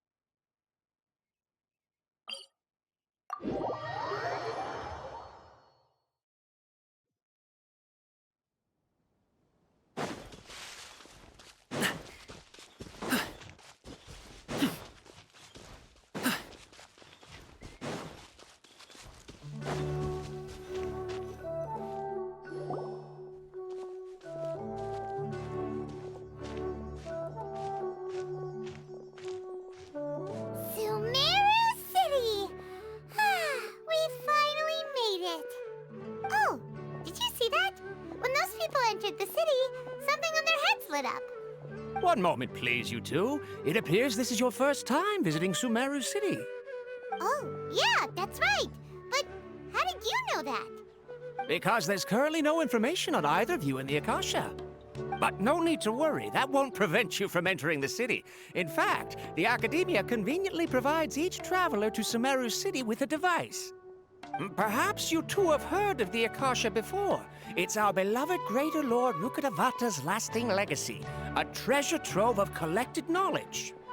After centuries of tireless research on the Akasha, the Academia created one of its most ingenious inventions, the Akasha Terminal. As long as you are within Sumeru's borders, you may use an Akasha Terminal to connect directly to the Akasha and access any knowledge you need. I should mention that due to technical limitations, the operation of Akasha terminals will be much smoother and more effective in large cities such as Sumeru City and Port Ormos. Oh, so this is the thing that Tainari was telling us about. It sounds pretty amazing. You two are quite fortunate. Until recently, it was standard practice to only issue Akasha terminals to outlanders who spent an extended amount of time in Sumeru. However, this policy was recently changed, and now all travelers are issued one upon arrival. Here are your Akasha terminals. Please handle them with care. It kinda looks like a leaf.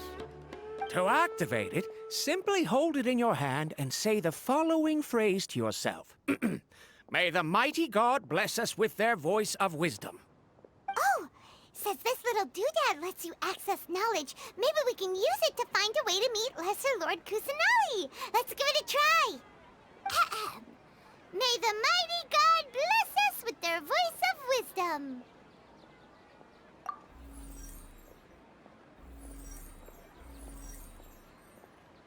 Whoa! Just now, something clicked, and Paimon suddenly knew how to use this thing. It seems all we need to do is concentrate on what we want to know, and bam! You get it. Oh, that'll come in real handy. Exactly. That is the power of the Akasha. And with that, let me officially welcome you both to Sumeru City. May the wisdom of the Dendro Archon always be your guide. Okay, now that we're in, we can check the Akasha about Lesser Lord Kusanali. Let Paimon try. 500 years ago, the sages found a newly born deity from within some scorched ruins. The deity now resides in the sanctuary of Suristana. Seems pretty similar to what Kali was telling us. Okay, next, let's concentrate on asking how to meet her.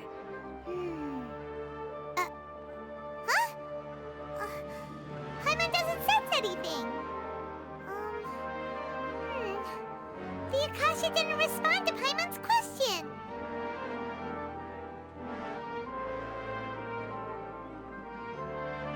Oh, come on! Ugh. Focusing on this question feels like when you have something you're trying to remember and it's on the tip of your tongue, but you just can't think of it. Ugh, Paimon's brain is exhausted.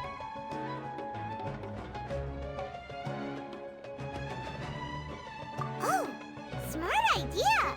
But what are you going to ask it?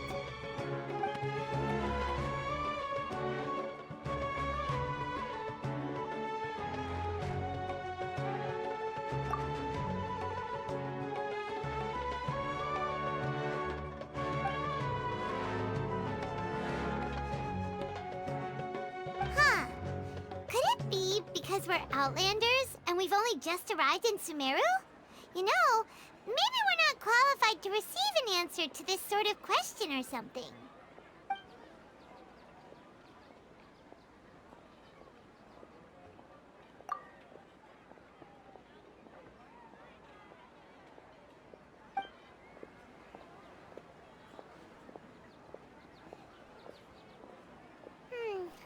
You too? Well, glad it's not just Paimon.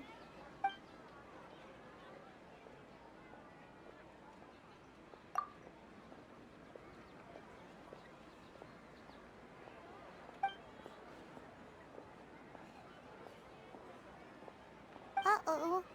Paimon's getting all teary-eyed all of a sudden.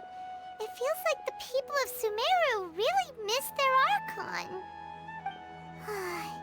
Well, seems no matter which way we try, we can't find anything that'll lead us to Lesser Lord Kusanali. Guess our only choice now is to try meeting with the researcher that Tainari recommended. He's from Sumeru and even has a position in the Academia. Maybe he'll be able to access more info from the Akasha. Let's see. Tainari wrote an address on the letter's envelope. Oh, it's not far from the city's gate. Let's head over and have a look. Hopefully he's at home. A pot of tea with a couple of nibbles, some seasonal greens, and a piping hot bowl of fresh kanji. That's a dope breakfast right there. The perfect way to start your day. Once again, I think I'm gonna overshoot this month's budget. Must document everything.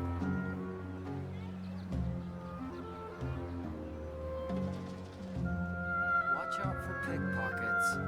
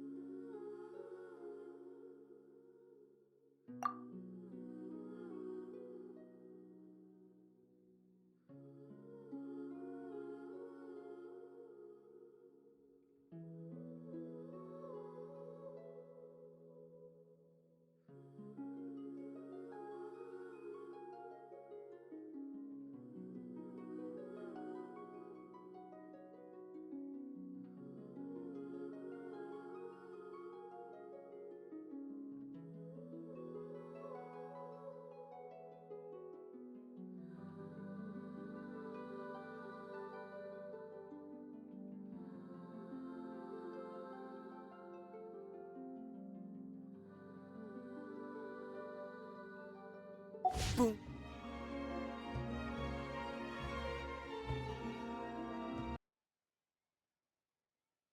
Booms and eyes, and boom booms and mouth. And I need to tighten up that part.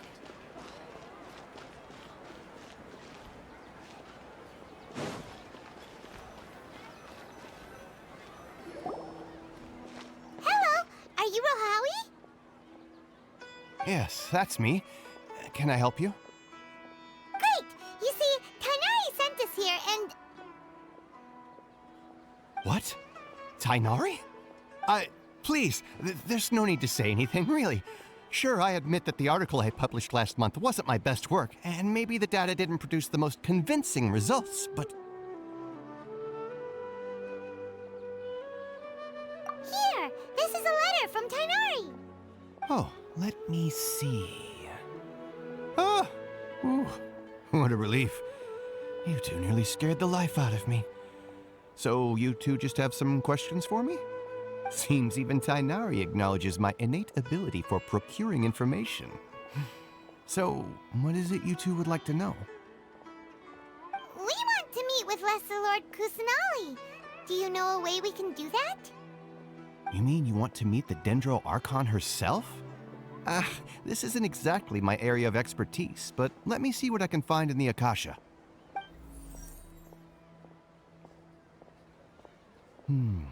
Sorry, the Akasha didn't respond to my query. What? You too? But what about your abilities for getting information and all that? Paimon was sure you'd be able to access more info than we did. Well, as I said, this isn't my area of expertise.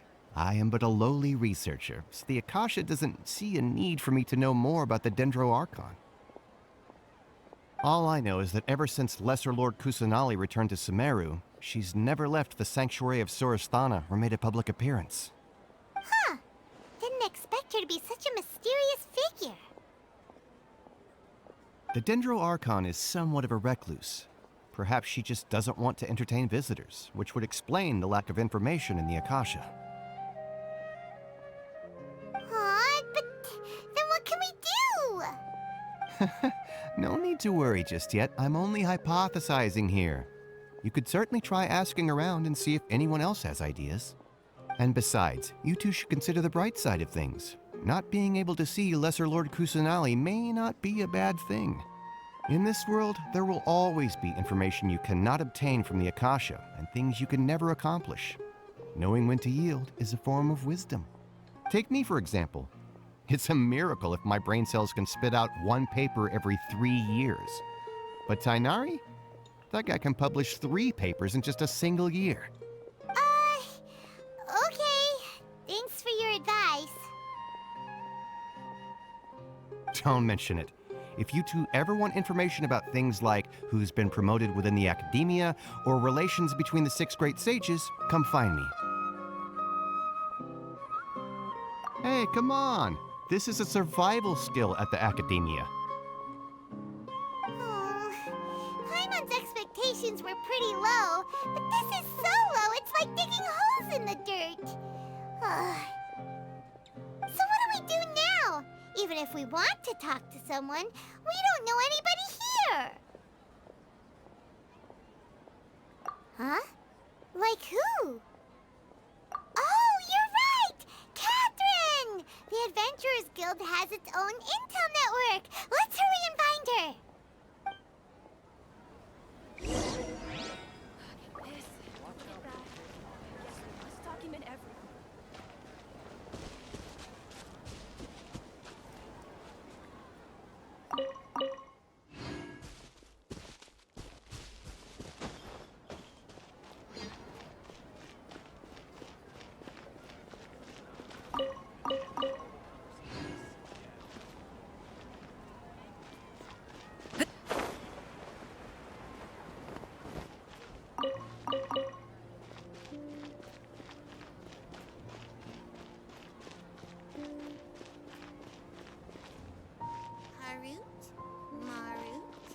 You must resist the power of temptation.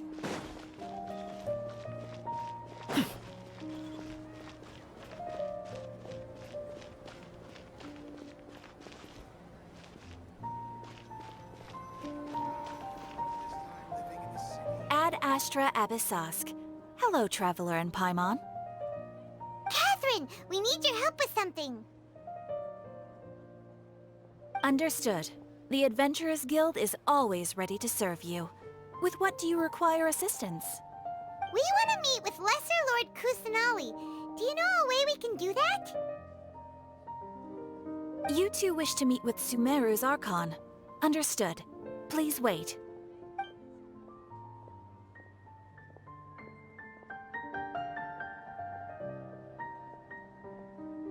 I apologize, but I am unable to call up any relevant information in the Akasha.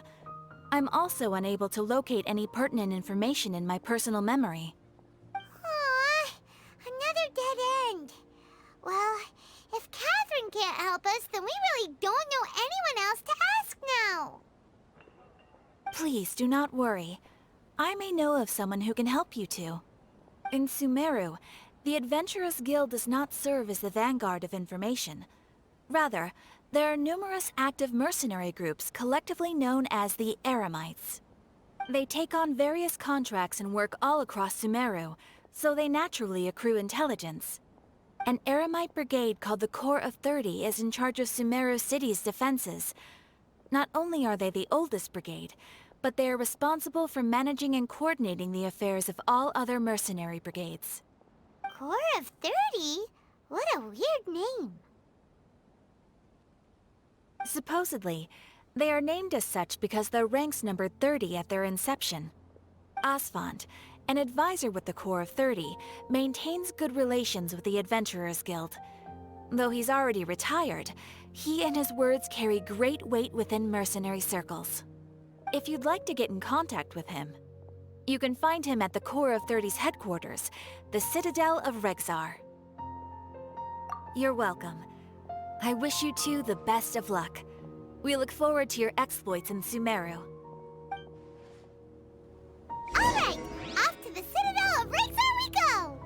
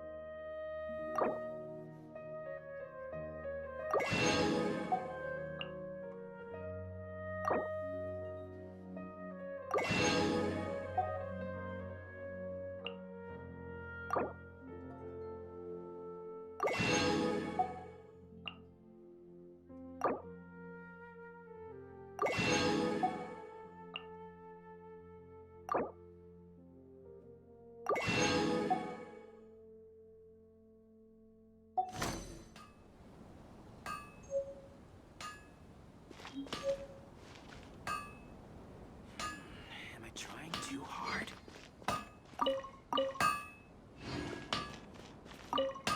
These parts are safe for sure.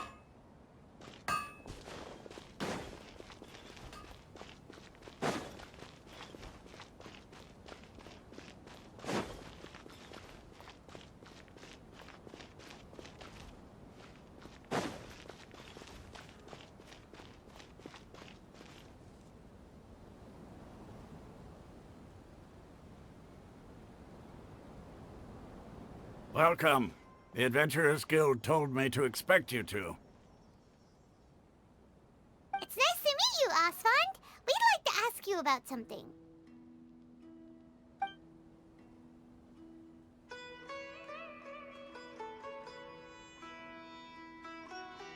I see. So, Catherine's the one who sent you this way. Ha! It's true that the Eremites' network is vast, but even I can't help you meet the Dendro Archon.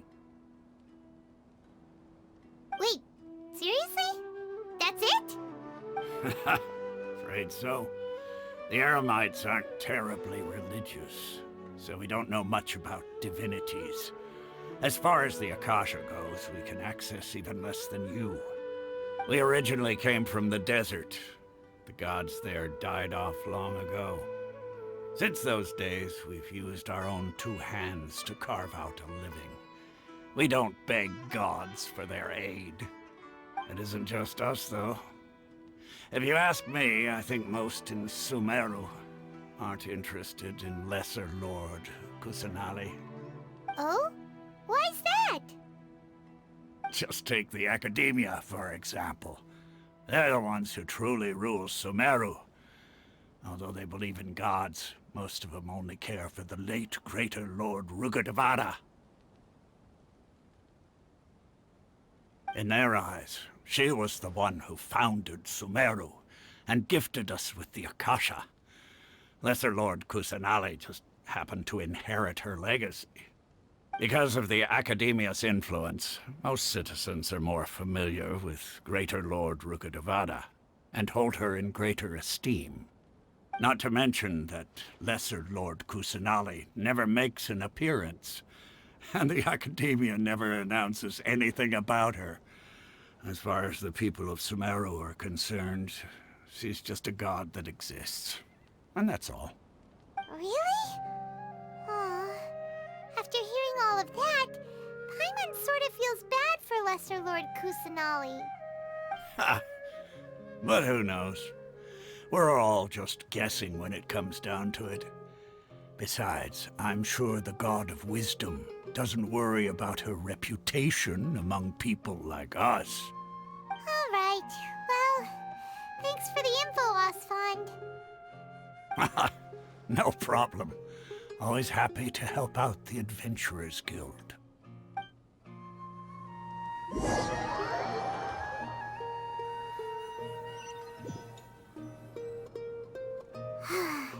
Seems Osfond was right about most people's attitudes here.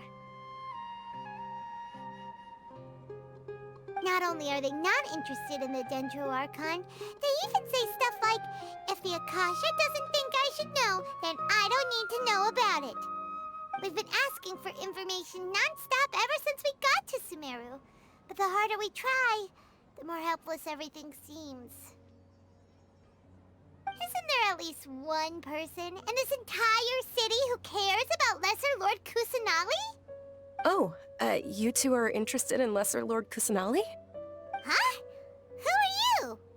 From the sound of it, you two are Outlanders who recently arrived here. You've been asking around for information on Lesser Lord Kusanali, right? Oh, I'm sorry. I forgot to introduce myself.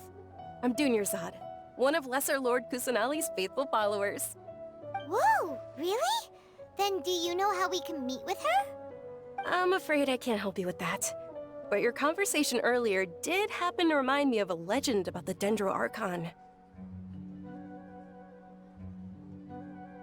Sure. It goes like this. Long, long ago, there was a man who heard a prophecy. It predicted that a great calamity was about to befall him. Panicked by what he heard, the man sought out the Dendro Archon in hopes that she would bless him with the wisdom to help him escape his predicament. The man journeyed across deserts and through rainforests and experienced tribulations of every kind. However, he still couldn't find any trace of the Dendro Archon. In despair, he thought, alas, the Archon has abandoned me. He then had no choice but to sorrowfully resign to his fate. Okay, and then what happened? And then, the calamity came. But to his own surprise, the man felt somehow emboldened by the trials of his journey.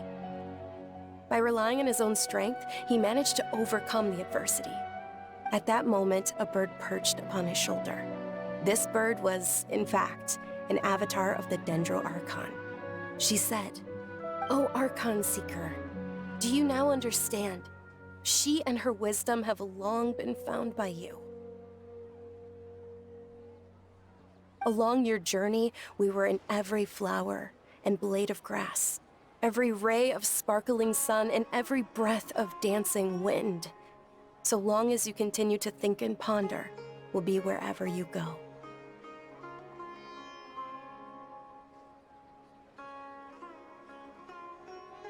Yeah, thanks for the story! Paimon feels all warm and fuzzy inside after that. In a way. It seems like this story is also one of the Dendro Archon's avatars.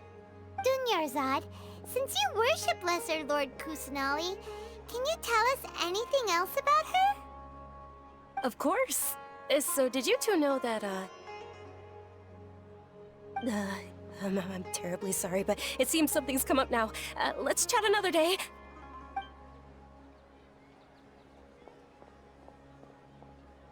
Hey, wait! What the heck just happened? It looks like they're searching for someone. Dunyarzad was acting super nervous just now. You think they're looking for her? Ugh, this stinks! We finally managed to find a lead about Lesser Lord Kusanali! We can't let them get in the way now! Let's see if we can get rid of them. Then we can catch up with Dunyarzad! Hey, have you two seen a brown-haired girl wearing a purple top and a long blue dress? We're looking for her. Did she have bandages wrapped around her wrists? Yes, that's her. Did you see which direction she went? Yeah, she went that way. Quick, after her!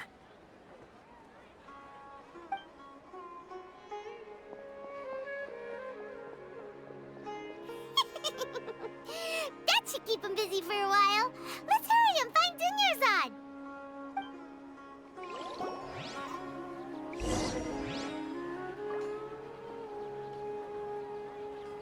Alley-oop!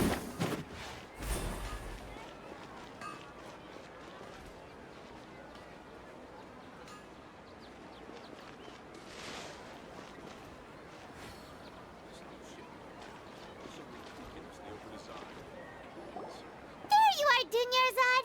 We thought you might have been long gone by now. Oh, it's you two. Oh, you startled me there. You can relax now. We threw those people looking for you off the trail. Really? Thank you so much. Unfortunately, I believe there's still more of them out there looking for me. Uh-oh, looks like there are some coming this way. Huh? More of them? Then what are we standing here for? Run! No, wait, my body isn't in the best shape. It's difficult for me to run. Okay, sounds good. There's a tavern on the other side of the port we can go to. They probably wouldn't expect me to hide in a place like that. All right, let's move out. Stay behind us. We'll keep an eye out for anyone looking for you.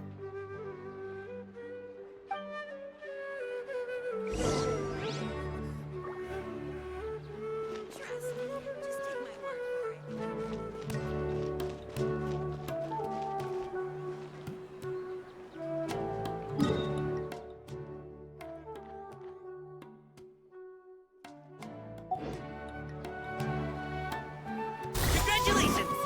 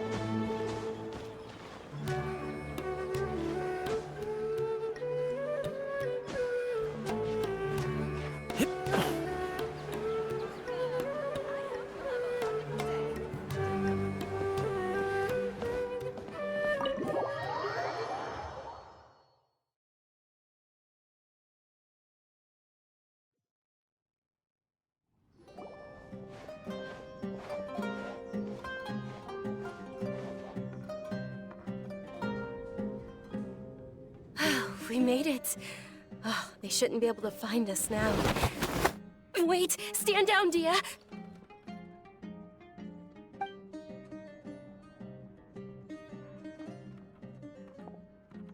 My lady, who are these two? They're travelers that I met on the street just a moment ago. They happened to notice that you were all searching for me, so they helped me hide. I see. In that case, you two should scram. There's nothing here for you. Wait a sec! Who the heck are you? And why are you shooing us away? I'm Miss Dunyarzad's bodyguard, here to see that she returns home safe and sound.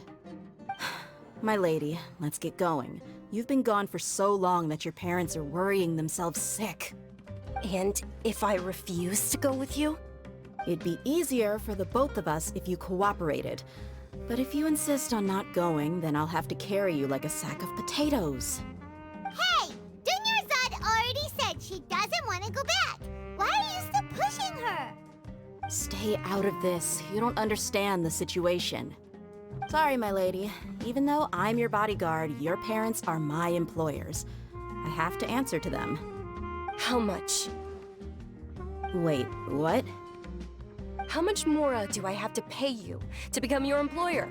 So you never listen to my parents ever again. Double? A triple? Give me some time and I'll get that much. My lady, this isn't about Mora. I don't know what you think of us Eremites, but let me say this. I like Mora, but I'll never go against my principles. That's why I'm here looking for you. Sure, it's an order from my employer, but my conscience was also telling me it's the right thing to do. And knowing your health, carelessly running around like this is gonna hurt ya. For the sake of those who love you, don't be stubborn. No, you're wrong. I'm aware of my limits and I know what I'm doing. Honestly, the only people being stubborn right now are my parents. And they know perfectly well that it makes no difference if I'm at home or not. They still won't accept reality. And every time I bring this up, they just change the subject. Dia, you've been living with us a long time already. This should be old news to you. Dia, I know it hasn't been easy for Mother and Father, and I'm grateful for everything they've done for me. But there's someone else in this world I'm also grateful to. Because she saved me. The love I have for her is the same I have for my parents. This is my life and my last chance. So I want to do something meaningful.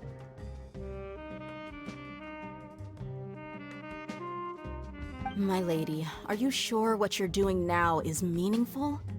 Yes, I'm sure. At least, it is to me. Fine, I won't ask you to return home anymore. But let me make something very clear. I'm only doing this because I respect your determination, not because I agree with you. Thank you, Dia. Sorry for being so rude just now. My nerves were acting up. And I even brought up your payment in such an offensive way. Don't worry about it, my lady. I did say that I like Mora. Besides, that's our next topic of conversation. Today's little excursion caused such a ruckus that every single bodyguard at the estate was deployed. It wouldn't be easy to hide things from your old man. Since this definitely won't be your last escapade, here's a little tip. You should at least make it look like your room and things are still in order when you leave. Also, you'll need someone to cover you for when you're out and about. So, I'll let you hire me, my lady. This way, everyone wins. As for the pay, let's say half of what your father pays me. We can settle the bill when we return to the estate. Okay, deal. Yay! Looks like they've reached an understanding.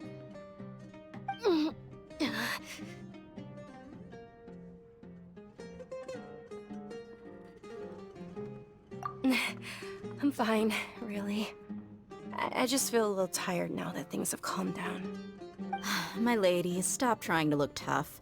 We're already in a tavern, so let's rest up and grab some grub. I'm sorry for worrying you two. If you don't mind, I'd like for you to join us. Sure! After you rest up, we want to hear more about Lesser Lord Kusanali.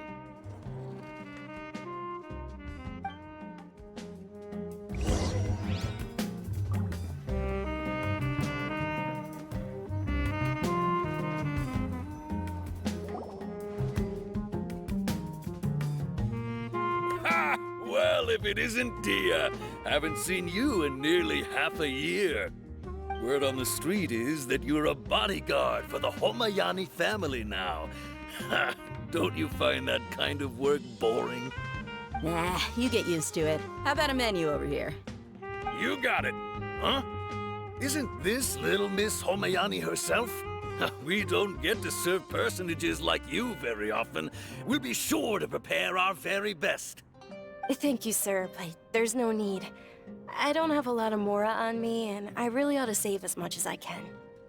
But please bring these two the best food you have. They're my new friends, so I want to be a good host for them.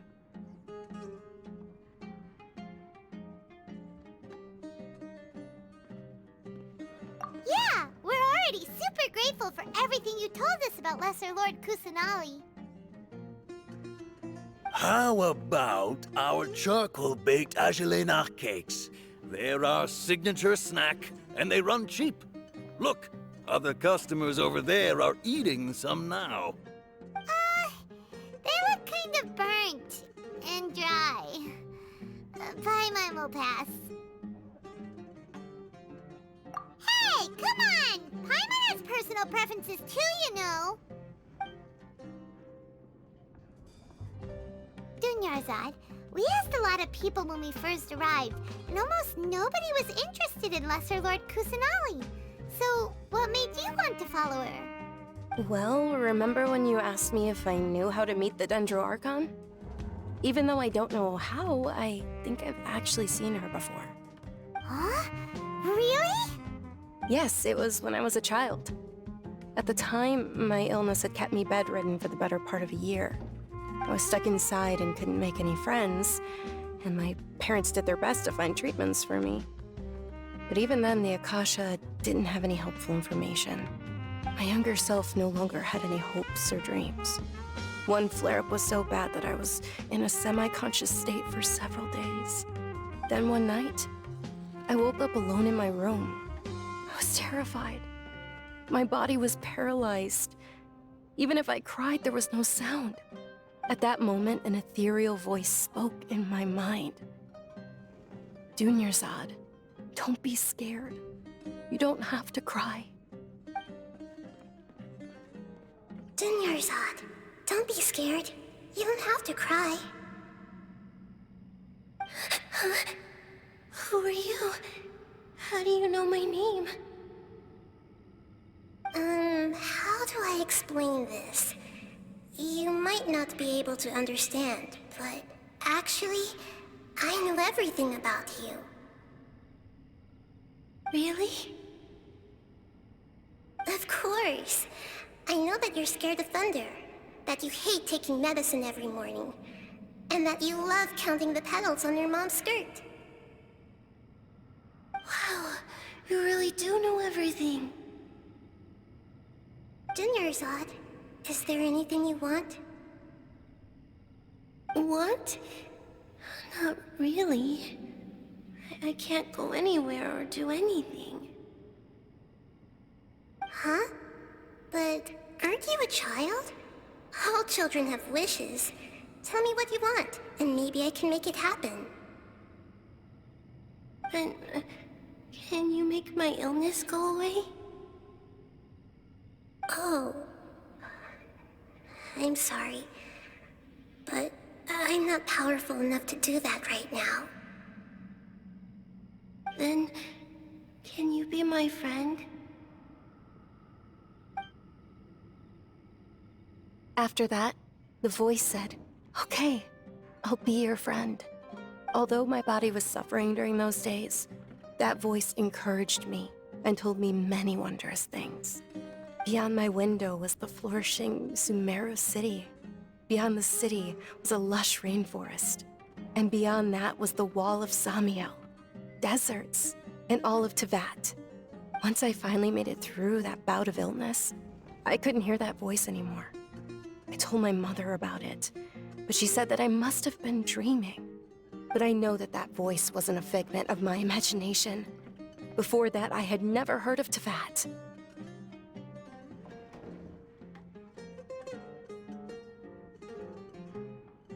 Yes, for sure. If it weren't for that voice, I would have never grown curious about the outside world, nor would I have learned how to read and enjoy so many books. That voice sparked a desire for wisdom.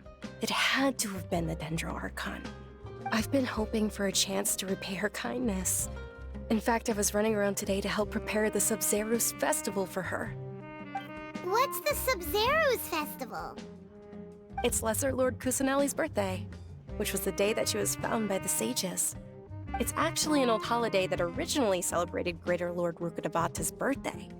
When she passed away, the holiday eventually became a celebration of the Lesser Lord's birthday. I heard everyone was overjoyed when they welcomed her back to Sumeru. In those days, the festival was a huge deal. But because of the Academia's influence, people have gradually lost interest in the festival. The Academia actively participates in Sumeru's many holidays dedicated to Greater Lord Rukkhadevata. But when it comes to the Sub-Zero's festival, forget any funding. They practically act like it doesn't exist. Maybe they see Lesser Lord Kusanali's birth as confirmation of Greater Lord Rukkhadevata's death, so they're reluctant to celebrate it. Aw, but that's awful.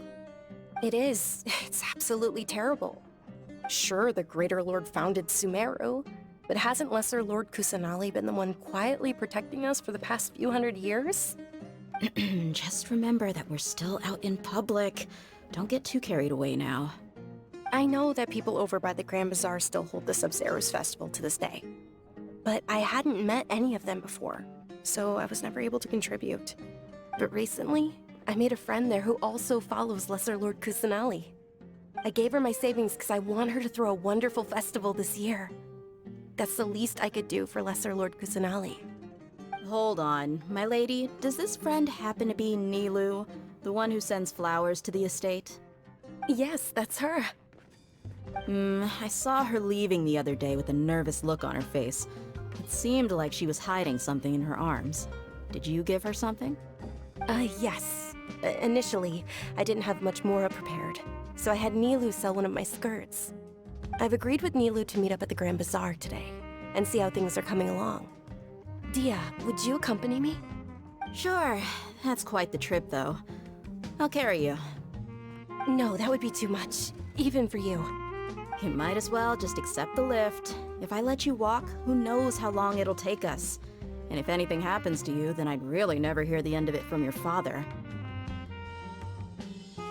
But of course. Nilu will be thrilled to hear there are more people interested in Lesser Lord Kusanali.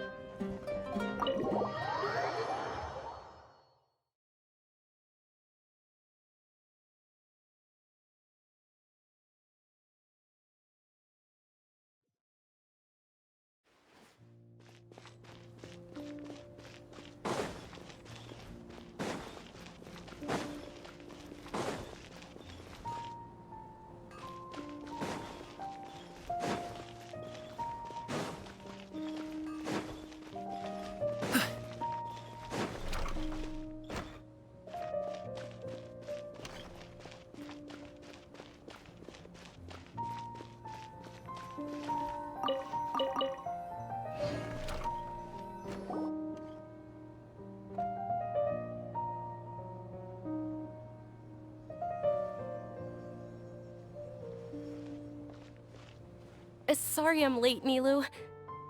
Oh, Dunyarzad. It was taking you so long that I assumed you got trapped at home, but you made it in the end. Uh-oh.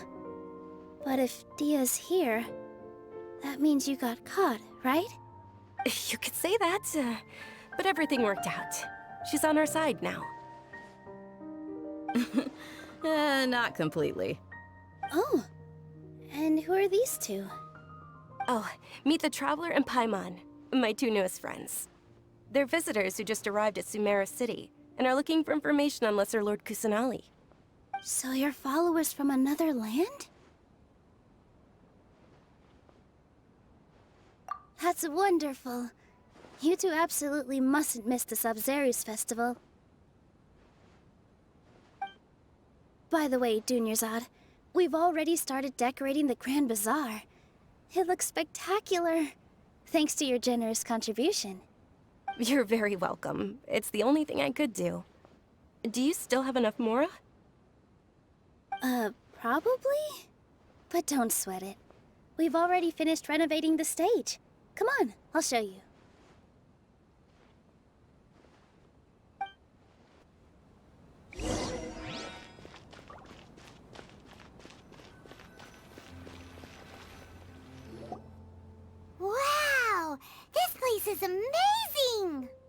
Not bad. Last time I was here, the stairs were full of holes. The stairs were nothing. A little while ago, we discovered that the tree above the stage had a huge chunk of bark ready to fall off. Mr. Zubair was worried sick. We reported it to the academia many times, but they never sent anyone to deal with it. We didn't want anything bad happening, so we were going to cancel all the stage performances. Oh, probably because it was the theater asking. The academia looks down on performers like us. They probably think it would be best if the theater closed down completely. We can't let that happen, though. Not only would everyone involved in the theater go hungry, but then we wouldn't be able to hold the Sub-Zerus festival anymore. Thank the Dendro Archon for Dunyarzad. But the more she gave us, we hired someone to patch up the tree, and we also gave the stage a much-needed makeover. The stage is going to be even prettier when it's festival time. I can't wait for you to see it. And I can't wait to see you on the stage. You've been practicing so long already. It's almost time for your dream to become reality. It's our dream. I'll do my best for the two of us. Nilu, what are you gonna be doing at the festival? She'll be dancing the dance of Sub-Zerus, the most important performance at the Sub-Zerus festival. Dunyarzad, have you told him the origin of this holiday? I only told them about the Greater Lord and Lesser Lord so far. Okay, then I'll tell you two about how this holiday came to be. According to legend, the Sub-Zerus festival was originally the Goddess of Flowers' birthday celebration for the Greater Lord. A long, long time ago, on one of Greater Lord Rukkhadevata's birthdays, her friends threw her a celebratory banquet. Some of the gods got drunk. One started playing music, and the Greater Lord started singing, so the Goddess of Flowers began to dance. As she danced upon the grass, countless beautiful parisaras began to bloom wherever she stepped. Those brilliant purple flowers became her dazzling stage. All the gods clamored, "Oh, if only time could stop at this very moment."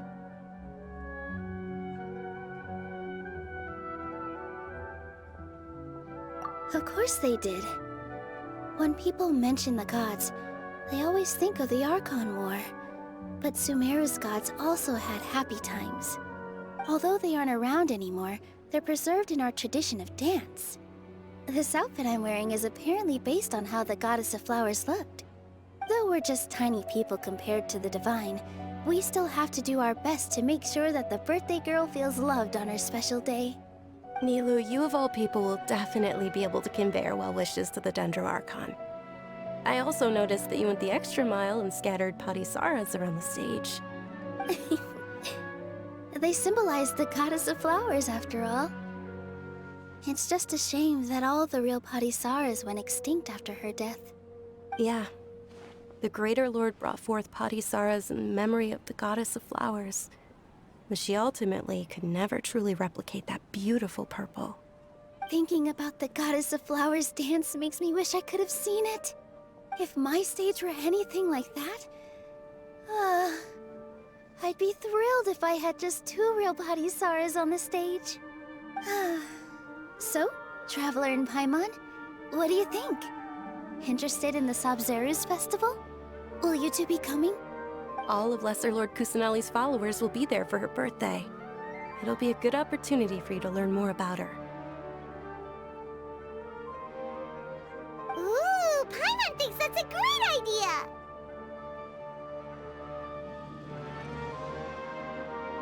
Hey, come on! There's nothing wrong with enjoying a festival. Besides, it's Lesser Lord Kusanali's birthday. She'll be happy to have more people who are celebrating it. So how about we all attend the Sub-Zerus festival together? Dunyarzad, let me show you which stage decorations we've picked out so far. Traveler and Paimon, if that doesn't sound interesting to you, then feel free to explore the area. Everyone at the Grand Bazaar loves Lesser Lord Kusanali, and we're all looking forward to the Sub-Zerus festival. In that case, we'll take a look around.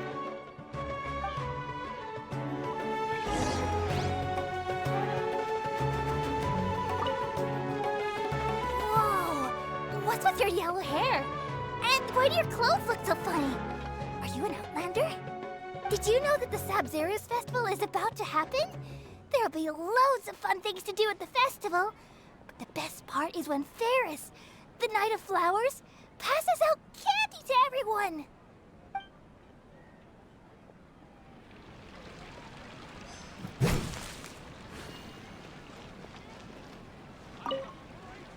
Ah, dancing at the Sabzeruz festival.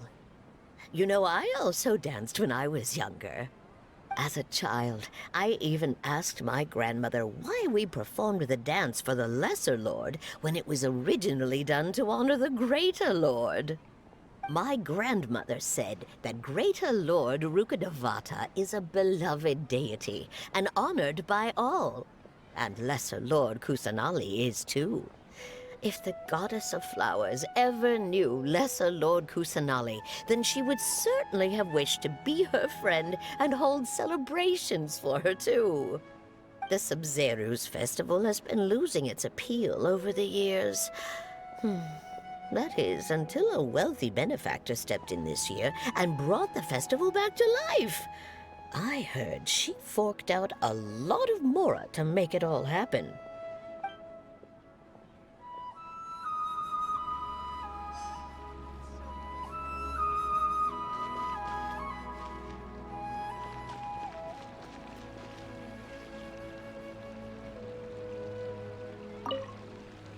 Huh. Revamping the stage for the festival couldn't have been easy, that's for sure. I bet this year's festival will be one to remember. I don't know much about the Grand Bazaar, but I do know that the residents here have a penchant for song and dance. Two things that the Academia doesn't particularly approve of.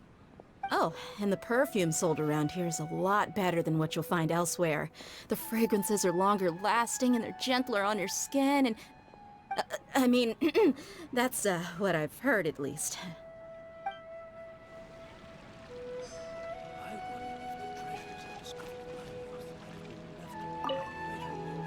Things are really shaping up, and there's a buzz around the festival this year. We're expecting people from all over to come by this year and buy things during the festivities. Don't be fooled into thinking that Sumeru City has the best of everything. Some festival snacks are only offered here in the Grand Bazaar. And when it comes to musicians, dancers, or singers, the Grand Bazaar's got the best of the best. Sure, those folks at the Academia might not like it, but what's a festival without song and dance?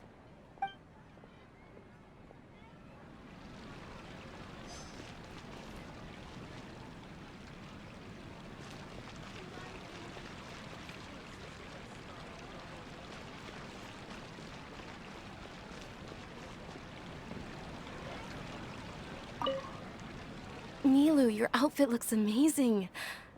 There's also something different about you from when we first met up. I thought I'd add a little extra pizzazz to my dress for the festival. See? Wow, did you sew all that yourself? Uh-huh. Sewing is a fundamental skill for everyone in the theater company because we make all our own costumes. Did you know that Mr. Zubair not only can make costumes, but props too? I've noticed that you can't keep your eyes off this crown.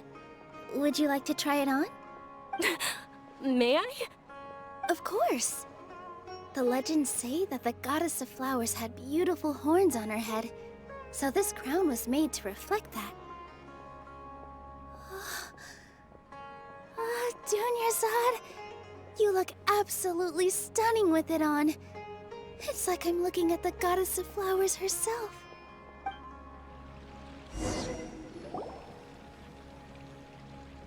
Hey! Is that who Paimon thinks it is? It looks like... Catherine!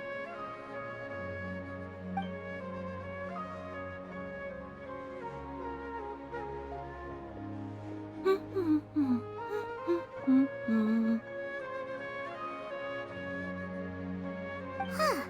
Come to think of it, Paimon's only ever seen her behind the counter at the Adventurers Guild. This is the first time we've ever seen her taking a break. Hey, Catherine! Huh? Oh, hey! It's the Traveler and Paimon! What's shaken? Whoa, break time Catherine sure sounds a lot less formal than usual. Paimon was still waiting for her to say Ad Astra Abyssosque. Sure. Standing behind the counter at the Adventurers Guild doesn't require any complicated functions. But saying and doing the same old things over and over again can get pretty monotonous. Like watching the same Fontaine movie day after day. But take you two, for example. You travel across Teyvat to enrich your lives and gain new experiences. Well, we enjoy traveling across Teyvat and all that, but we're mainly looking for clues about his sister. Yes, you should keep searching. Sometimes the answers we're looking for aren't necessarily at our intended destination. Instead, they're found along the way. Huh. Haven't we heard someone say something pretty similar recently? Anyways, what brings you out here, Catherine? No, not particularly. I guess you could say that I'm loving the recent atmosphere here. If festivals bring happiness to everyone, then that's where their true value lies. Oh, it looks like it's about time for me to be heading back now. Alright, we'll see you next time at the Adventurers Guild. Oh, by the way, thanks for connecting us with the Eremites. We've already made some great friends in Sumeru City thanks to you. I'm sure you two will get along well with the people here. You've already been blessed by the element of Dendro after all. See you around.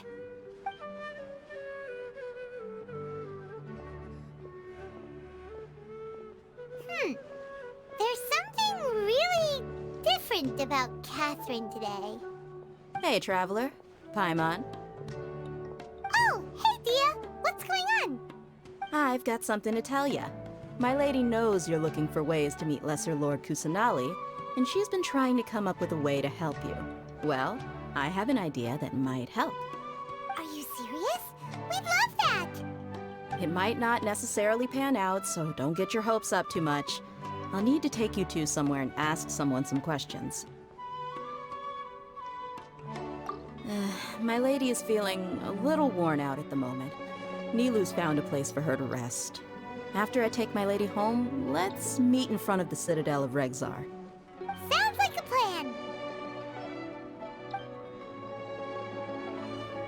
Let's head over to the Citadel of Regzar and wait for Dia! Welcome! Get your spices here. We've got all kinds.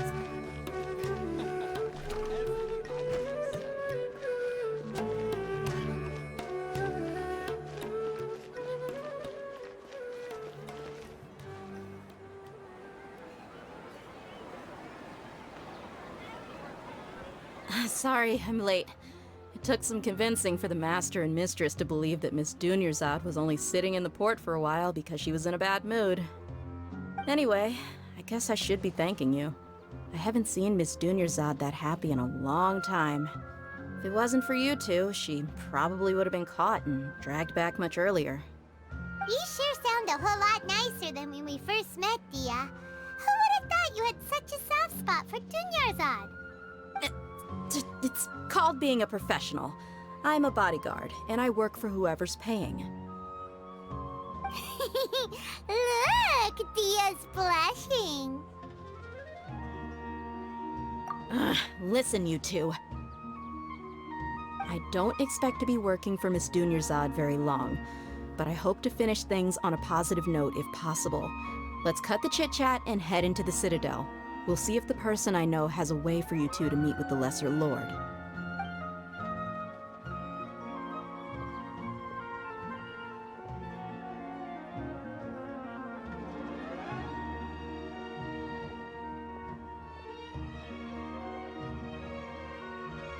Oh, hey, Chief.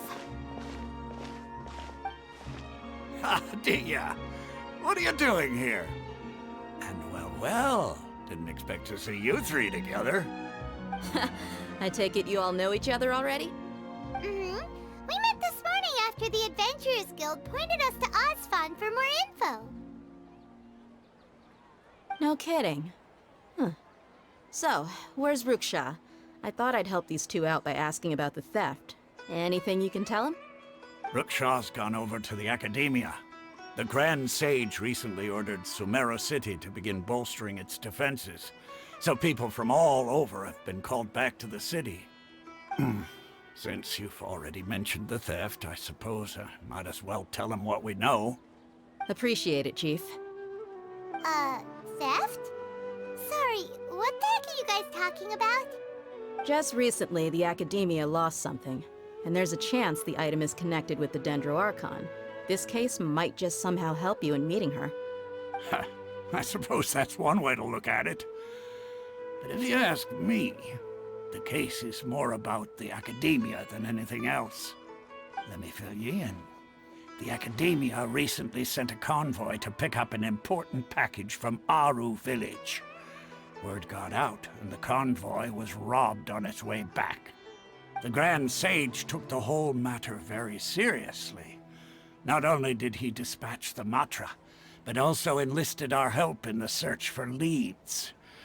All we know so far is that whatever was stolen is currently in Port Ormos. You two have heard of Port Ormos, haven't you? It's the largest commercial port in all of Sumeru. You can travel there by leaving Sumeru City and heading south along the river. The Academia's grip isn't long enough to reach all the way to Port Ormos, so the city's a little more laid back, meaning the population's also a mixed bag. You never know who you'll meet there. Apparently what was lost has a great deal to do with the Akasha, knowledge, and even the gods. I'm afraid I don't have any other details for you, though. If you're interested, maybe you could head to Port Ormos and ask around yourselves. If you want my advice, try introducing yourselves as students of the Academia once you're there. Are you serious, Chief? All the Academia students are in Sumeru City, you know. Why should they pretend to be students in Port Ormos? If you're also interested, just go there and see what happens. Count me out. I've got plenty of work to do here for the Homayani family. And take it from me, if you two really do decide to visit Port Ormos, you'd best watch your backs. Let's just say that the Eremites there aren't nearly as friendly as those here in Sumeru City. There are even some extremists who go around shouting slogans like, "Retake Sumeru for King Deshret." Word is that more and more are joining their movement. They're becoming a real headache for Chief and the others. You bet they are. King Deshret's been dead for thousands of years. Now they start spreading rumors of his return. Ridiculous. Not everyone's like you, Chief. Even the desert natives who abandoned their homes in the wilderness still wish to have a god of their own. Well, Traveler, that's about all the information we have for you. Thanks, Dia! And you too, Osfond! Since we've gathered all we could for the moment in Sumeru City, let's head to Port Ormos and see what we can find next. Miss Dunyarzad is looking forward to seeing you both at the Sub-Zerus Festival, so be sure to get yourselves back here in time for that. Good. Then we'll see you both at the Sub-Zerus Festival.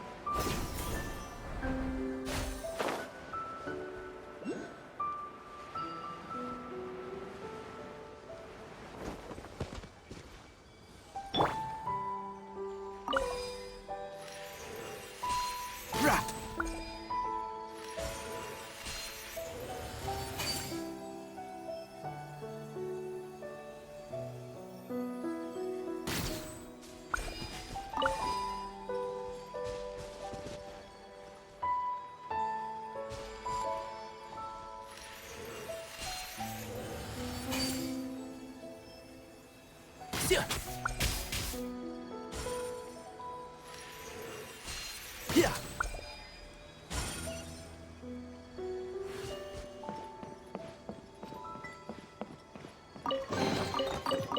I think we can forego the lost and found report.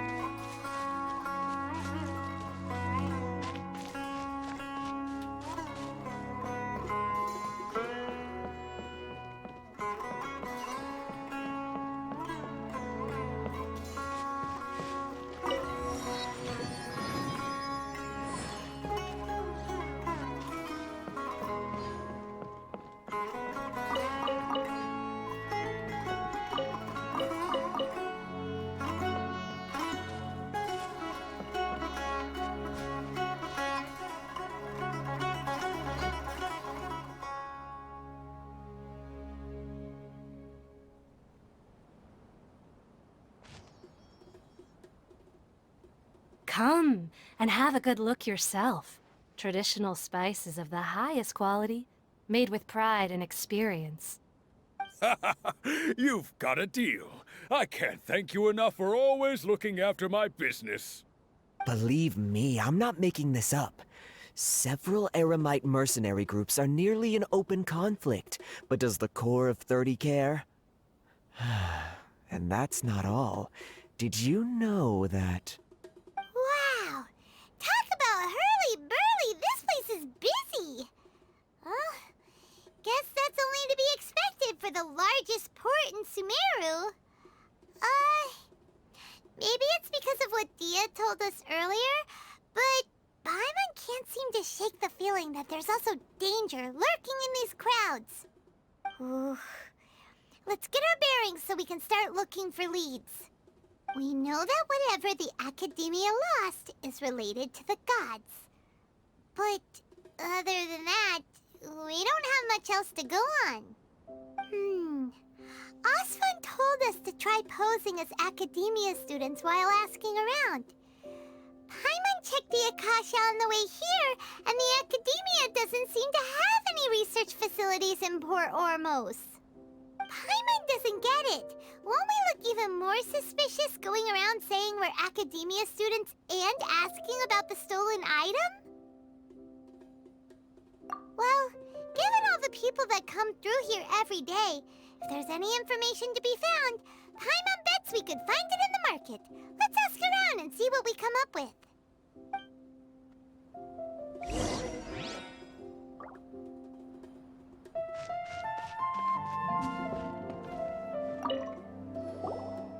Welcome. welcome. How can I help you two? Hi there. We would like to ask you a question. Do students from the Academia ever come to Port Ormos? Of course. Especially around this time of year. Students from Sumeru City that are about to graduate often come to Port Ormos to cut loose a little. Many people often talk about how hard it is to get accepted into the Academia, let alone graduate. But those who finish their studies and go on to become full-time researchers at the Academia have it even harder. Sure, we may not be Sumeru City, but Port Ormos offers beautiful scenery and a stress-free environment. Some even say it's good luck to come to Port Ormos, so students and researchers come flocking here when things get to be too much at the Academia. Ah, you see over there? Those are students from the Academia.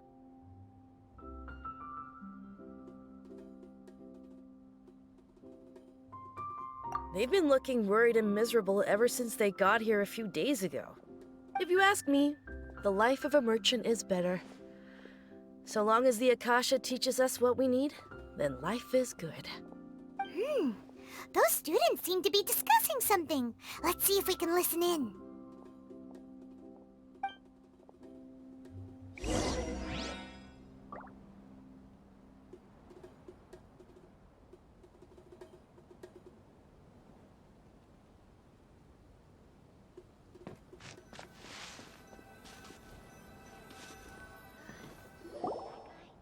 It's no good. I've tried asking around, but I haven't been able to learn anything useful. Not to mention that a bunch of scary-looking Eremite mercenaries have been posted along the streets now. There's been a lot of fighting between the different Eremite factions in Port Ormos. If we choose to move on our own, then it would be wise to steer clear of them. Especially the group that's constantly shouting some stuff about King Deshret and some resurrection. I've even heard that the Citadel of Regzar is starting to get fed up with them. What was that group called again? Ein something or other? They're called Ein El Akhmar. Today, I heard that the thing we're after might be in their possession at the moment. Wait, come again? Don't you see? Many of the Eremites in Port Ormos deal with trading this kind of thing. They're usually pretty wary of outsiders, but not so with students of the Academia.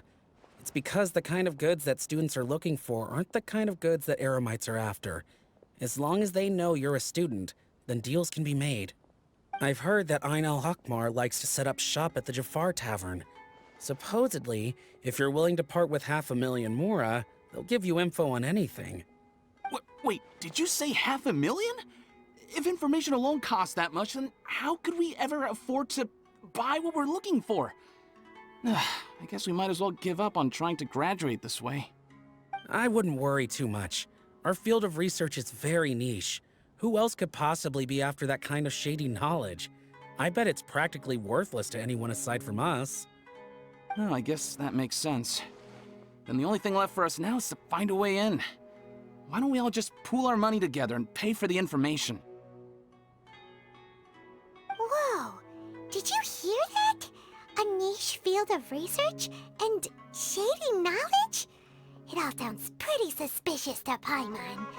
Is knowledge something people just buy and sell like that? So, what's your plan?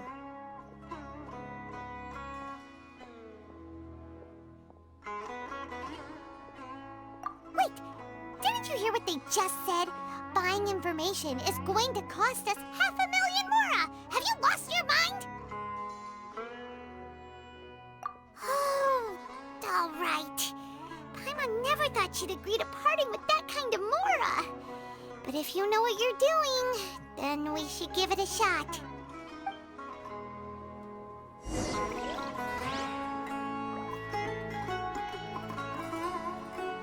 Out of all my commissions, I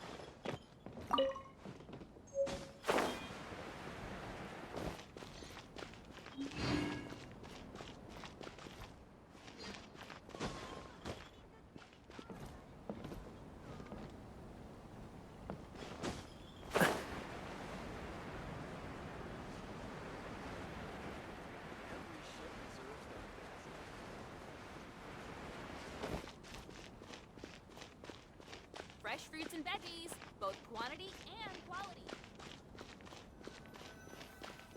This is the place we heard those students talking about.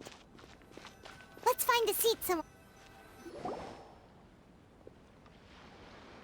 Oh, you've arrived. Please, take a seat. So, they think that they can go toe-to-toe with the boss? Huh! Once we reclaim the power of King Deshret, they'll be the first that the boss punishes. They're nothing to be afraid of.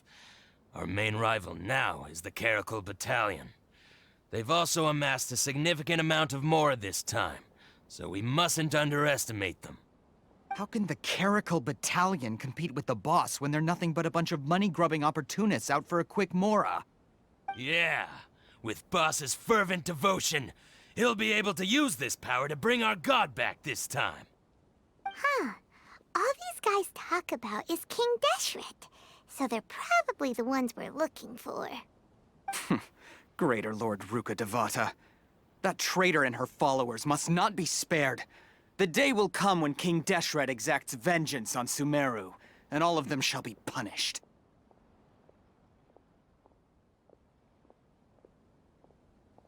Yeah, Paimon was wondering what they meant too. We should ask about that if we get the chance later.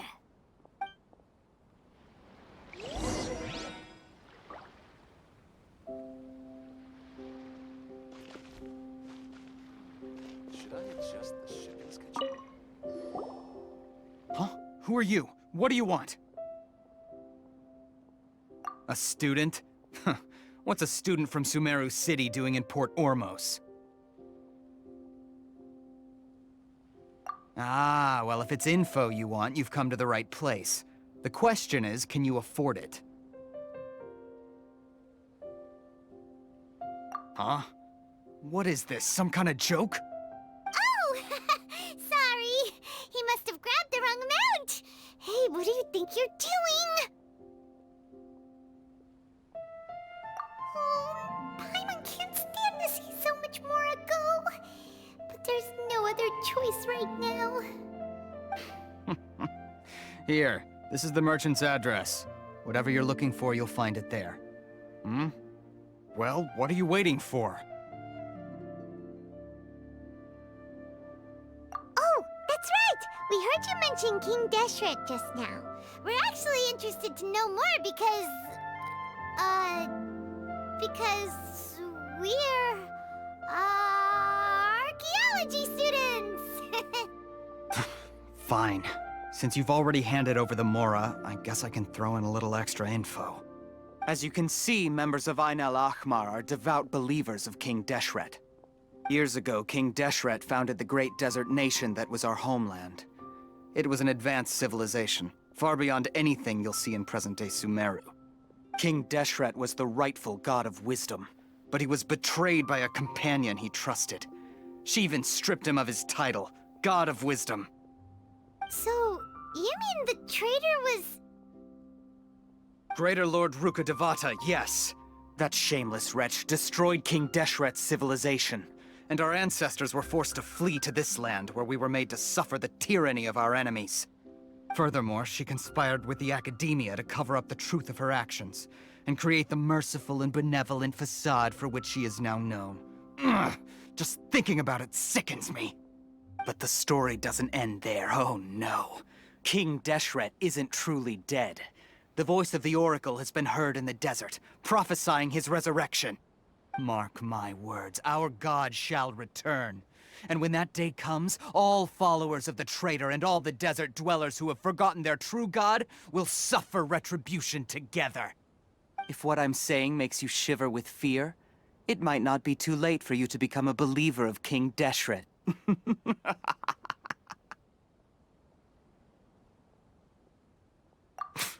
I don't have anything to say to you Academia people about that.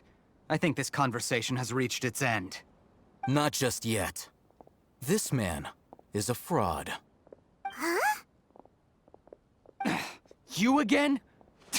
Deranged Academia lunatic. Yes, it's me again. I already warned you that if you weren't willing to sit and discuss things with me, I'd take measures to make things uncomfortable for you. Listen to me. That address he gave you? is fake. Or at least, you won't find a merchant waiting for you there. This group has been boasting all around that they can provide information on a certain item as a means of luring people into their territory. Once you show up, they keep up the act until they have hard evidence that you want to purchase said item. Then they use that to squeeze you for all the mora you're worth. Hey! Shut it, Alhaitham! What are you playing at, trying to ruin our business like this, hmm? I told you the other day. I wish to discuss my terms with your boss. Ha! The boss made it perfectly clear that he won't negotiate with you. Yes, and in no uncertain terms. But that was then. It does not preclude him from changing his mind in the future. I'm warning you, don't push us, or this could get ugly. We don't usually get rough with people from the academia because it just complicates things.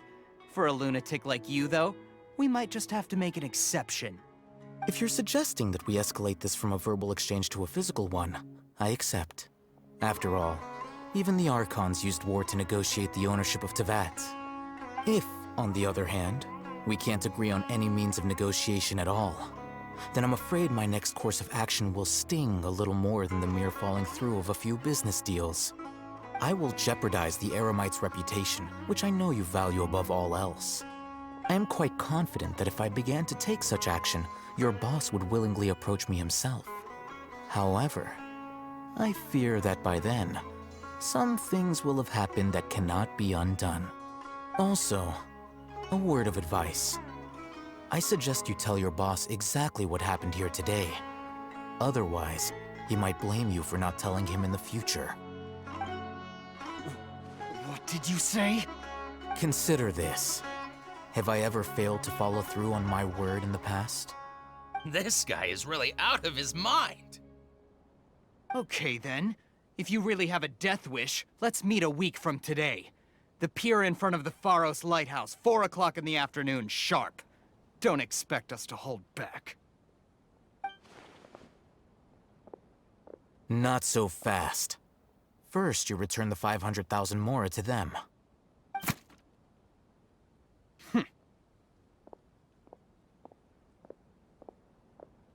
Please, I beg you, don't provoke them. We can't afford any trouble with this crowd. They haven't even paid for their food yet. Ah, Mr. Iman. There appears to be fewer staff in the restaurant recently. This wouldn't happen to be because they're all busy spreading the word to the students, would it? Well...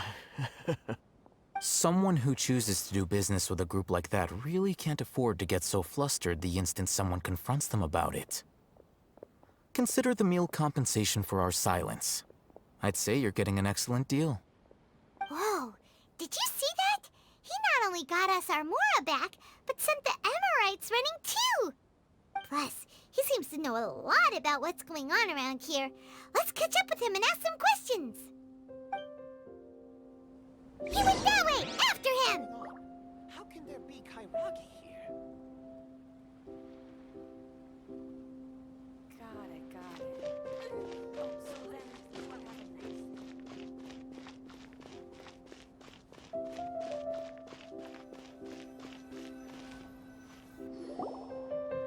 Wait up! It's Alhaitham, right? What do you want? No need for thanks. My goal was to get to them, and you two gave me just the opportunity I needed. We're even. Oh, I advise you to keep your distance from them. Since they weren't able to make off with your Mora in the end, they might harass you again in the future. All right. Goodbye. Hold your horses! We still have something to ask you about! Since you tore through their scam right in front of them, you must know the real story about certain something, no? Who exactly are you two? And why are you inquiring about that? A student. Right. Look, you should know that those thugs conducting business with you had nothing to do with your lie.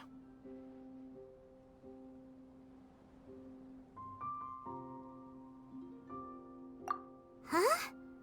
Oh, yeah! He's really strong. Weren't you saying something about a physical exchange? We can help with that. He doesn't even have a vision. Forget it. Maybe not, but he can still use elemental energy. Otherwise, there's no way we'd go asking for info from from guys like that. Those high-headed thugs are definitely gonna bring a lot of backup for your next meeting. Even if you don't go alone, you won't regret taking us with you.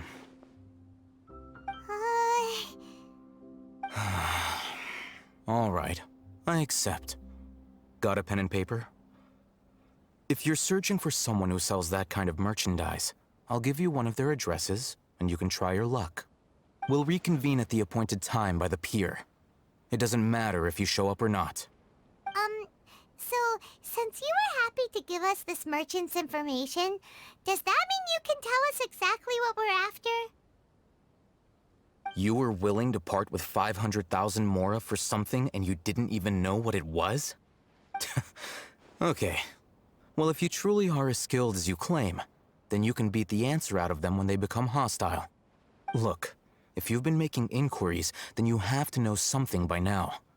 Tell me what you know so far, so I don't waste time repeating information. We know it's connected to the academia somehow, and that not only do the Eremites deal in it, but some students want to get a hold of it too. What else? You know almost everything there is to know, but you're unable to compile this information because you've never seen the object before. This is what you've been looking for. Huh? Paimon can't tell what it is. It looks like some kind of ornament. This is a knowledge capsule. To put it simply, it's a vessel that can store a fixed quantity of canned knowledge. It's like a miniature Akasha.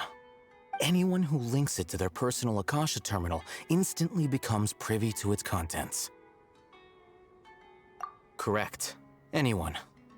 Unlike the Akasha, which heavily regulates who can access what information, knowledge capsules confer their contents without any requisites. That's amazing! It's essentially a convenient and harmless vestibule for knowledge. Unfortunately, it's illegal in Sumeru to privately possess or trade them. They were created as a means for scholars to transfer knowledge gained from Irminsul into the Akasha, and are intended to be destroyed immediately after use. But despite strict regulations, some of these knowledge capsules will always escape destruction. After all, there will always be those in this world who are dissatisfied with life as designed for them by the Akasha and wish to change their fate. Over the past century, a wide variety of canned knowledge has been leaked from the academia. Now, in Port Ormos, the valuable ones are a means to mora for the Eremites. Meanwhile, those which the Eremites deem to be useless to them occasionally prove useful to the common citizens and hapless academia students. Well, I think that about sums it up.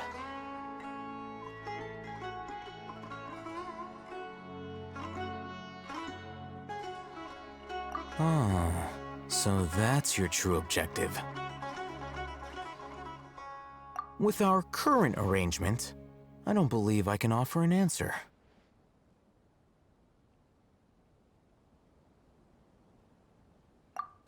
You're still resolved. Fine. Let's talk somewhere with fewer people.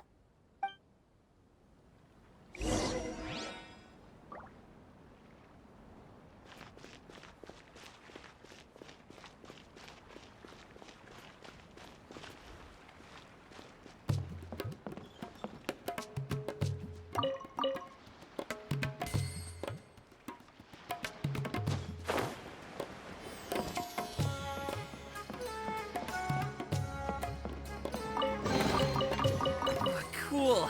This stuff looks dope.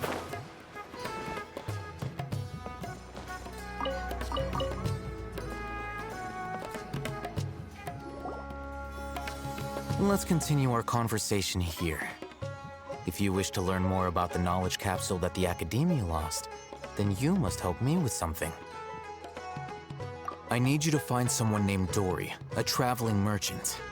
Unlike the peddlers who hawk inferior knowledge capsules, she often has quality goods in stock.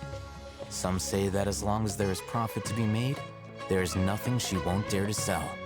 She's guarded against people from the academia because most of her wares don't comply with academia regulations. I think she blacklisted me. I met with her informant, but it soon became clear that they had no intention of letting me get any further. Become one of Dory's customers and earn her trust. This is my condition for further collaboration. Why do you want us to meet with her? Until you complete this task, you don't have question privileges. Fine. So how do we go about doing this? You two are outlanders who haven't been here for long, so Dory should view you as safe clients. I'll give you the informant's address and their contact password. Beyond the password, though, I have no way of knowing what other tricks she might have up her sleeve. You'll have to improvise. This is kind of nerve-wracking. The true challenge begins after you meet her. She has a keen nose for Mora and a shrewd eye for wares, and she only likes customers who she deems to have good taste. I'll prepare some funds for you. Buy her highest quality wares and earn her approval. But we only just saw a knowledge capsule for the first time. We don't know how to tell which ones are good and which ones are bad. Is that something we can learn quickly? That's true. Have you two heard of elemental sight? Oh, that's a surprise. Guess I'll have to hold you in higher regard. Anyway, that ability should resolve your issue.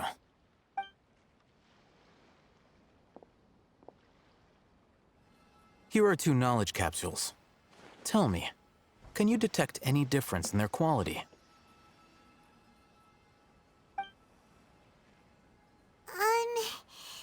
They look the same to Paimon.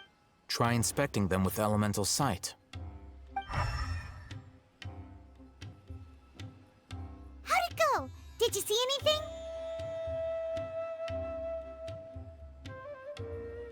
Rumor has it that higher quality knowledge capsules generally appear brighter when viewed through elemental sight.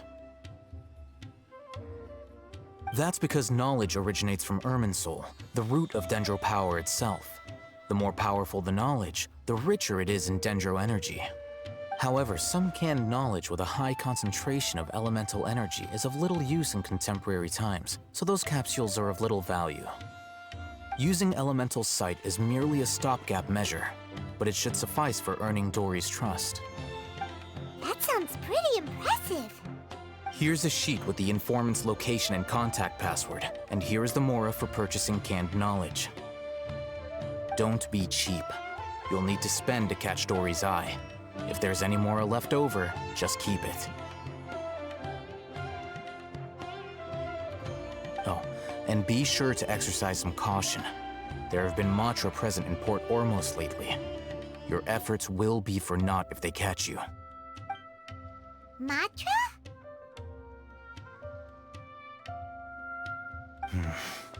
They belong to the Academia's regulatory body.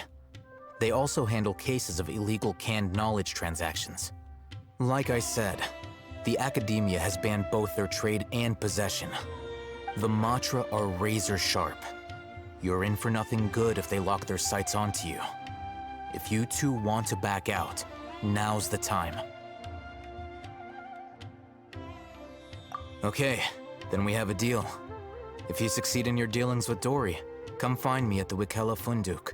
We'll have an open discussion then. Looking at what Al-Haytham wrote, Dory's informant is a trader near Old Ormos. Let's follow these instructions and try to get in contact with him.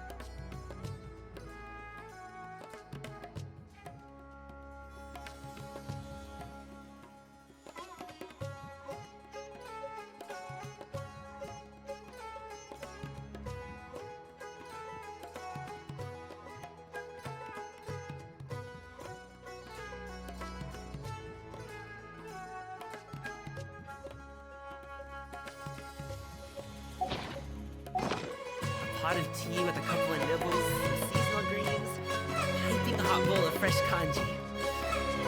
That's a dope breakfast. Hello. What are you two looking to buy?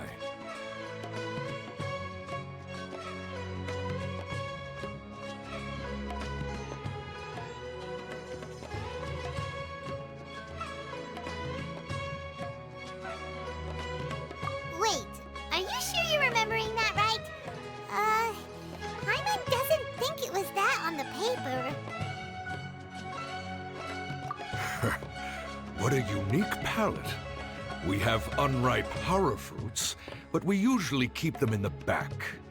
I'll have someone escort you. Following the paper got us past the first round. Ronak, these two want to buy unripe horror fruits.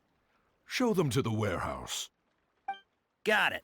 You two, please follow me. You two have a fascinating fashion sense. We haven't seen a customer wearing a Sumeru rose for quite some time. Hold on. Let me think. Sumeru rose means common merch. No, look again. We're obviously wearing morning flowers. Ah, my mistake. I do apologize. Whew. That pop quiz sure was scary. The warehouse is up ahead. Please follow me.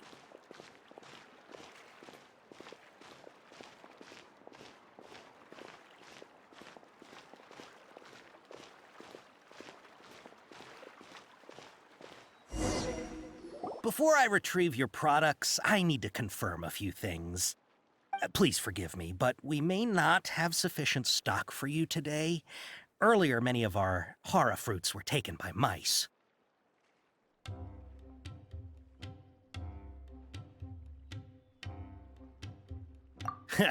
Thanks. If better goods come in, you'll be the first to know. You look like you have some skill. Why don't I pick out some fruits that'll make you dizzy?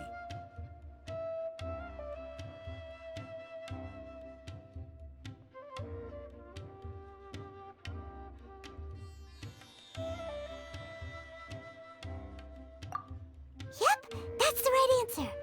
But eating hara fruit that makes your head and ears ring sounds like a bad life decision. Would you like your hara fruits to be packaged in the Sumeru City or Port Ormos style? Wow, you two sure are generous customers. We'll be sure to package your products beautifully. Okay, everything has been confirmed. Miss Dory is waiting for you up at... Shoot! It's the Matra! Run!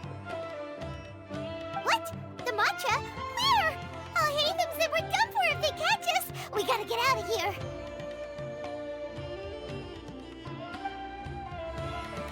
We don't know this area, so let's follow that informant.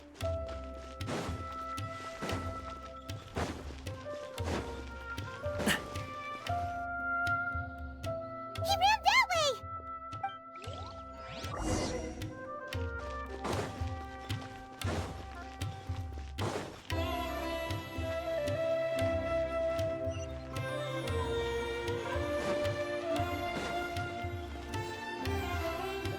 Look, he's over there.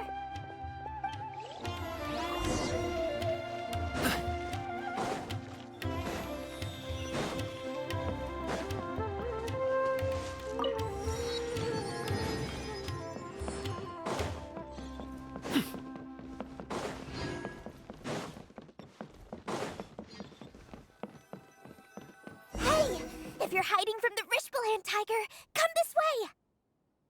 Another password. Huh? Oh, that foot. Here, over here. You can stop running now.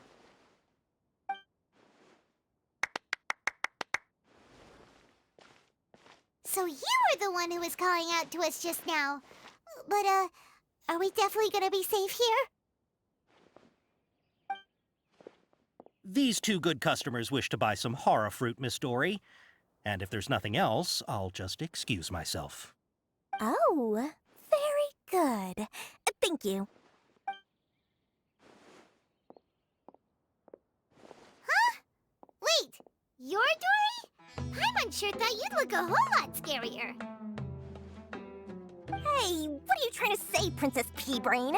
I can be scary enough when I need to be, believe you me. If you don't watch what you say, then you can forget about doing any business. But it seems you two have actually done pretty well so far. Not only did you manage to find the informant, your reactions were also pretty sharp. You don't really look like criminals or anything, but I bet my Mora that you've been involved in some shady dealings, haven't you? Paimon's not sure if that's supposed to be a compliment, but we'll take it. I can't risk doing business with people who start huffing and puffing after just a few paces. No matter how much Mora they might have. Not only will they get caught by the Matra, but they'll also get us into trouble. As decent folks trying to run an honest business. We don't need any of that. Wouldn't you agree? So that's why I prefer to have customers like you. It's your first time here, but don't worry, I won't ask too many questions. Even if you wish to buy enough knowledge capsules to decorate your house with, please, knock yourself out.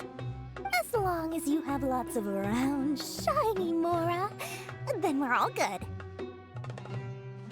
Ah, yes, of course, of course. Go ahead, help yourselves. Voila! Wow, she has a trove of canned knowledge. Whew. She'd probably be in serious trouble if the Matra caught her with all this. What kind of products do you seek, my dear customers? Don't worry, I'm not interested in your reasons for buying. I can, however, offer some suggestions. Take this one, for example. An analysis of the sociological ideology and dialectics of the Hilichurls. Only 3 people in all of Teyvat have ever studied it, making it extremely rare. It's on sale now for 350,000 Mora. Yeesh, who would want to be an expert in that topic?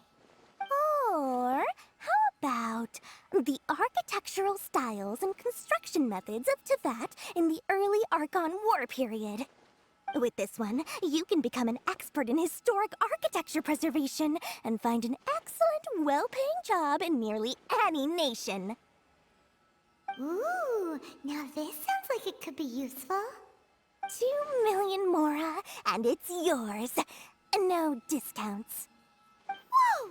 That's a lot of Mora! Of course, you are free to pick whatever your heart's desire. The contents and price of each knowledge capsule are indicated in small text on the body of each one, down at the bottom. Alright, let's try the method that Alhaitham mentioned.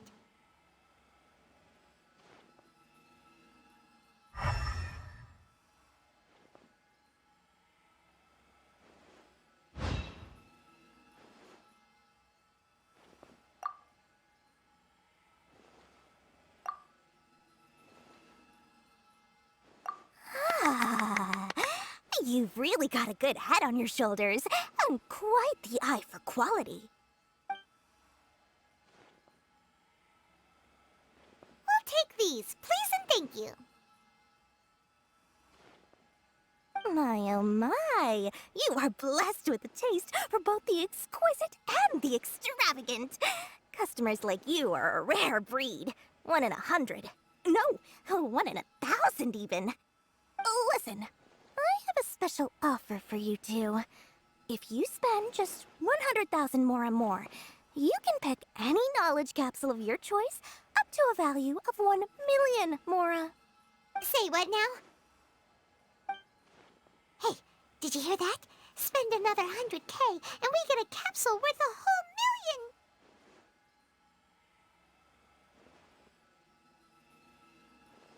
But all the canned knowledge we just bought is easily worth 500,000 Mora. If we spend just a little more, we can get something worth 1 million Mora. Isn't that a fantastic deal? Think about it. We've gone to all this trouble to get this canned knowledge. And so far, everything we bought belongs to Alhaitham. Aren't you even the least bit curious about how this whole canned knowledge thing works? We're talking instant knowledge here. Don't you want to try it yourself?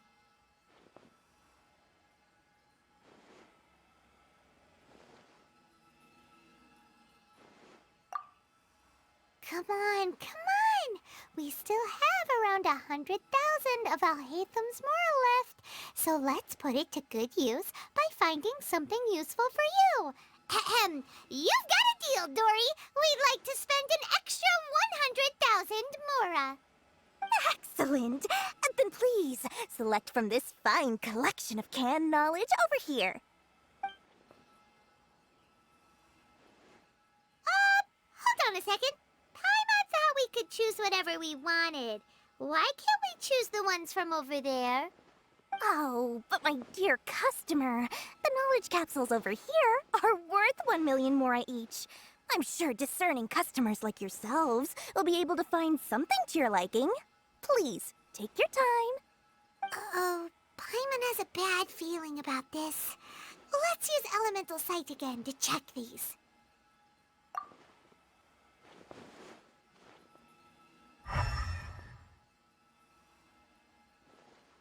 So, what did you see? So, they're all worth about the same amount?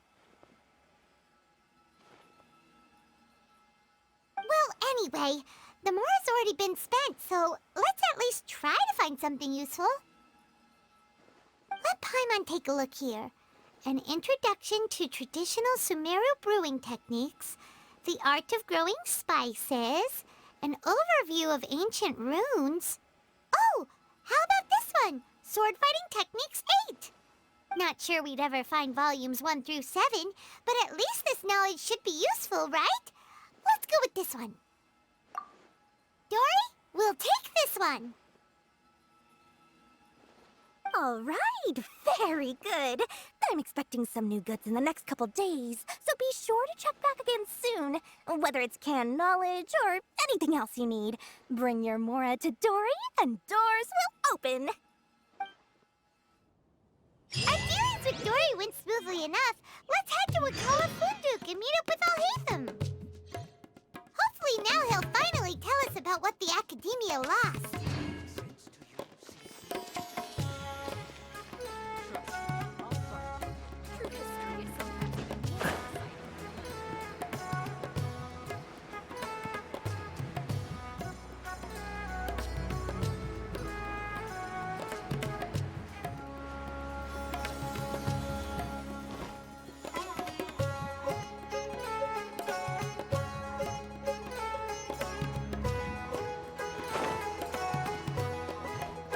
Ha, you two made it. And from the looks on your faces, you were successful. Whoa, there's so many people from the Academia here. Why would you pick this place as our meetup spot? Well, Wakela Funduk is under the Academia's control, so naturally the Academia has people working here. I came to Port Ormos under the pretense of conducting official business.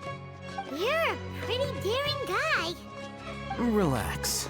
No one here is interested in anything we say, and the Matra won't come here. Okay now, tell me how your encounter with Dory went. Okay, we did what you asked. So, can you tell us about the knowledge capsule that the Academia lost now? Before that, I have to ask. Why are you two so intent on tracking it down? You don't have to answer, of course.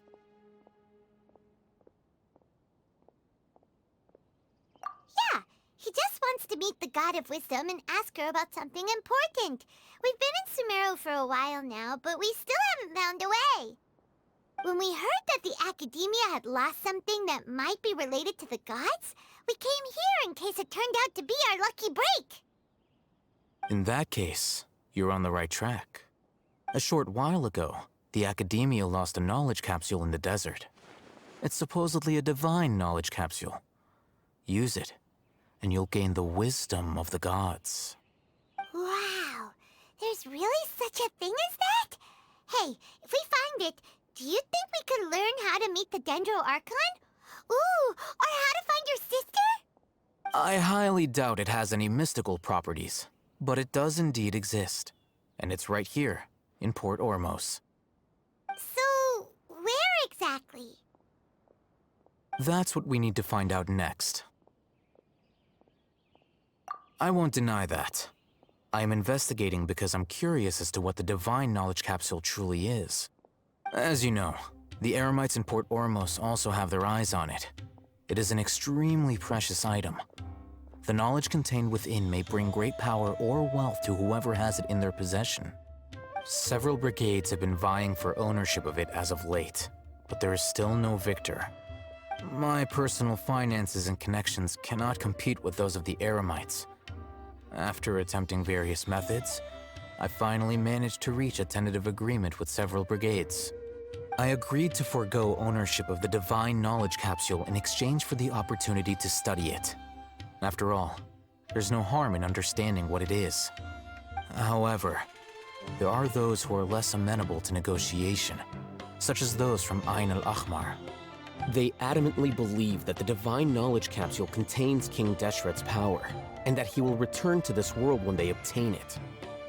They refuse to let anyone from the Academia tarnish their deity's soul. So you kept hounding them because they refused to cooperate with you?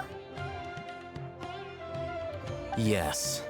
Ain al-Ahmar isn't exactly wealthy, but its members are determined to get that capsule by any means necessary. To that end, they've resorted to many methods more foul than fair in order to amass sufficient funds. So, I've been sabotaging their business to force them into negotiating with me. The Divine Knowledge Capsule should be up for a secret auction within the next few days. Each brigade will place their own bid, and the prize will be covertly given to the winner. To ensure the capsule's security and to evade the Matra's notice, the winning brigade will not publicly disclose their victory. Unless I know whose hands the Divine Knowledge Capsule ends up in, my agreements with them will fall through. Dory is the most reliable source of information, but that avenue was previously closed to me. With you on board now, the situation is different. In other words, you wanted us to befriend Dory so you could find out where the Divine Knowledge Capsule is. Yes, you can say that. But this arrangement harms none of us. The day after tomorrow, go back to Dory and try to purchase information on the Divine Knowledge Capsule's whereabouts. If she has no information, wait 2 days and approach her again. If I get the opportunity to study the Divine Knowledge Capsule, I will relay my findings to you. Will that suffice as compensation? Okay, then we'll meet up in 2 days. Alhaitham, before you go, we actually bought a knowledge capsule for ourselves, but we're not sure how to use it. You two want to try using a knowledge capsule? Sure, I can teach you. Doing so right under the Academia's nose is a bit problematic, though. What do you say we head to the outskirts of town? I thought Sumeru would be different, but nope, everywhere's the same.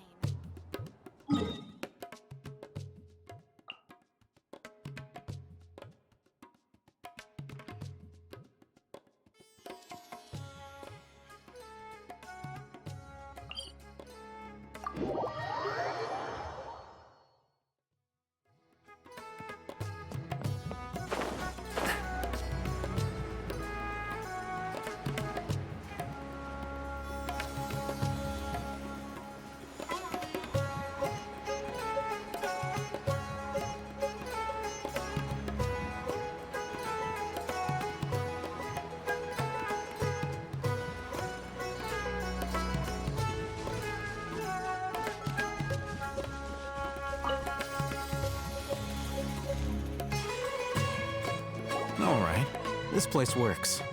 Show me the capsule you purchased. Here. Sword Fighting Techniques 8. Huh. A combat class knowledge capsule. This class is something of a rare find these days, since most have been taken by the Eremites to augment their battle capabilities. Really? Ah, yeah, what a great buy! If you want to determine the efficacy of this capsule, I can evaluate your combat ability. However, effects will likely be minimal if you already possess a high amount of strength. We can conduct a controlled experiment where you fight 2 battles, one before using this knowledge capsule and one after. While you fight, we can use an Akasha terminal to monitor your various physical parameters. There may be variances in your physical strength between the two tests, as well as a disparity in your opponent's abilities. But don't worry. I'll run statistical analyses afterward to mitigate any confounding effects. Wow! Haytham! You must have been one of those guys at the Academia who got top grades on everything.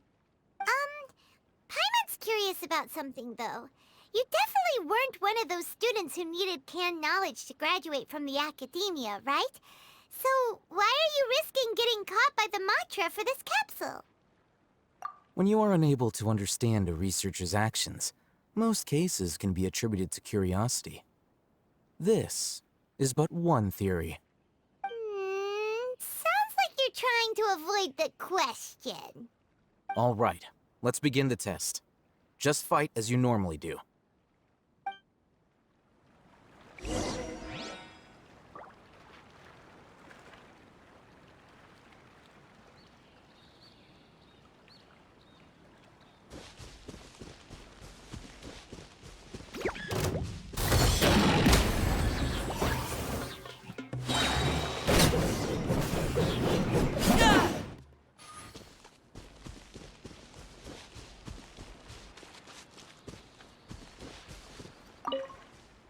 All right. I'll link your Akasha terminal to record data. The next step is to use this knowledge capsule. Hold it in your hand. I'll help you establish a connection with it so you can activate its power.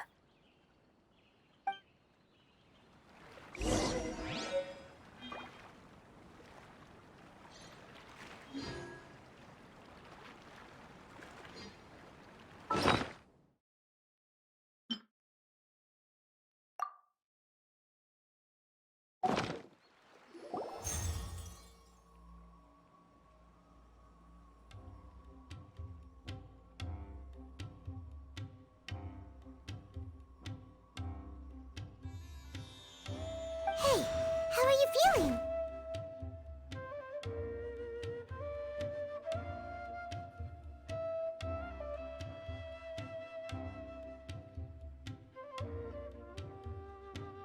You mean that it worked? All right. Time for round 2. Fight with the same composure as before.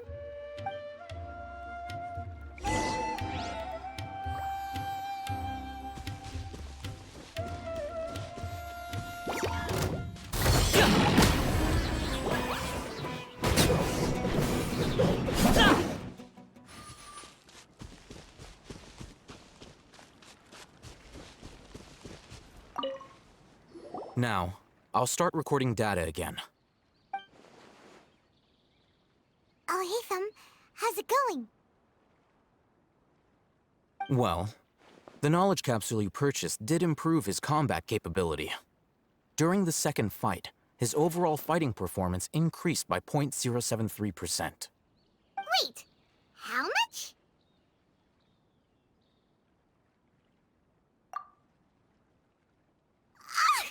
Dory's such a jerk! She totally scammed us! 1 million mora? This thing isn't worth a tenth of that amount! Of course, this could be because he is so powerful that the capsule's contents were unable to produce a substantial increase. At the very least, this test allowed me to gain more insight into you two. Our deal seems increasingly worth my investment. I'm heading back to Akela Funduk. I await your response in 2 days' time. This is Mora for when you ask Dory for information. Pay her as much as she requests.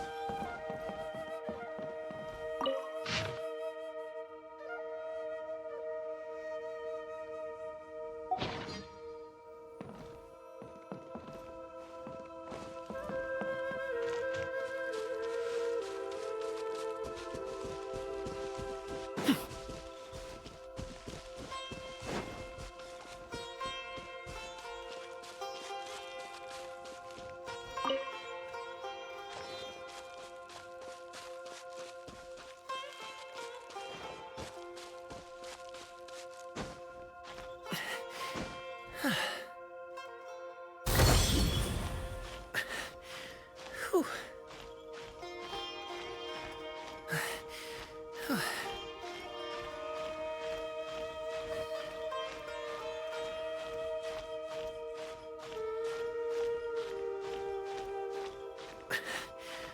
Whew.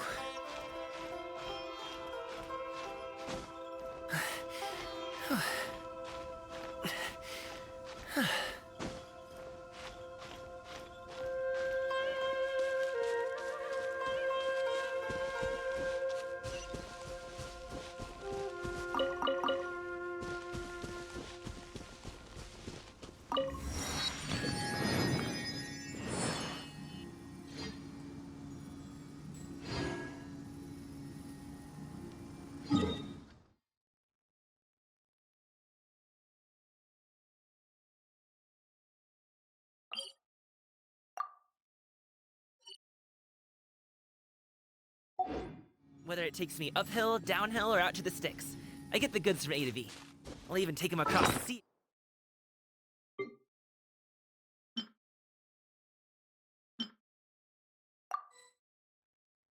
Need it. So don't worry, you're in safe hands. They don't call me the gold standard guard for nothing.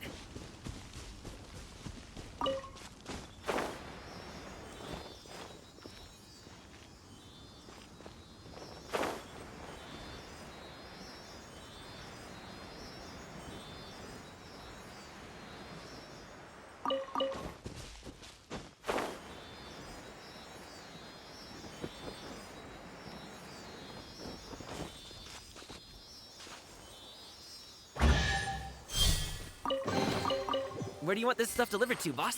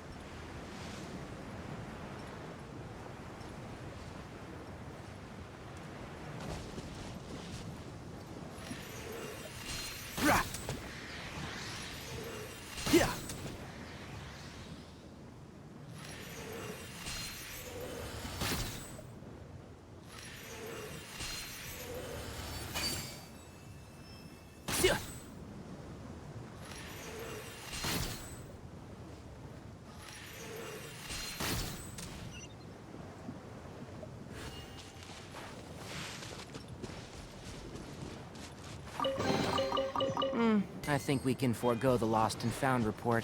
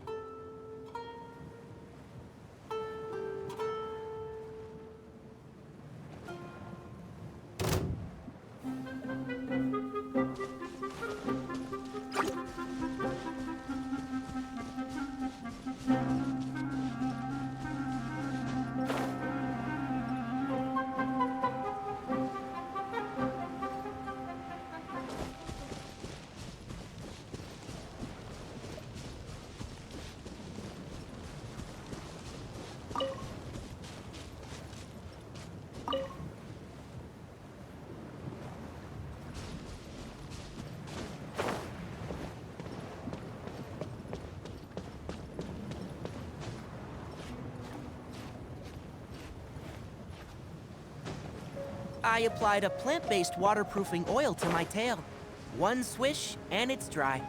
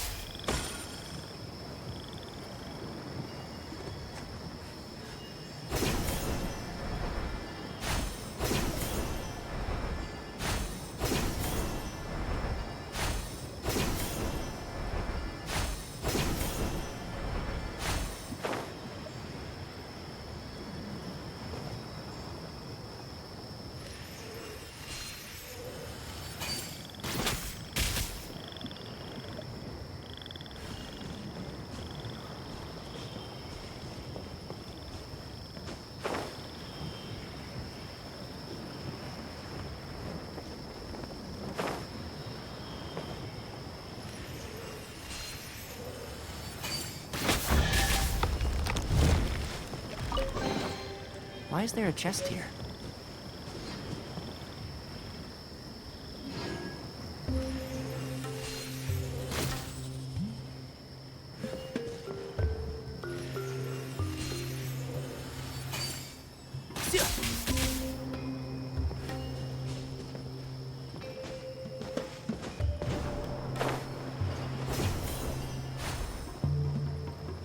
Flowers haven't bloomed yet.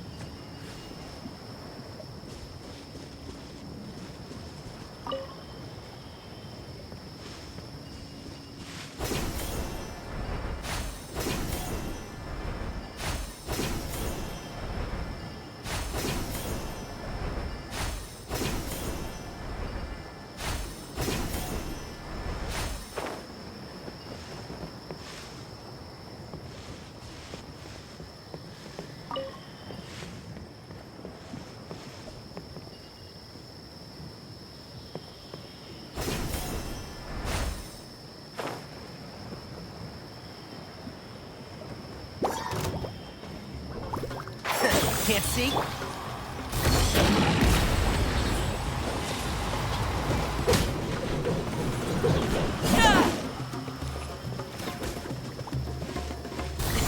Sorry, pal.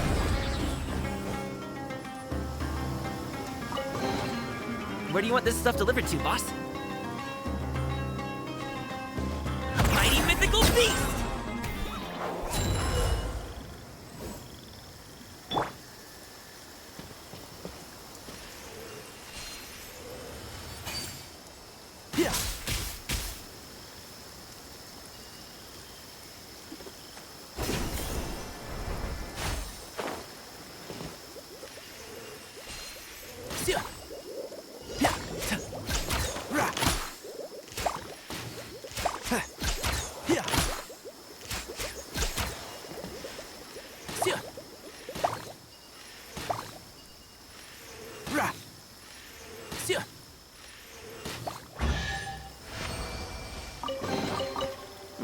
I think we can forego the lost and found report. Let's dance.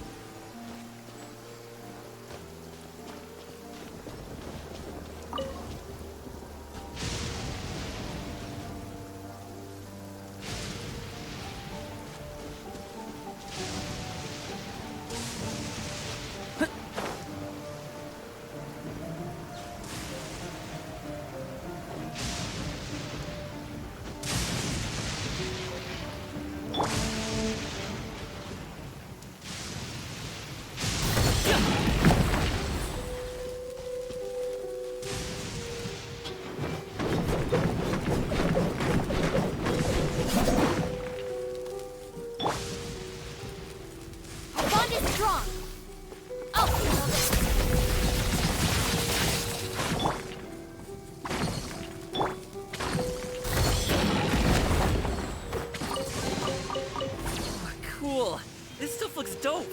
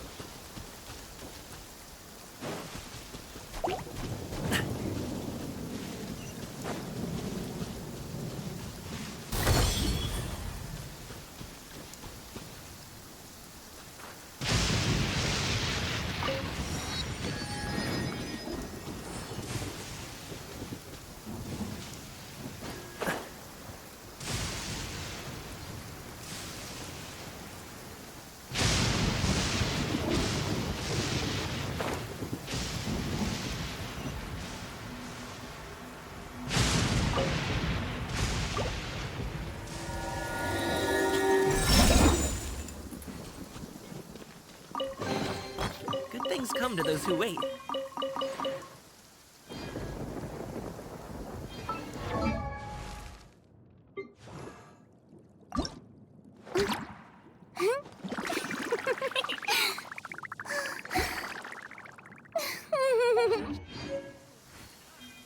And boom booms and mouth. I need to tighten them down.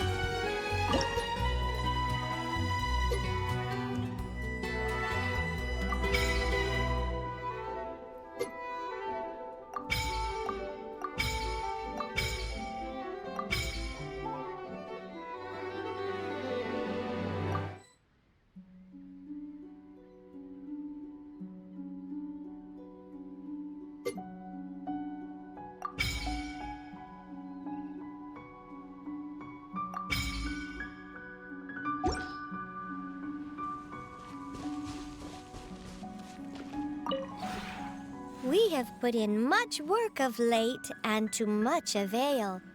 Slowly but surely, the area is coming.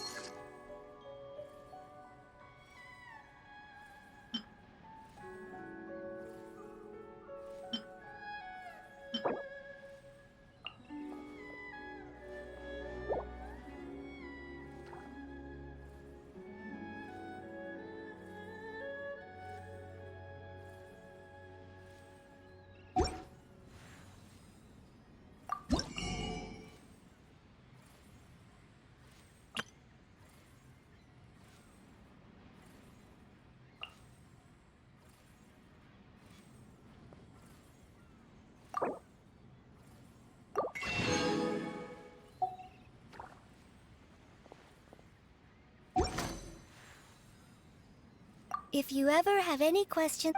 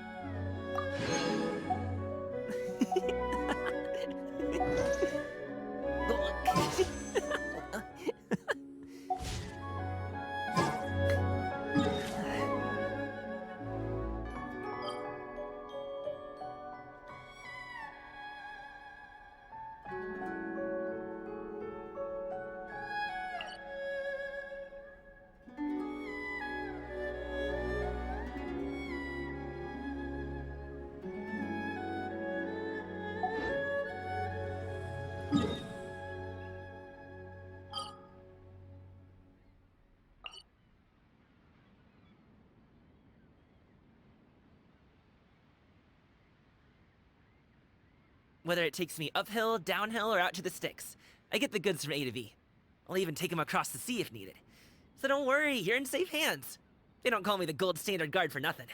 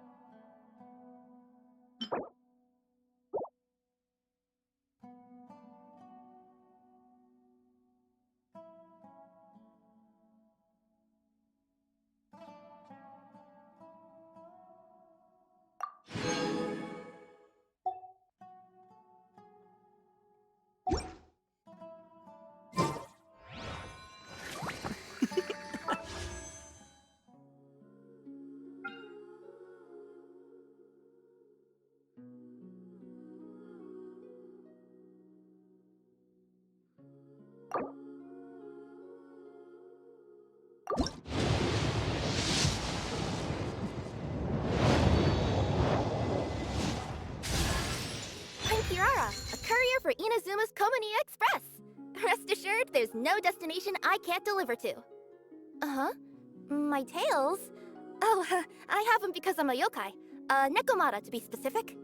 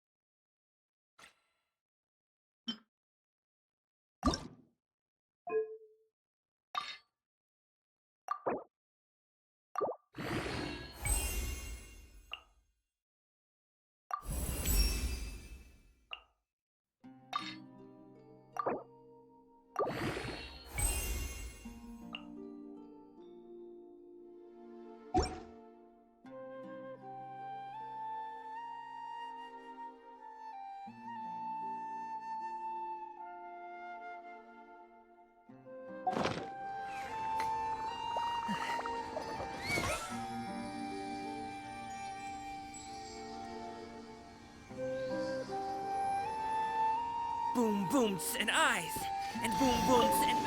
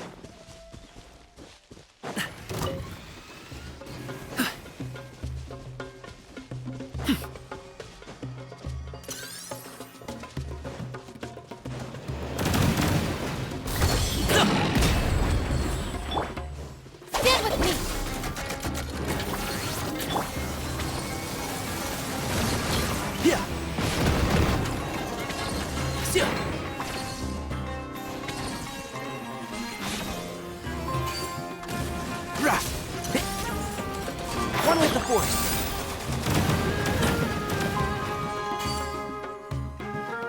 Yeah. Rah.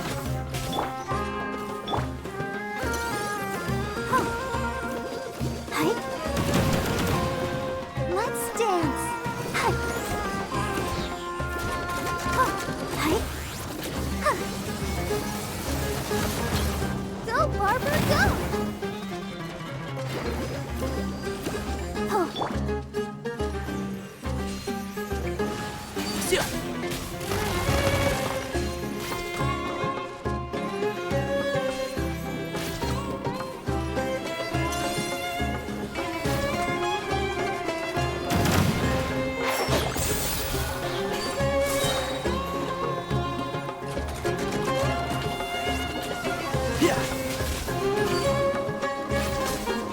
I'll approve you!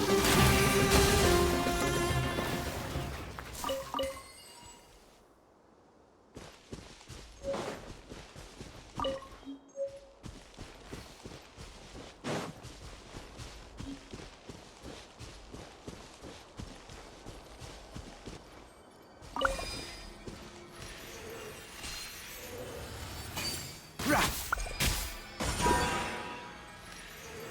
Yeah.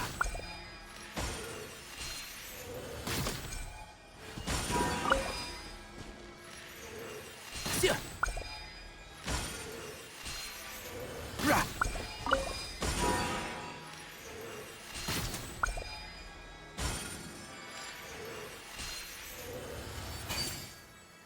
Yeah.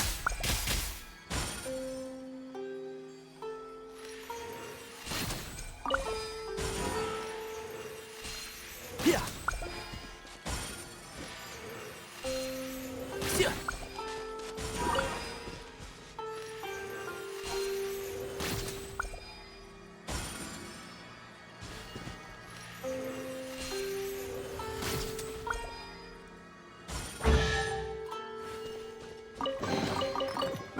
I think we can forego the lost and found report.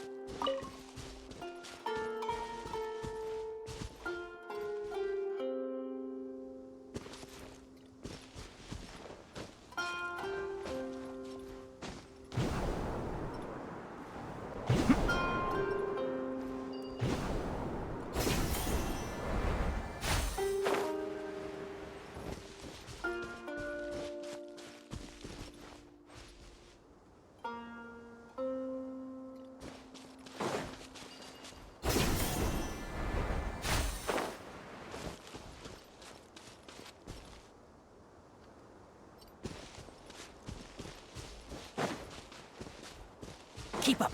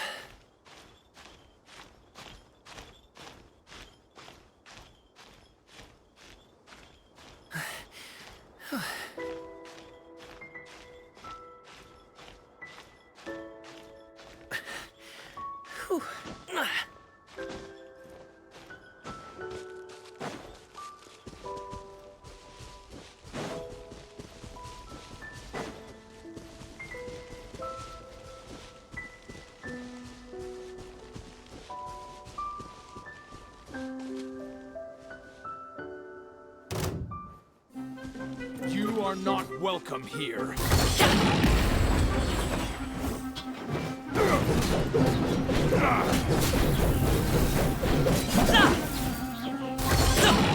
How regretful.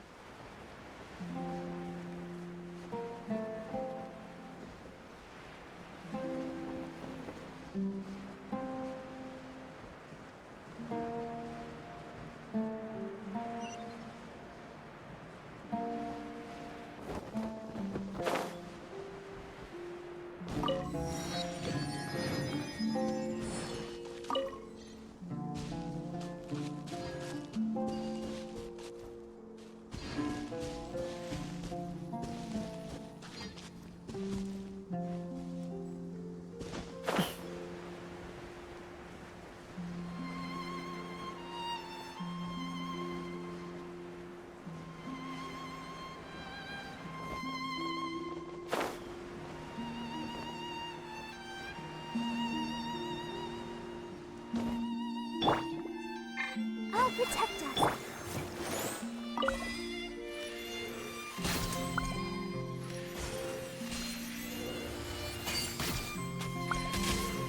Yeah. Yeah.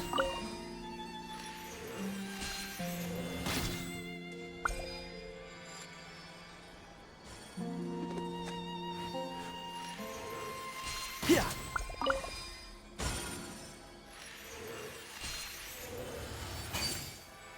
Rah.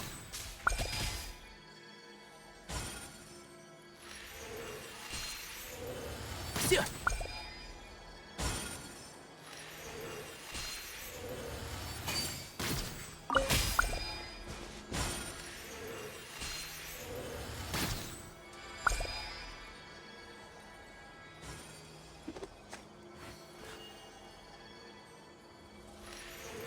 Rah.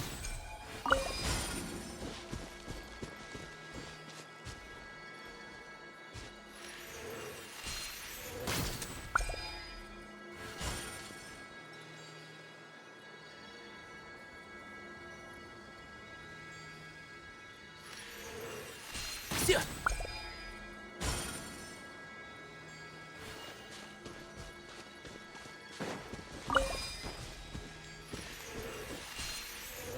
Rah.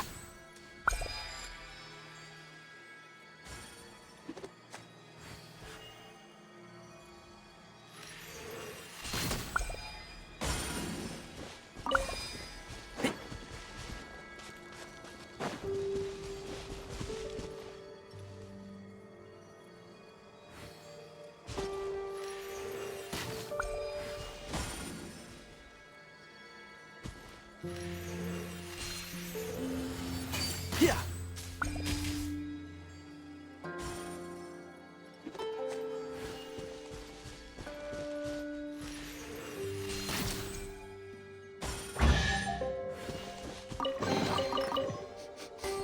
Smells like something good is inside.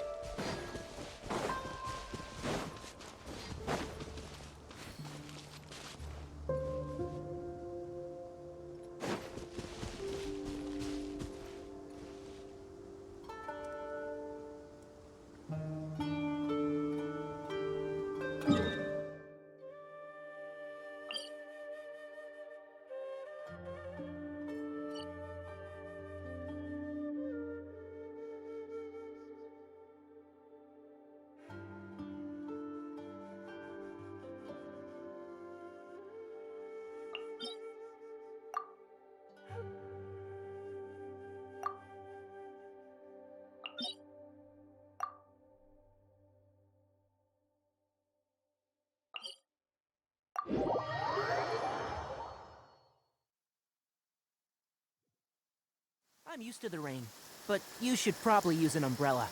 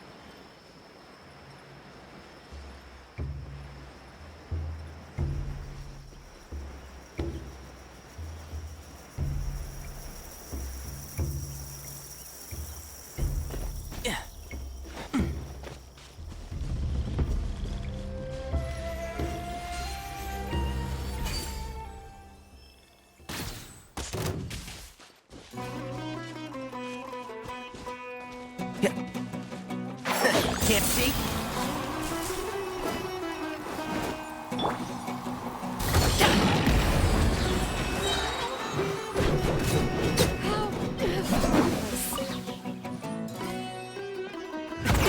Many happy returns!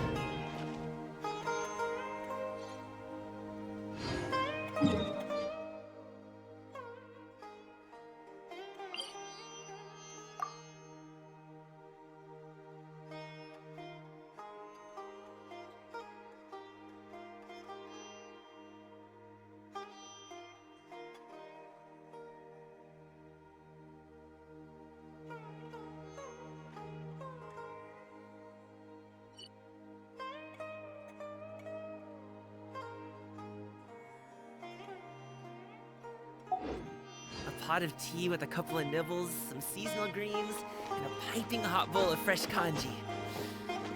That's a dope breakfast right there. The perfect way to start your day.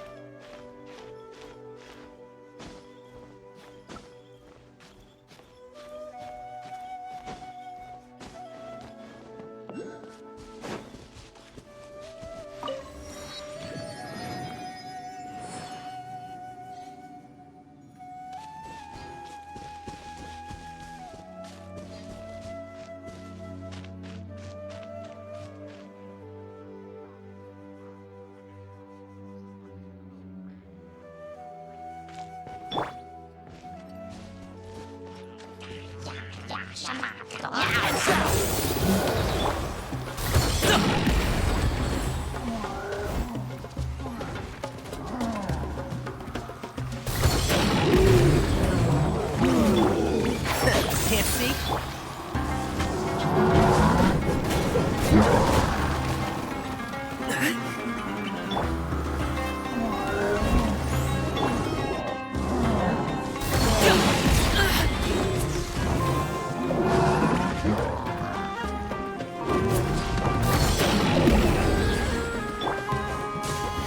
Let's nip that in the bud.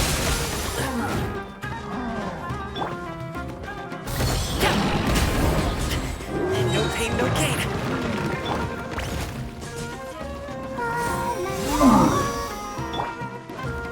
Mighty mythical beast!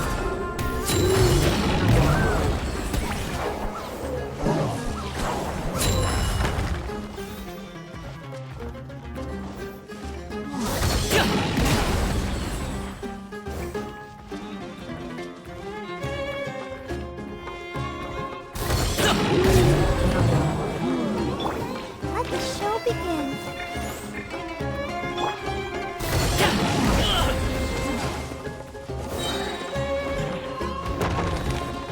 Up to it, Monzai!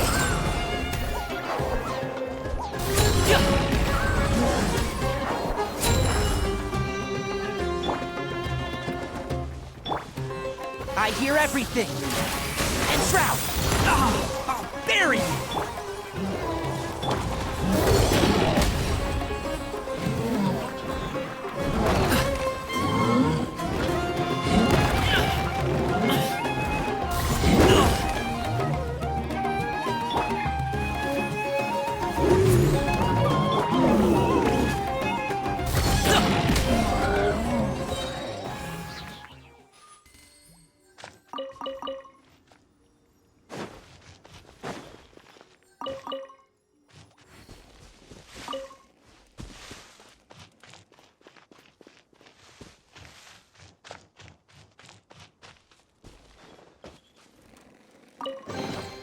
Good things come to those who wait. I'll protect us. Come on, we can do it.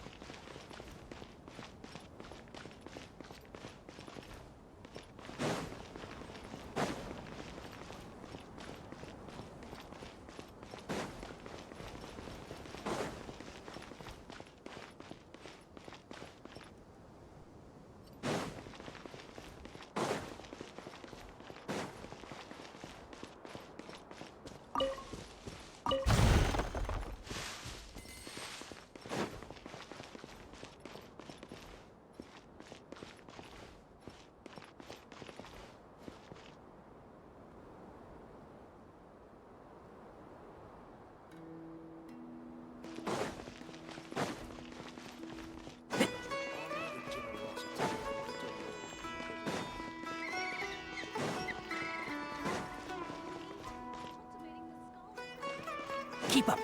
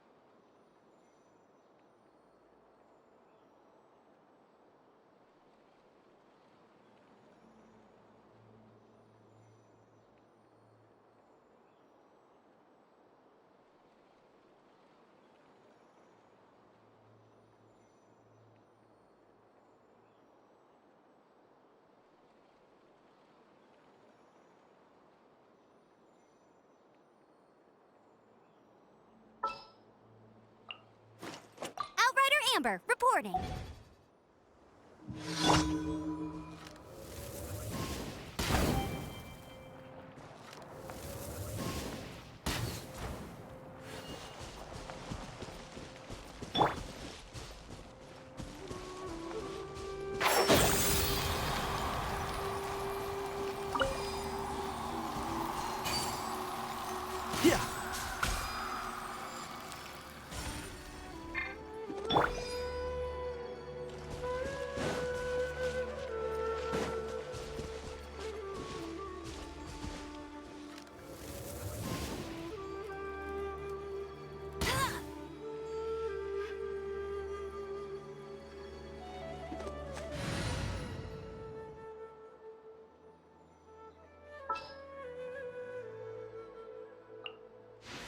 Here, let me help you.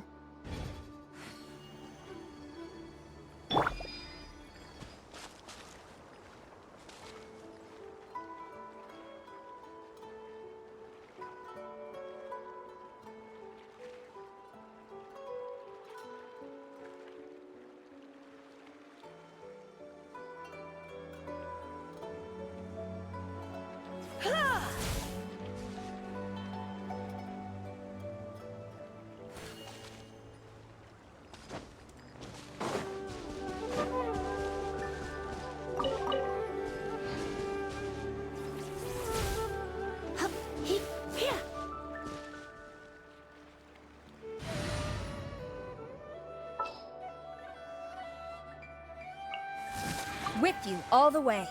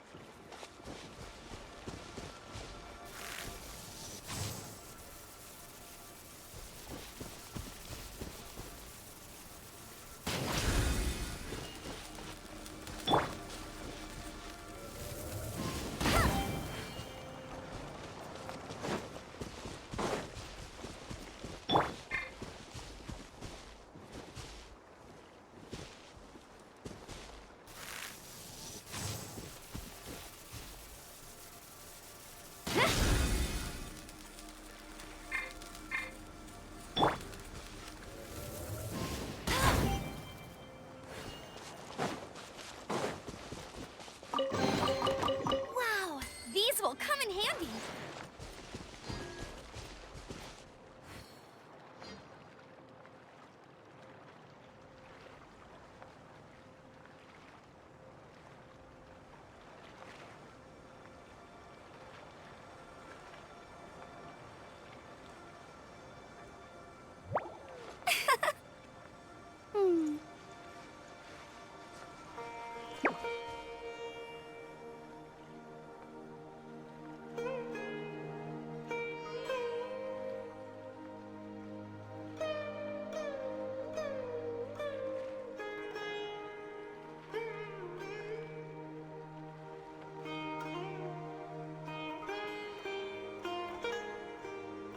I feel like running.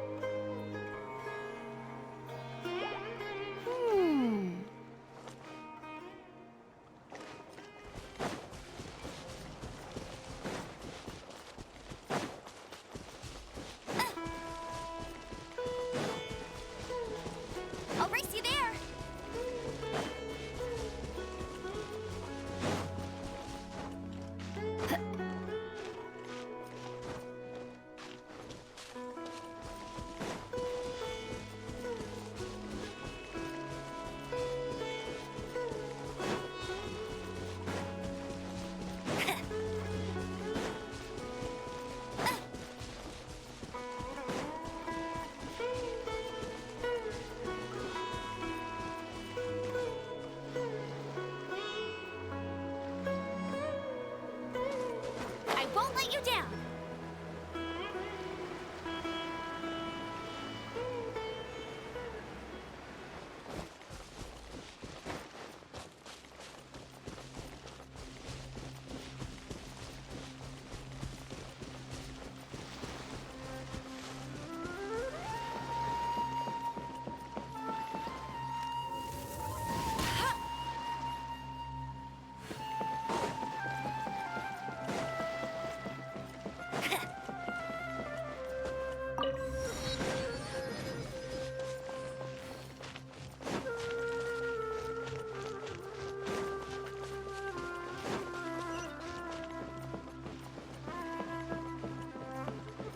Really want to go to Petrol.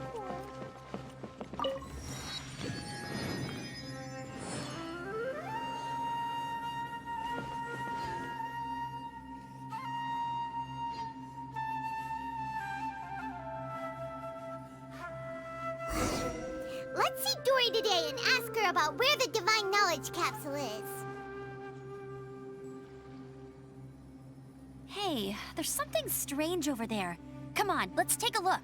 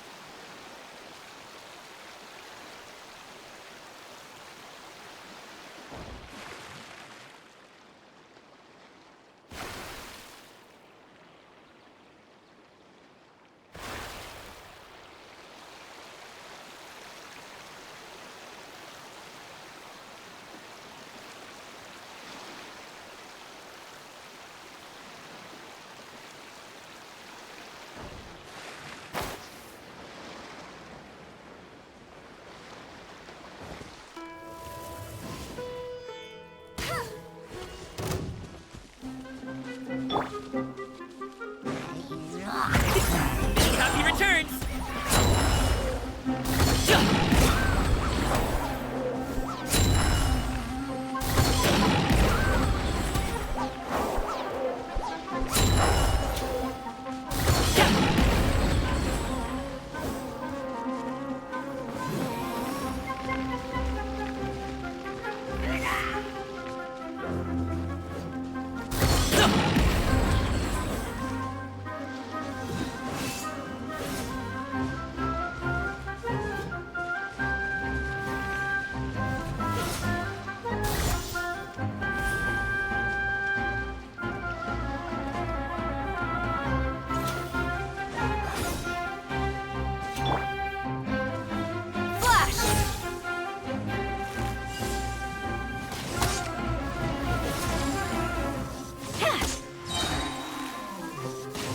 No turning back!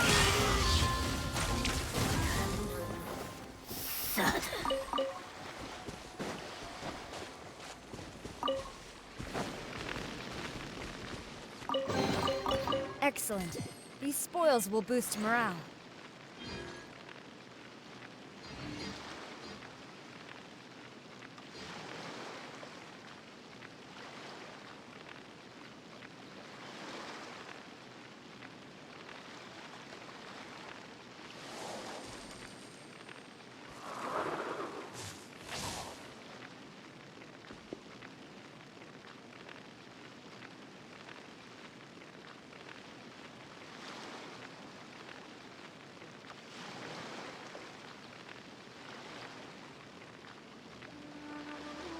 To strike your foe takes unity between mind, arrow, and bow.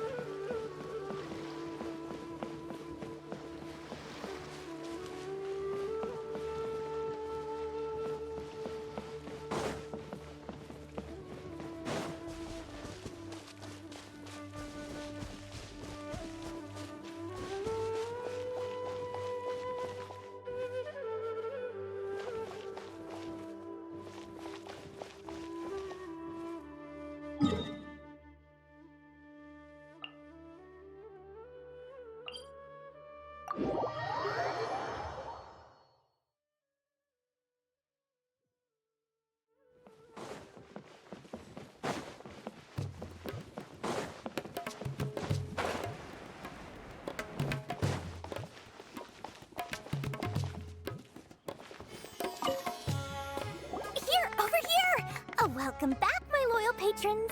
What can I do for you this time? You name it. Canned knowledge, supplies, or anything else you need. I'll find a way to get it.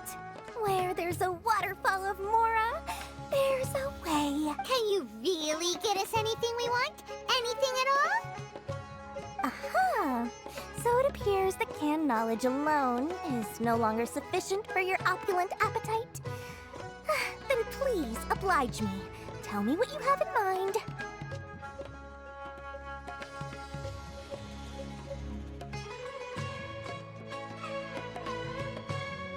Oh! I knew customers with pockets as deep as yours would undoubtedly crave something more profound than ordinary canned knowledge. But you know, that kind of information isn't going to be cheap.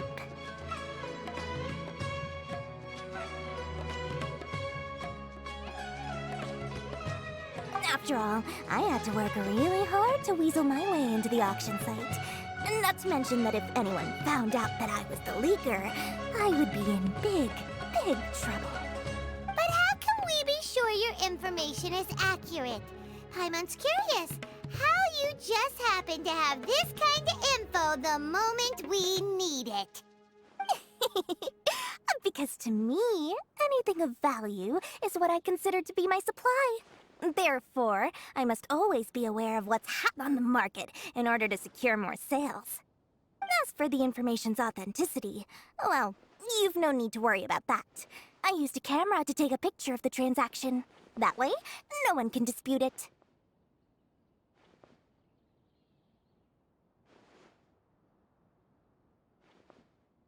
It's always a pleasure doing business with such sterling patrons. Now that you've paid in full, here's the scoop. The Divine Knowledge Capsule was purchased yesterday by a certain Misery, the leader of Ain el Ahmar. Ain el Ahmar? You mean the Eremites who worshipped King Deshret? Ah, so you're already familiar with them. The group has done everything in their power to obtain the Divine Knowledge Capsule. After all, they believe it contains the power of King Deshret. That Divine Knowledge Capsule is unlike any other canned knowledge I've seen before. It was glowing bright red. The capsule is clearly visible in the picture I took. You can look for yourself. Thanks for the info, Dory. Please, it's my pleasure. It's all thanks to discerning customers such as yourselves that my efforts yesterday were not in vain. Please, don't hesitate to contact me if you ever need anything else in the future. Mora for Dory opens doors. Well, we figured out where the Divine Knowledge Capsule is. It turns out it ended up in the hands of Ain El Ahmar. Let's head back and talk to Al Haytham. True history is sometimes even more exciting than legend.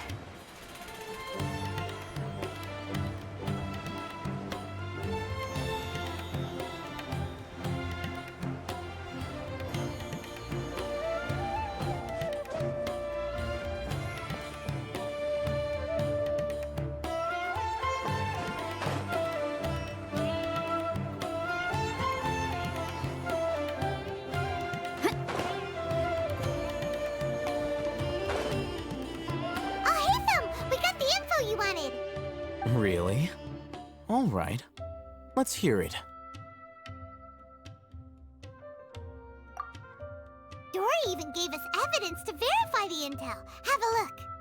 Huh, look at that. Clear as day.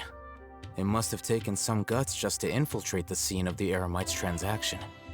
But then, to get close enough to take a picture like this. Bold move, Dory. Very bold move.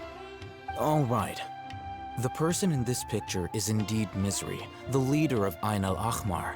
And the glowing red capsule he's holding appears to be the Divine Knowledge Capsule. In which case, if we play our cards right, when we confront them next week, we should be able to force them to show their hand. At first, Paimon didn't get why you were provoking these Ain El Ahmar guys. But now, it sort of makes sense. Everything's playing right into your hands. After we defeat them, we can finally have a serious talk with their boss and get them to lend us the Divine Knowledge Capsule. Thank you for your time and efforts.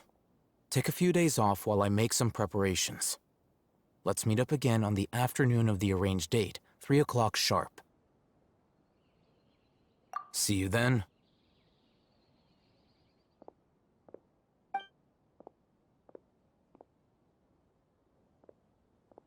Al Haytham sure is taking his time. Where could he be? Oh, there he is. Sorry to keep you waiting. Let's head to the pier in front of Pharos Lighthouse. Yep, let's go.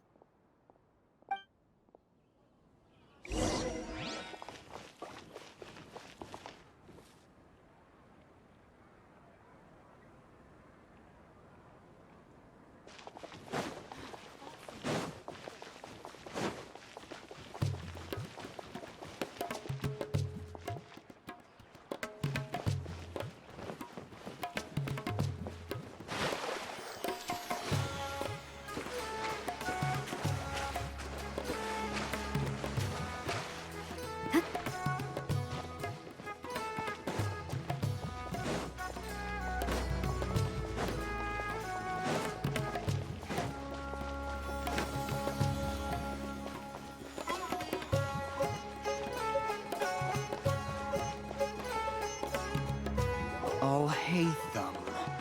I knew you were crazy, but I didn't know you were crazy enough to actually show up. It was I who demanded that these negotiations take place. I was more worried that you might go back on your promise. But to your credit, it appears that you're sticking to your word. This is turning into quite an occasion. I also brought some backup. I assume you don't mind. Backup? Aren't you the brat from the restaurant the other day? You've come to support this lunatic because he helped you out? Fine, your funeral. I'm not going to mince my words. Once we're done with you, you'll be nothing more than fish food. Get 'em, boys!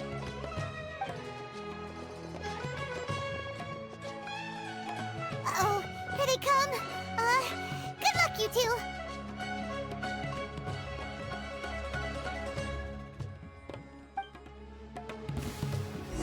That's close enough.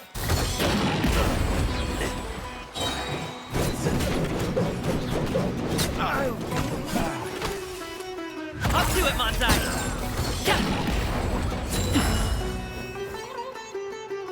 Law of the jungle. Following Awaiting orders. Feeling lucky today? Strike! No one escapes my sight!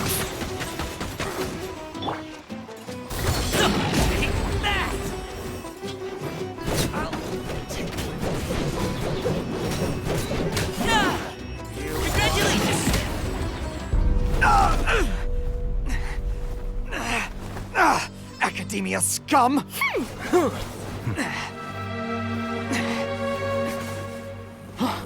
Boss! Finally! Did you use it? Great! Now we can...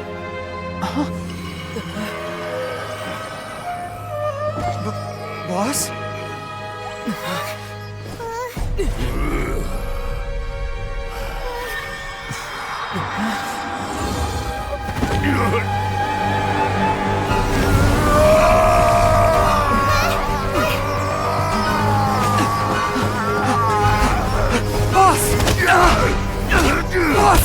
What's wrong? What happened to him? We have to cut his Akasha connection, now.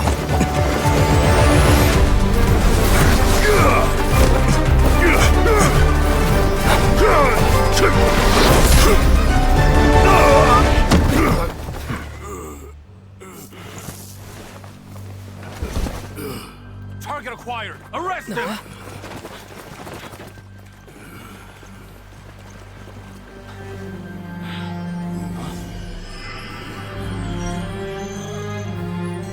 Do not impede our work. Is that understood, Al-Haytham? Of course. I was only trying to help. Take him away!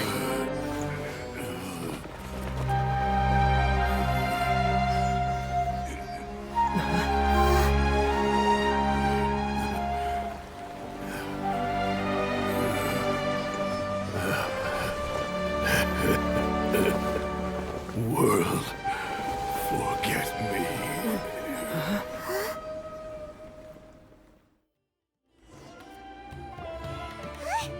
What in Tibet just happened? It's like that big guy suddenly lost his mind. It looks like he used the Divine Knowledge Capsule. You mean the Divine Knowledge Capsule did that to him?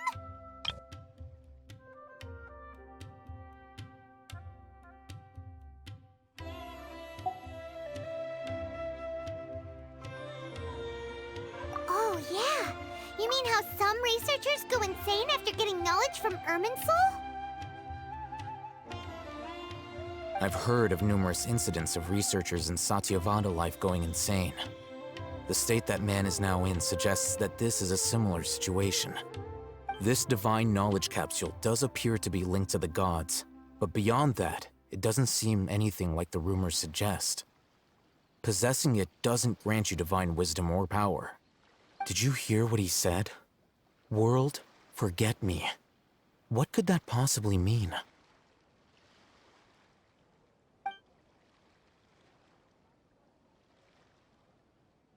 If the mantra took him away, then that means the Academia got the Divine Knowledge Capsule back, too.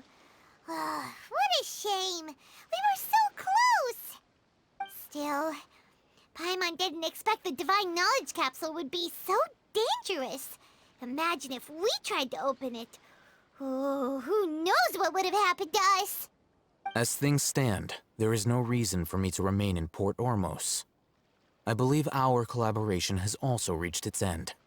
Oh, we were so busy trying to find the Divine Knowledge Capsule that Paimon forgot to ask you something. Since you're a member of the Academia, do you have any idea how we can go about meeting Lesser Lord Kusanali? Truthfully, I don't. Lesser Lord Kusanali appears to exist outside of Sumeru's entire administration. Most of the time, you wouldn't know she exists at all. Moreover, since the Academia possesses the Akasha, a symbol of our deity's wisdom, scholars have no reason to desire to make contact with the deity herself anyway. Everything about Lesser Lord Kusanali is such a mystery. I'm heading back to the Academia. How about you two? It's almost the day of the Sub-Zero's festival. Maybe we should head back too. We've been rushed off our feet over the past few days, so maybe a little rest and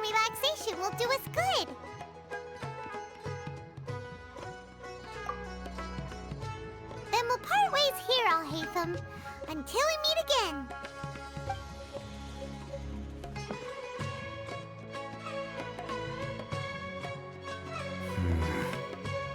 Now, do I deal with this thing first? Or should I produce the report that the higher-ups require?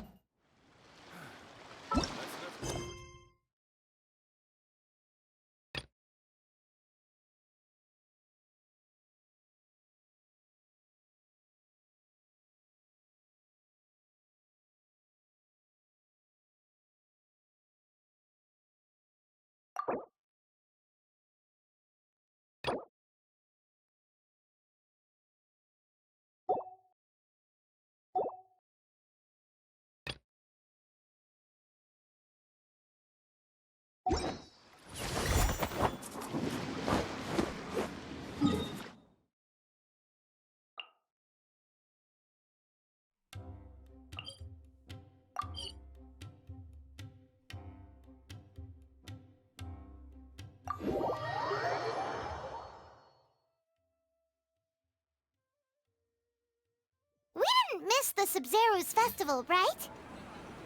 Let's hurry and find Dunyarzad. Paimon thinks she must be around the Grand Bazaar, since she showed us around there last